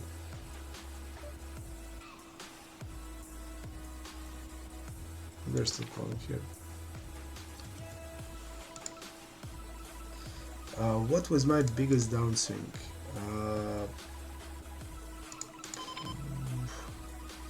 In my life, I had 3 losing months, and that was like before 4 or 5 years. In 1 month, I lost 18k. That was the biggest I lost. But when you play NL 400, I played. It's not that big. It's not that much.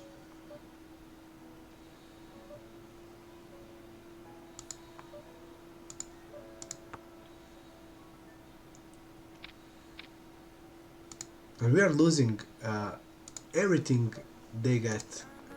We can raise here the flop with the tens. I mean, we can raise, but also we don't need to raise it every time. And we have queens there, we have kings there. So tens have a gut shot. They don't need that much protection like queens do, but they will get there. I like it still how we played it. Okay, we're gonna go 1/3 here and calling with 9-10 here.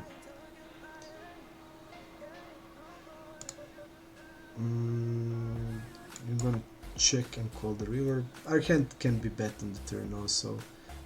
This guy is not, you see, he's not folding that much, so he's gonna float here, and I think we will get more valuable like this than he folds his floats on the turn. Okay, Boki is c-betting, the board he should be betting frequently, he should be double barreling really frequently here. Our hand is call on the turn also, and he's also, the hand is a lot of calls on the river. Boki is on the tighter side here.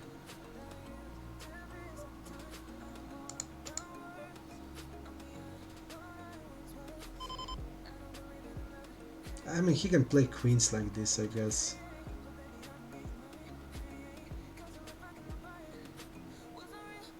Yeah, the queens are played like this pretty often.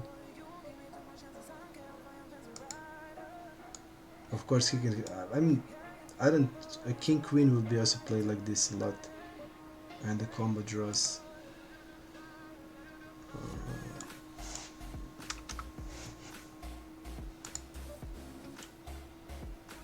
Against an over better hand. I mean, we have unblockers. That's also great, and we block the nuts.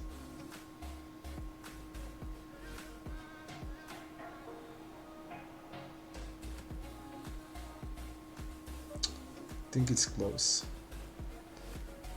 And the queens are. I'm gonna call with the 9-10.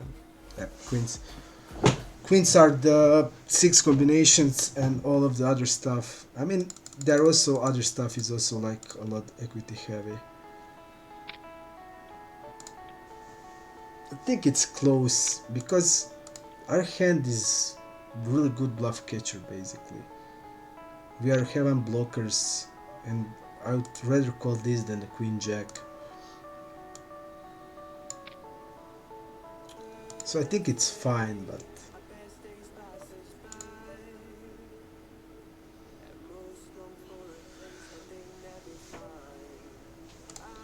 I think it's okay.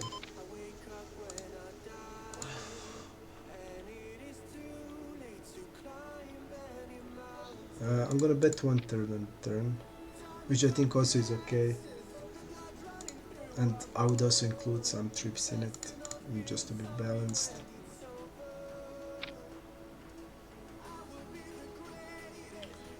And we're just checking the river here. Everybody is trapping us. What is going on? Everybody is trapping.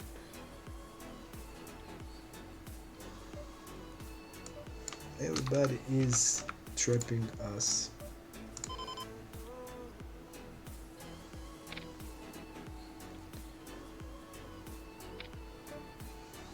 Okay. I think we can also fold there. It's not that important, but I was just thinking about my range and how it looks like and what hands I want to call. Yeah, ace jack definitely. But I mean queen jack and king jack. Queen jack is definitely a much worse call than my hand because we are blocking a lot of bluffs. Those are the thing is that with queens he should be betting bigger the flop and then jamming the turn, because now he's stuck with the 2x spot on the turn. So he's giving us a chance to fold basically.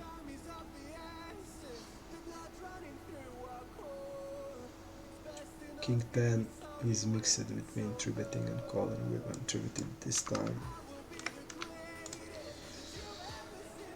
7 jack, jack 7, I'll be calling. It's also mixed between 3-betting and calling. So king 10, I'm gonna bet 1/3. We can bet bigger size also. We are polarized, so we're gonna have hands like king 9 suited, king 8 suited, king 7 suited, king 10 suited, 9 10 suited, 7 8 suited. All of these type of hands, and that's why I'm just using a smaller size, because then I can bet it. And again, really bad turn. And when I think it can get better, it goes worse.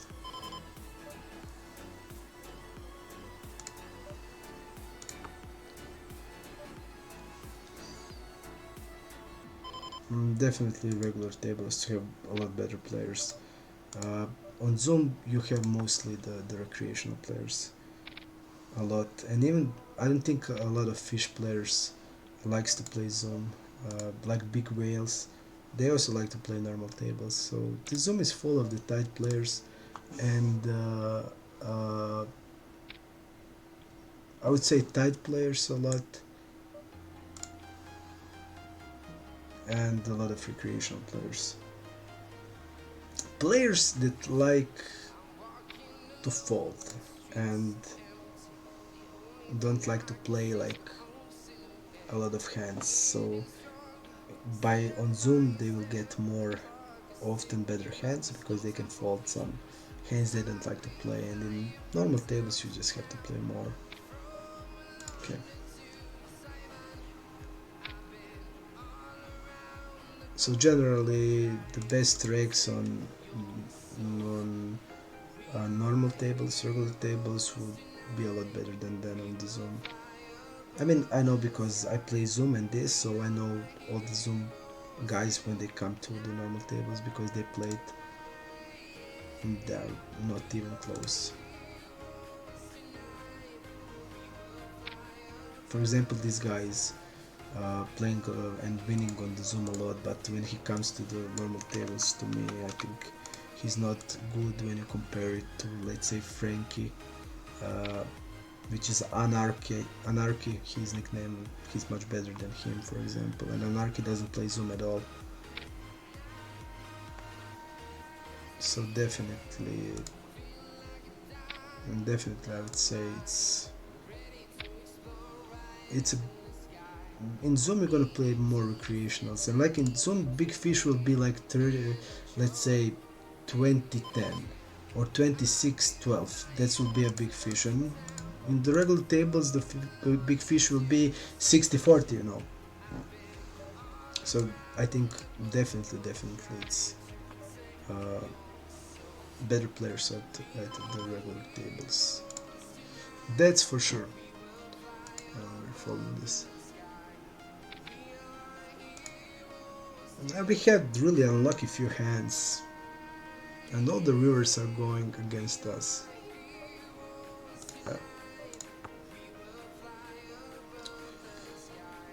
Even with this king 10 hand, the guy raised king jack. I mean, you see, if it's the normal tables and I do stuff like that, when he was next time would be raising guy, he would gonna be 3-bet all the time, you know.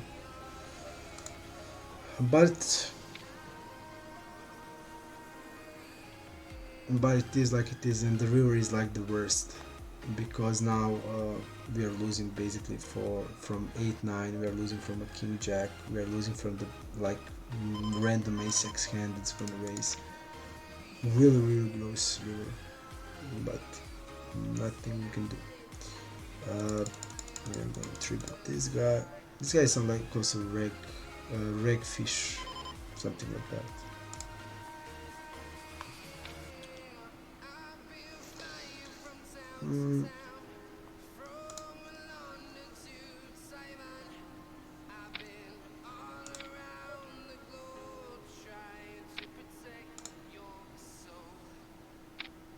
Okay.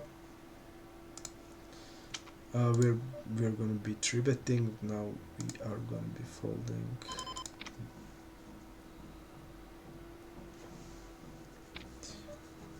Folding to 3-bet. The games are now. You see, this is the time when I start to turn on the zoom in. Okay. Cutoff versus small blind around 6%. So it's probably 7s plus in this spot that he's gonna call.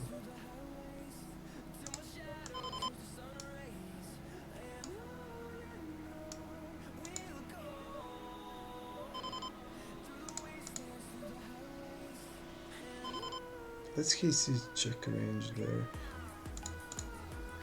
Bet 1/3 there.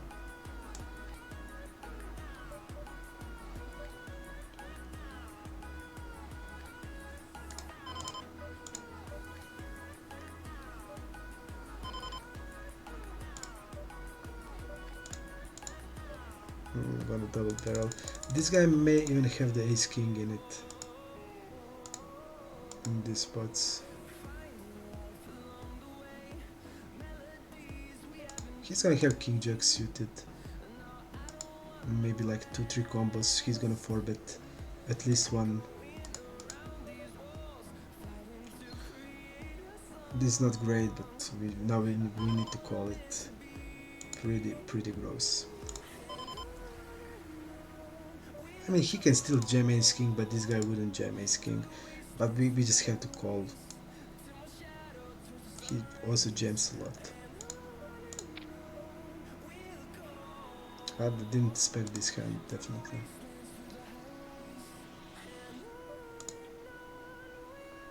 This hand is fold always, so I for sure didn't expect that. But when he jams, it's not that great.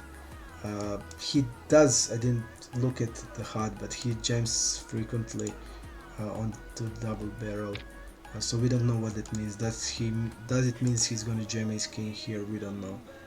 Our hand is clear call, of course, when we double barrel.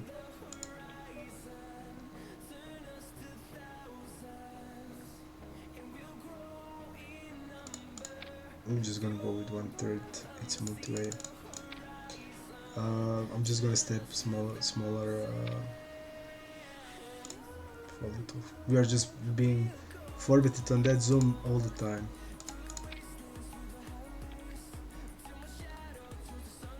But when they don't have sample like in the zoom, they tend to do a lot of these things. We're gonna overbet the turn in this spot because our step range is really polarized, and on the turn which is gonna be really polarized. So I'm gonna go with an overbet the turn, and here we have a lot of bluff saveable. So I'm just gonna go with a 2x spot.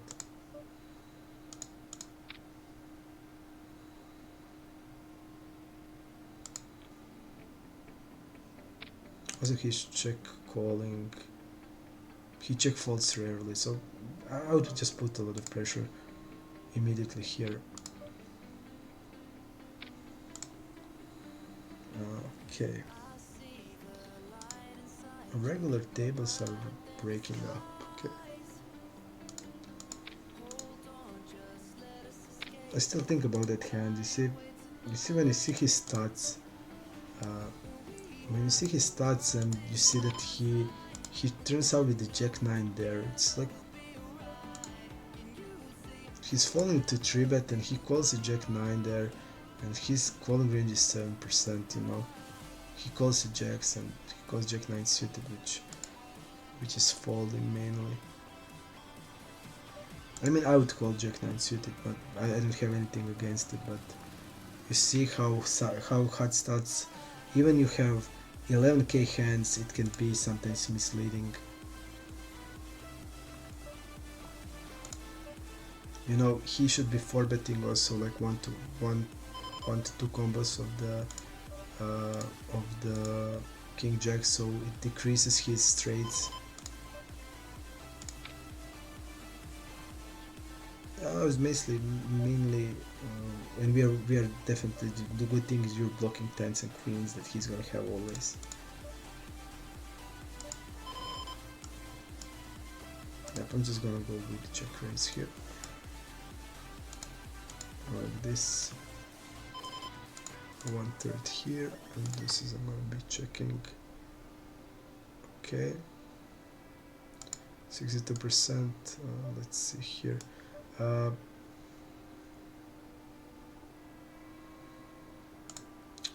betting the turn, and I'm betting the turn here. Let's see his strategy. So his strategy is bet range problem, King XX. So he's gonna get a lot of weak hands and turns, a lot of ace highs, a lot of weak pocket pairs. So definitely a double bet, check raise flop and double barrel. I guess one would be recalling. King 8, which is gonna fold.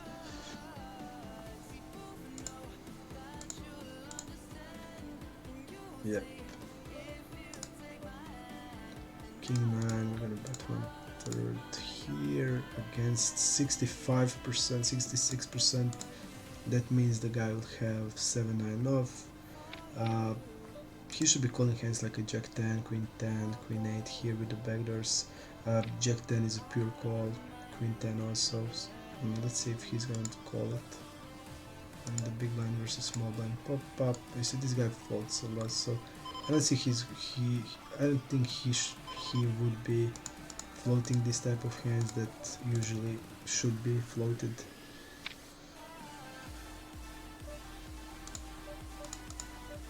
Queen 3, gonna bet at 1/3 still. We're gonna still be betting this Queen 8. When it's Queen 8, 8 should be always 3 betted, so it's much better in this spot. I'm gonna check raise the deuce 6 because I tend that people just overstep this spot, so I'm just gonna go with the check raise. Queen 3 is definitely, and this guy likes to check raise. He used random shit hands, so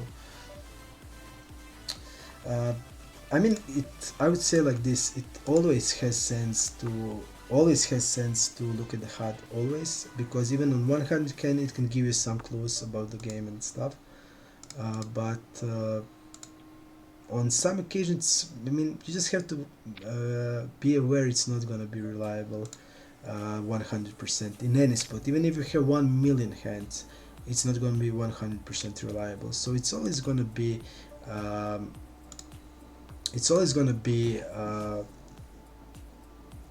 things where you will make wrong assumptions based on the HUD stats, but it will give you the rough picture of how player plays, especially my type of HUD that I made, that it show you the range in every spot. So in every spot I know how he plays his range, but sometimes the poker is game different than any other. You're gonna be emotional, you're just gonna say, okay, I'm gonna just fucking call Jack 9 suited, even I folded in 11k hands I folded every time, but this time I'll call it, you know. That will happen. That's like that, it will just happen, and it's not hard fault, it's just the poker is unpredictable game. Big size on the Jack 3-4 with our King Queen that we want to immediate folds, and let's see how this guy plays. So he folds against us a lot, so when he calls there, I don't expect him floating against this size. GTS size mixes 2/3 and 3/4, but and 82%, 2/3 and 82%, but our hand definitely fits into the bigger size because it wants to folds right away. So immediately folds. He'll fold some ace queens, that is really a win for us. He will continue it with the spade in it, so half of the ace queen off he's gonna fold, and we put a lot of pressure on pocket pairs still. Ace jack deuce, we are betting it. We were using bigger size. Usually we in this spot we have heavily range advantage on two broadways. Queen 9 we're gonna isolate. Okay, and jack 3 we're gonna fold. I'm gonna go with a bigger size with aces immediately here.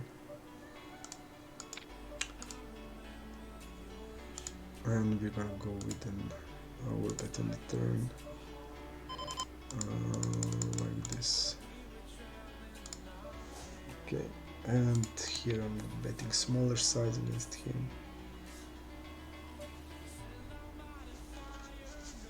This guy double barrels on 10, that is again really good for a range, but I think look at his double barrel, so not gonna fold with this.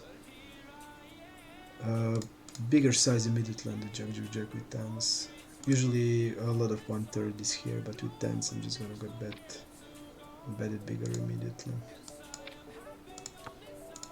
Okay.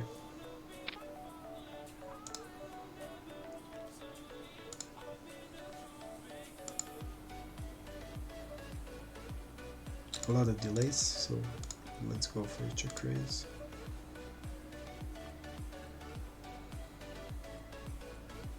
I'm gonna go with a big size here, 3x.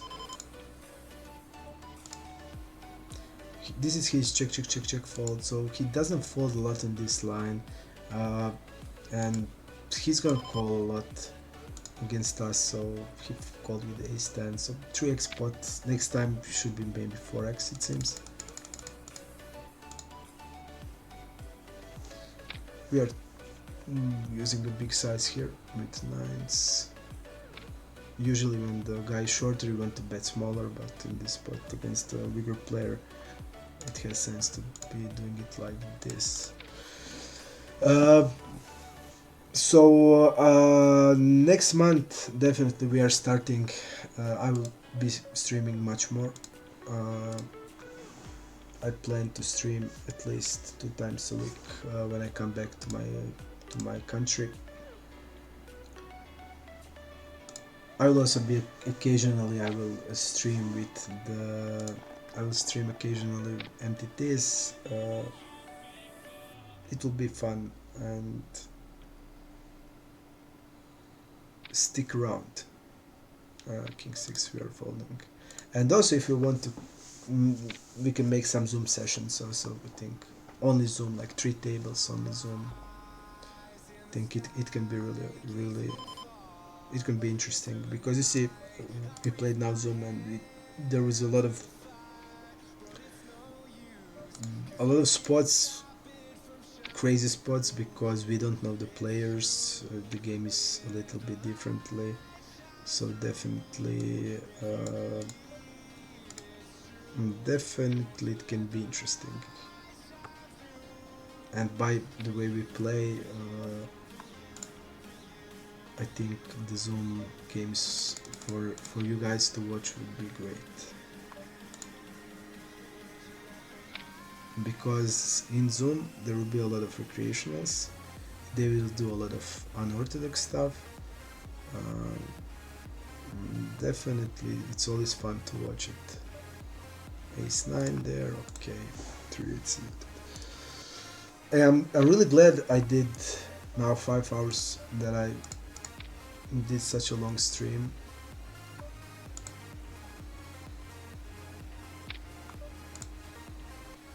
I can just play when I'm in the mood to play. I can play till morning. Like now, I would now play like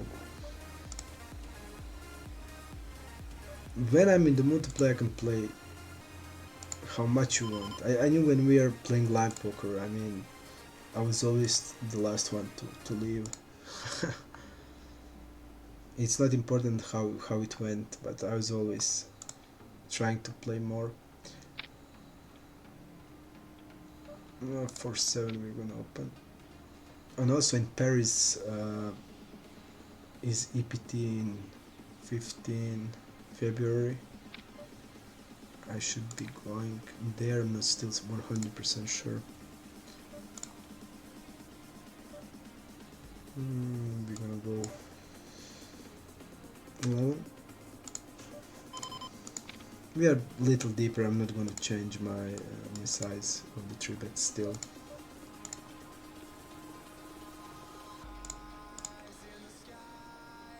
And also one interesting thing is that I didn't win on this leaderboard for like, I didn't get anything like 2 months. Okay. We have the normal table ready.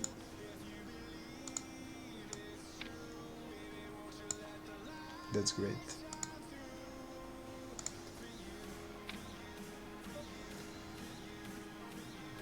And also I don't like to mix Zoom and normal tables. When I play Zoom, it's just like it's the best mindset, the best when you just play Zoom. When you mix it like this, it always feels like something in between. 4-betting with the Ace-10. 21.3 seems nice.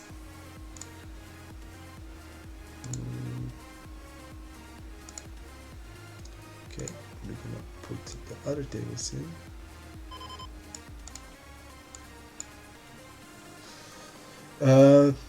Also, I played on Stars like last year. I started to play a lot, and now I'm on. Let's back to the Zoom, guys. I'm almost to the 500,000 hands. Yep, that is a lot of hands that I played.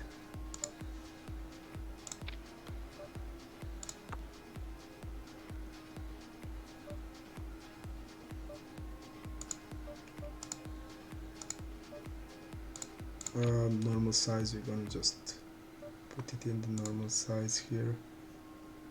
Okay, so 500 1,000 hands I played on stars. Really a lot.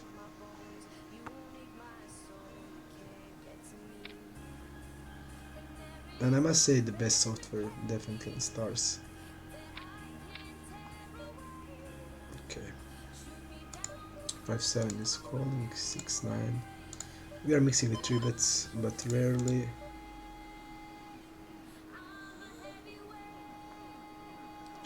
I'm gonna go small. Just because when we bet here with the our ace-x, we're gonna bet smaller, we're gonna bet polarized. So the size that is hating this spot is like 2/3. No, you want to be small size like an ace-jack, ace-9, and the big size like pocket trees, or and you also mix one size into the another. You need to have the both strong hands in the small size, not just the average hand into the small size. You need to mix the nuts hand in small size also. So definitely, but you want to mix 1/3 and the overbet size, and the worst size is 2/3 is the worst size. Because with with 2/3 you're basically not putting on enough pressure and you're not getting enough value, and it's hard to, your range will be checking way more than if you do 1/3 and overbet, and you're gonna get far less folds if you just do 2/3 and if you have 1/3 and the overbet size. That's definitely the way. And I see the big mistakes that people are doing against 4 point something x. I'm basically not calling this. Would mainly 4-bet it, but this time I will fold it. When somebody plays like this, I don't think there is a need. When somebody is doing 4.3, 4.4x in position, there is no need for you to call any hand basically. So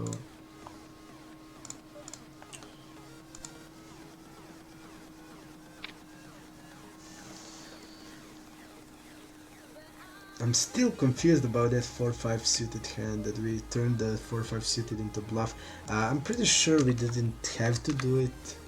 We're still beating some hands like ace-10 without, but when the river is so much favorizing my range, because we have ace-deuce off, ace-3 off, ace-5 off, ace-6 off, and all of these hands are civeting, and all of these hands are continuing on the turn with flush draw, so and nuts flush draw, so when is river that good for my range, I don't see a way. I can just not turn it into bluff, because realistically when you have like jacks, queens, kings, and nines, 10x with a club, how low, and you have all of these flushes, just think about how low 4-5 suited is in our range. It's one of our worst hands we're gonna have. What is the worst when you have 4-5 suited? I don't see what worst we're gonna have. That's why I turned it into bluff. And the guy had ace jack that he played like this, and which I'm not sure. I mean, you check raise the flop, you bet the turn, you have the nuts now, and you're checking the river. If I were him, I would bet 1/3 on the river with a lot of my range, because a lot of my bluffs and a lot of my flushes will still want to value bet. So, but by betting 1/3 in that spot, or 1/4, you admit, okay, your range is stronger, but I still have some hands I want to bet for value. And then maybe I will still jam, I don't know, but I think he would play it better. Even now it seems like however they play against me today, it's good. If you have jacks and I check raise you in the king 10 tree, two tone, and you shove jacks on me and I call you, you're gonna win. Even you block the bluff range, you're gonna pray, or please let him have ace 3 of hearts so I can flip, because his fold equity with jacks are 0 basically, and against my calling range he's drawing practically dead or near dead, and against my bluffs he's flipping, so I don't see That hand hurts. Every other hand we played, it's okay. But that hand still hurts. Um, calling this hand 9-10. I'm gonna raise it on the turn.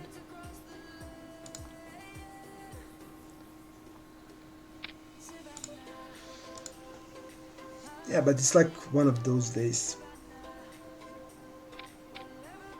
One of those days.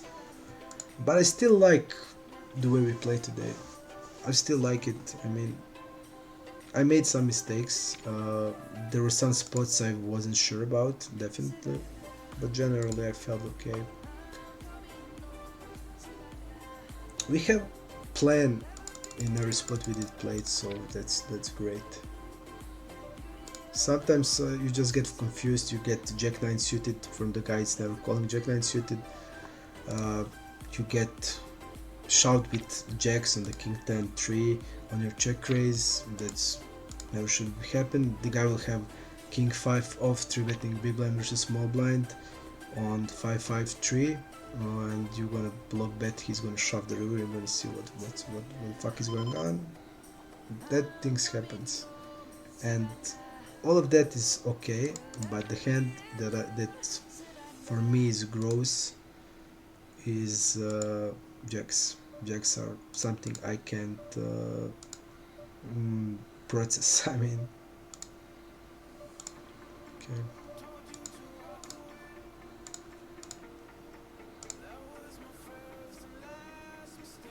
Opening gate on.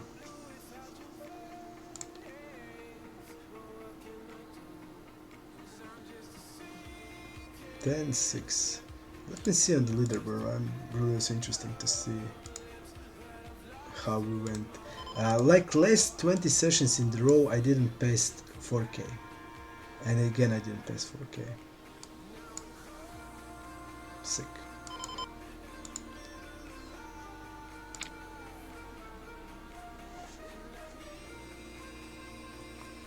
We are 3-betting. This guy, you see, like this is the big fish in the zoom, 34-14. But in the regular tables, it wouldn't be. In the regular tables, this is like a small fish, really small fish, almost reg, you know. But in the zoom tables, it's a lot different. We go 1/3 here with tens. So definitely zoom is different game. Definitely different game.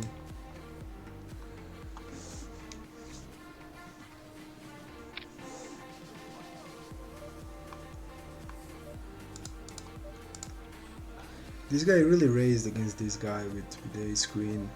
This guy is like tight as it gets.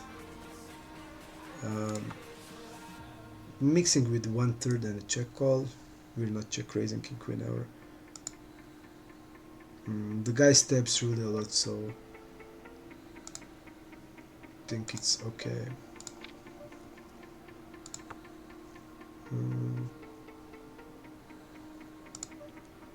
He has 50% of range, so Jack 9 off is definitely there.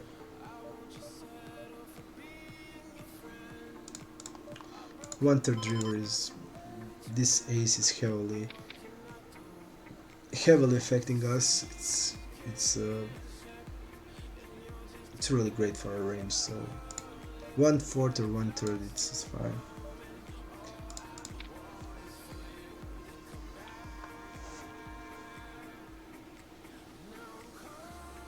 Force, we are opening king 3 also 7-9 off, and we are defending, or we are 3-betting some of the time. And this board is also, he should be having check range, small blind versus big blind against our range in this spot. He does it.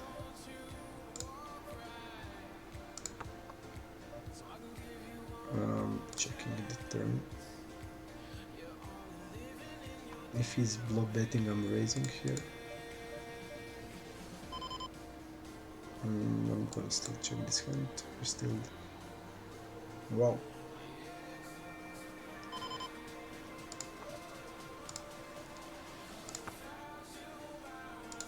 He should be block betting, we will be raising it, he will get it.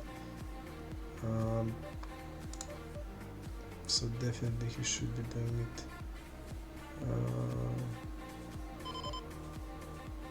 I think we should be betting this. I think ace-x is heavily, we are heavily c-betting ace-x on the queen 7-7. So I definitely like it. Fours are near the bottom of the range. We're gonna bluff some deuces. Okay.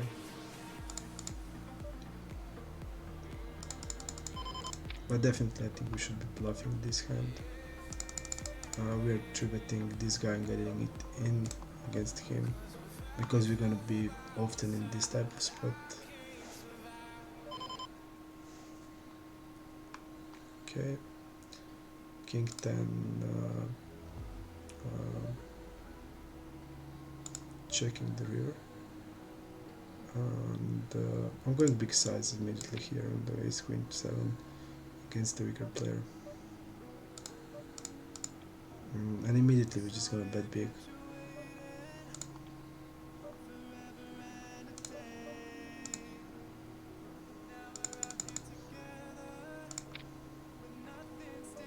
Just think about how many ace of x hands he's gonna have. Ace 10 off, he's gonna always call all the ace x hands off. And he's probably river at ace 6, but we're of course calling it.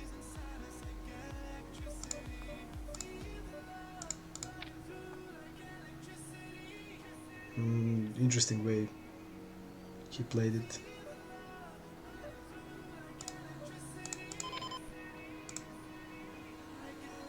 He's not aggressive, you see, and when he donks, he's donking for value, basically. But that can mean a lot of things. Maybe he can do it with the ace jack, he's doing it with the ace king. We're checking there. We are squeezing here.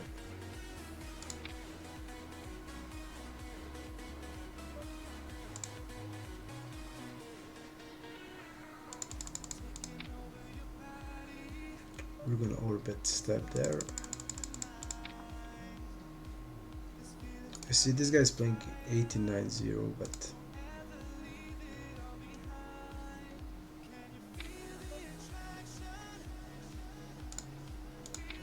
having the ace of hearts it's good. So we're betting.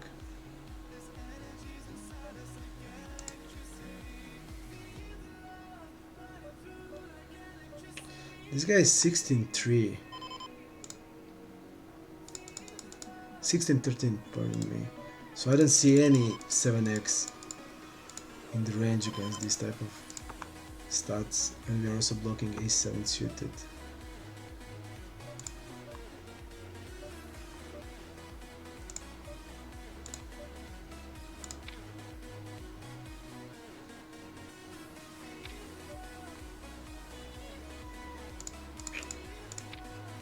I think raise is okay. I don't see he bets like king jack in this way.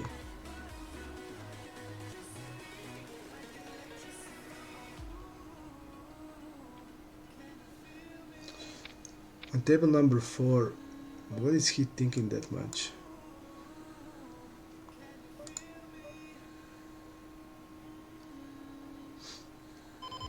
Usually when they think this much, yes, we'll at the end I will show you the graph, no problem.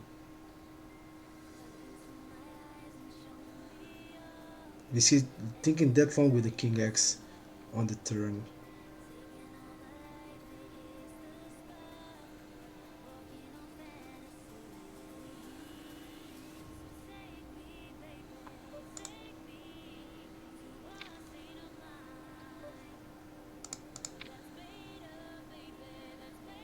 What is he thinking that much? Like king 10 suited thinking that much?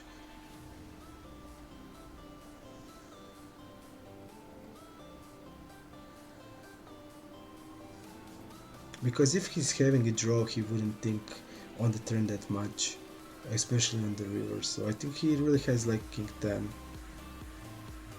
King Jack, okay.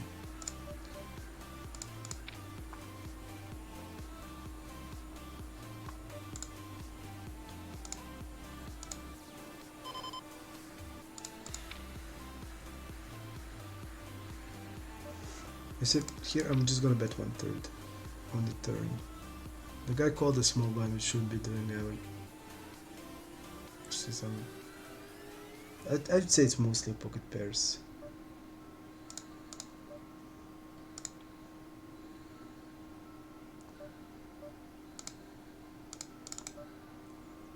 I'm gonna go with more bet here. This is the same guy we played last hand, right?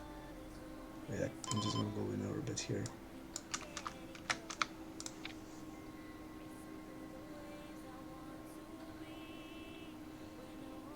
Okay.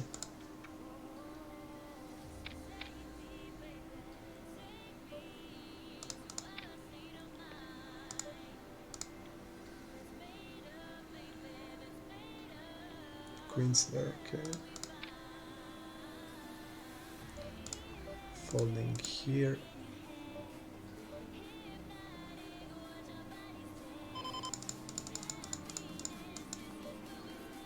We are forgetting it.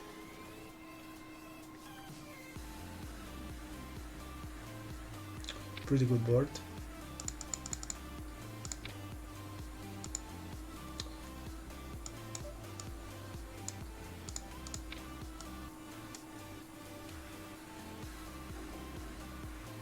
He called the queens.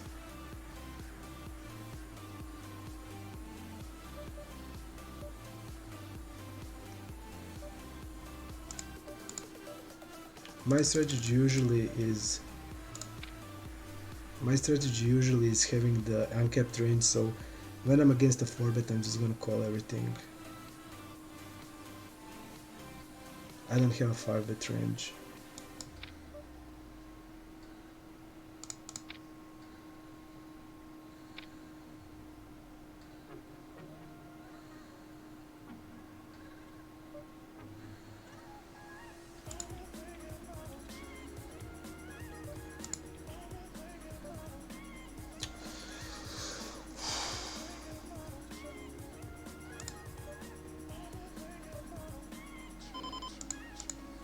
Why I feel that we lost a hand against an ace queen with a queen of spade.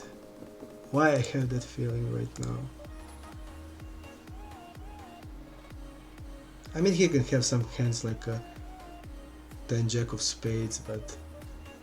And now I just have a urge to turn this into bluff that I shouldn't be doing. Joke. This is joke. Joke. Because there's no way he's gonna fold me out with this. And he's just playing it randomly and that's it. You see, like... What to say about this hand? You check raise there, bet here, and what every other river, what you're gonna do?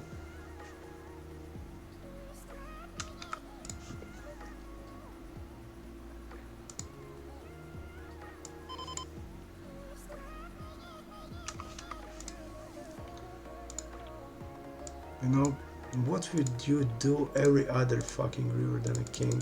And even that king, you're checking. Yeah, I just had the urge to shove there on the river. Even, I don't think I should be doing it with queens.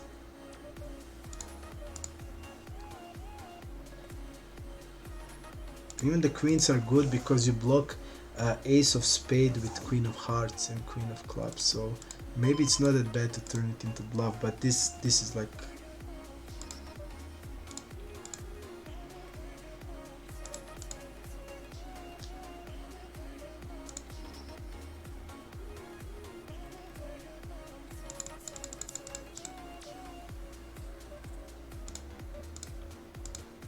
Just a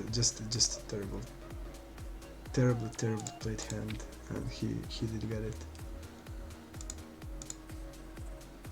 You see, I know what is the plan here to do with that hand.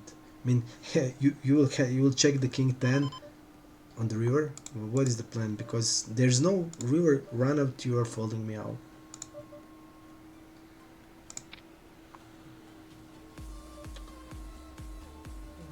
need to war bet now, but it's like we rep like nothing.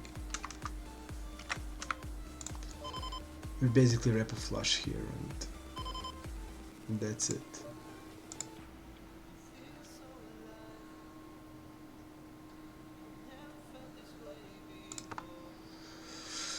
Really hate this hand. This is like now the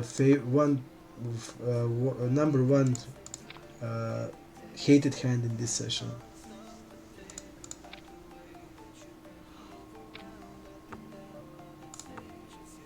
Because I don't see a plan logic you need to have, because and you know the fourth spade come here, what you gonna do? You checked.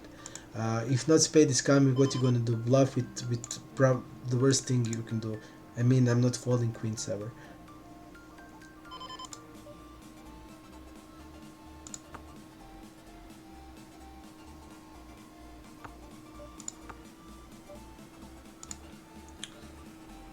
Really obnoxious hand.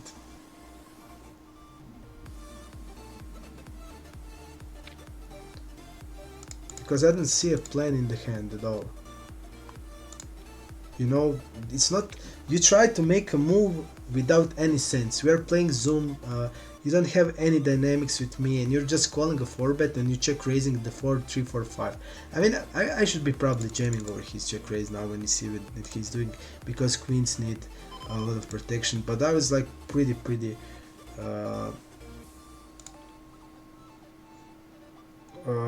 confident in the hand. But definitely now I think queens maybe need protection. Kings and aces don't need that much.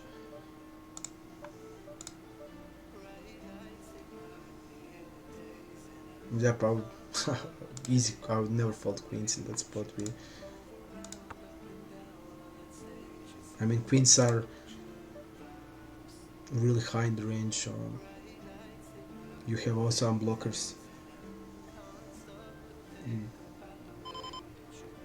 Because he can make play with the ace blocker, and I mean, even these queens are really good in this spot we have, because we block. I think the river bluff, now when I think about it, is the must, just based with, because we block those ace of spades, queen hands really a lot. So, and I think that's like most important in that spot. We are betting the turn here.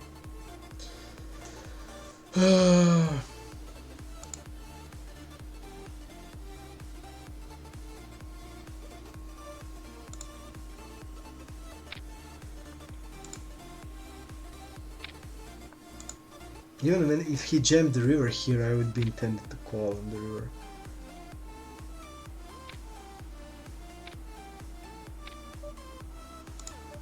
You know, that's the worst thing. Just because I don't see the value range, and we block the ace queen there, and we heavily block his ace queen of spade with the ace of spade, with the ace of spade. So we cut down his flushes on that run out. I just felt, by the way he played the hand, like that face raise on the flop, I just felt he's doing something, some shitty things, like fast check raise on that board. Why are you check raising, man? On the 3-4-5 where I have so much range advantage, you know. What are you check raising with there? So I immediately felt he's doing, and then he bets 1/5 on the turn, and it felt to me that he's, I at least thought that he has some equity, but he was doing it without it.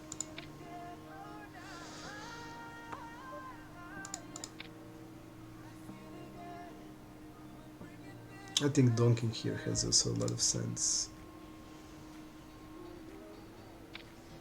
This guy is a fish. And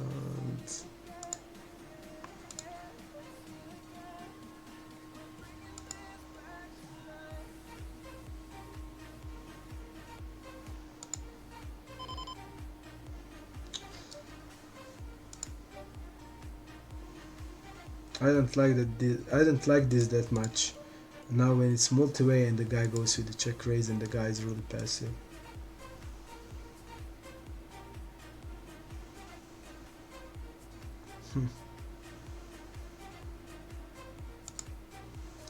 I'll fold this.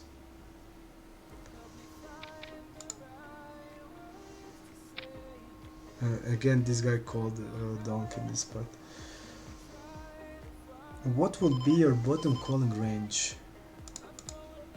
I mean, in this spot, it depends on the run out on the river. But for example, if the river was like it was like fourth of spade there, I think queen would be bottom of my calling range because it's heavily blocking his. Because what is he shoving the river? He basically says he has the ace of spade or not, or ace of spade, or he doesn't have anything. So blocking this ace queen that has sense to be a check raise.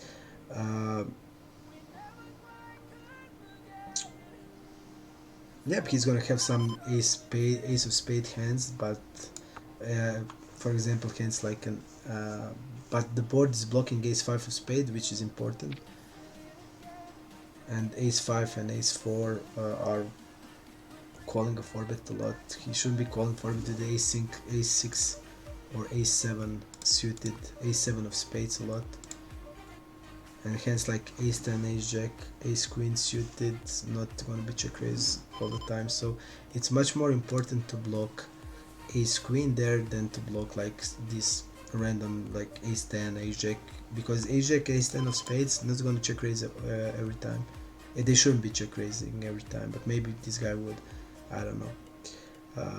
But still, I would say in this spot, if he shoved the river, I would probably call with the queens, just based because I felt he was doing some shit. I just felt it. Because there's no sense fast check raise on the 3-4-5 and then on the turn you immediately go with 1/5. I just felt something is wrong, and if he shoved the river there and I would block that ace queen of spade, I think that would be like a bottom range. Let's call here. Do I use randomizer in my game? No, I randomize by suits. So for example, if the mixed strategy is 50% of calls, 50% of folds, I just use if the first card I decide that one day I divide between reds and blacks. Reds are hearts and diamonds, blacks are clubs and spades. So for example, if we 3-bet ace queen half of the time and call it half of the time, I will 3-bet with the ace of spade or ace of clubs and call it with ace of hearts or ace of diamonds. So I will always have the right frequencies, and it's much easier than to use randomizer. I don't believe in randomizers. I just okay. I think it's much better like this. Overbet. I think it's much better. So I'm randomized by suits. If it's 1/3, it's pretty much the same. If it's offhands, if it's suited, it's even easier to randomize by suits. So one day you do it, blacks will be a passive line, other day it will be active line. You have it all covered in all the. It's easy if it's 50-50, if it's 66-33, if it's 75-25, it's also really easy. But if it's like something like 10%, then it's harder. But when you do something 10%, you're just gonna choose the moment when you think it's appropriate way that you want to do that 10% now, and it will be based on the player relationship or spot that you are comfortable now against this player to make that play. You know it's gonna be a rarely bluff, for example, but you can say, okay, in this spot I will just bluff this time. Better than you use the randomizer. You can click OK. Now, if I get 1 to 10, I will do it. I don't like that. you just feel dynamics in the game, and you can be much better than this.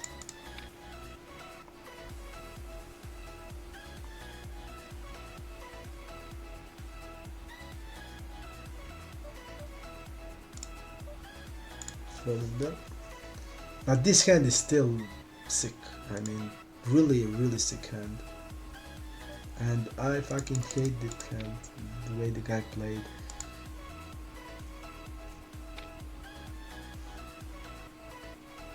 Also, what is the sickest thing? I mean, my stats, I underfold like a lot, and on the river they're not gonna be able to get me out of the hands, and he's trying that.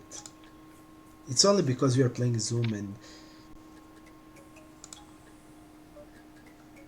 I just wish the river was like 5 of spades, and then he shouted and get called by queens. I just wanted to see that happening.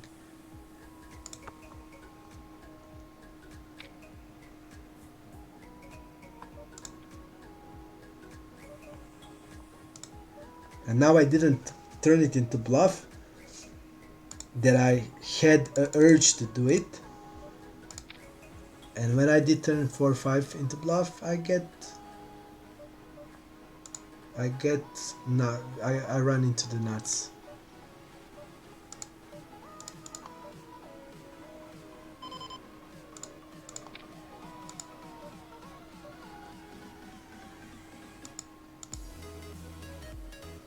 Against this guy, we're falling to raise.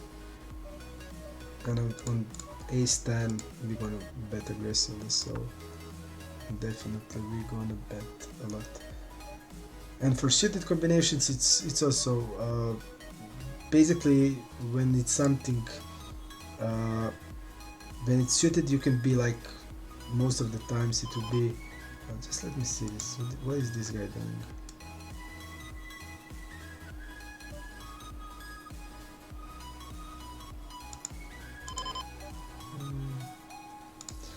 When it's suited hands, if it's 50-50, I again go with the red and black. If it's 75-25, I choose my favorite red or black card, and my favorite black is spade, and my favorite red is hearts. So I only include hearts if it's 75-25, and if I'm doing black that day, I'm only including the spades. That's my system. I feel really good in it. I think it's randomizer. It removes something human out of the game, and I don't like to robotically play, and I don't hate that stuff.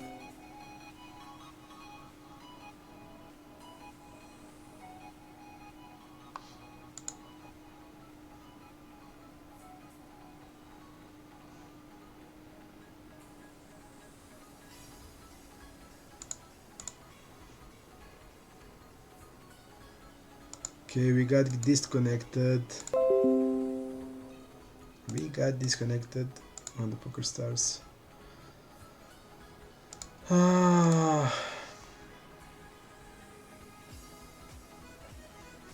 We got disconnected.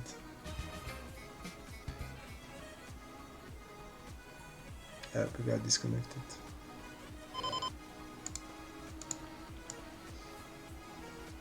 I think I'm gonna now just close the session. We got disconnected. My IP is resetting. You wanna see the graph from the session? Let's have it.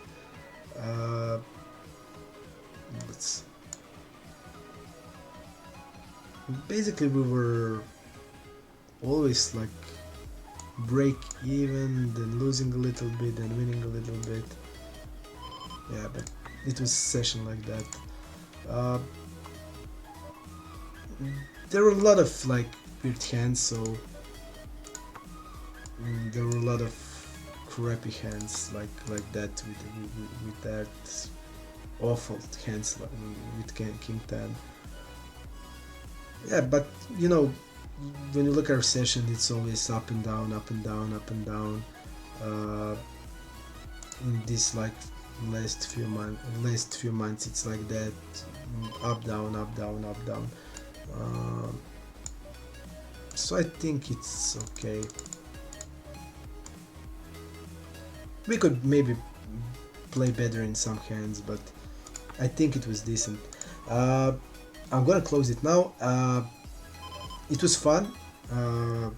Thank you for being with me, and just watch it on Poker Strategy to get the informations, and we're gonna definitely see each other really soon. Thanks and take care, guys.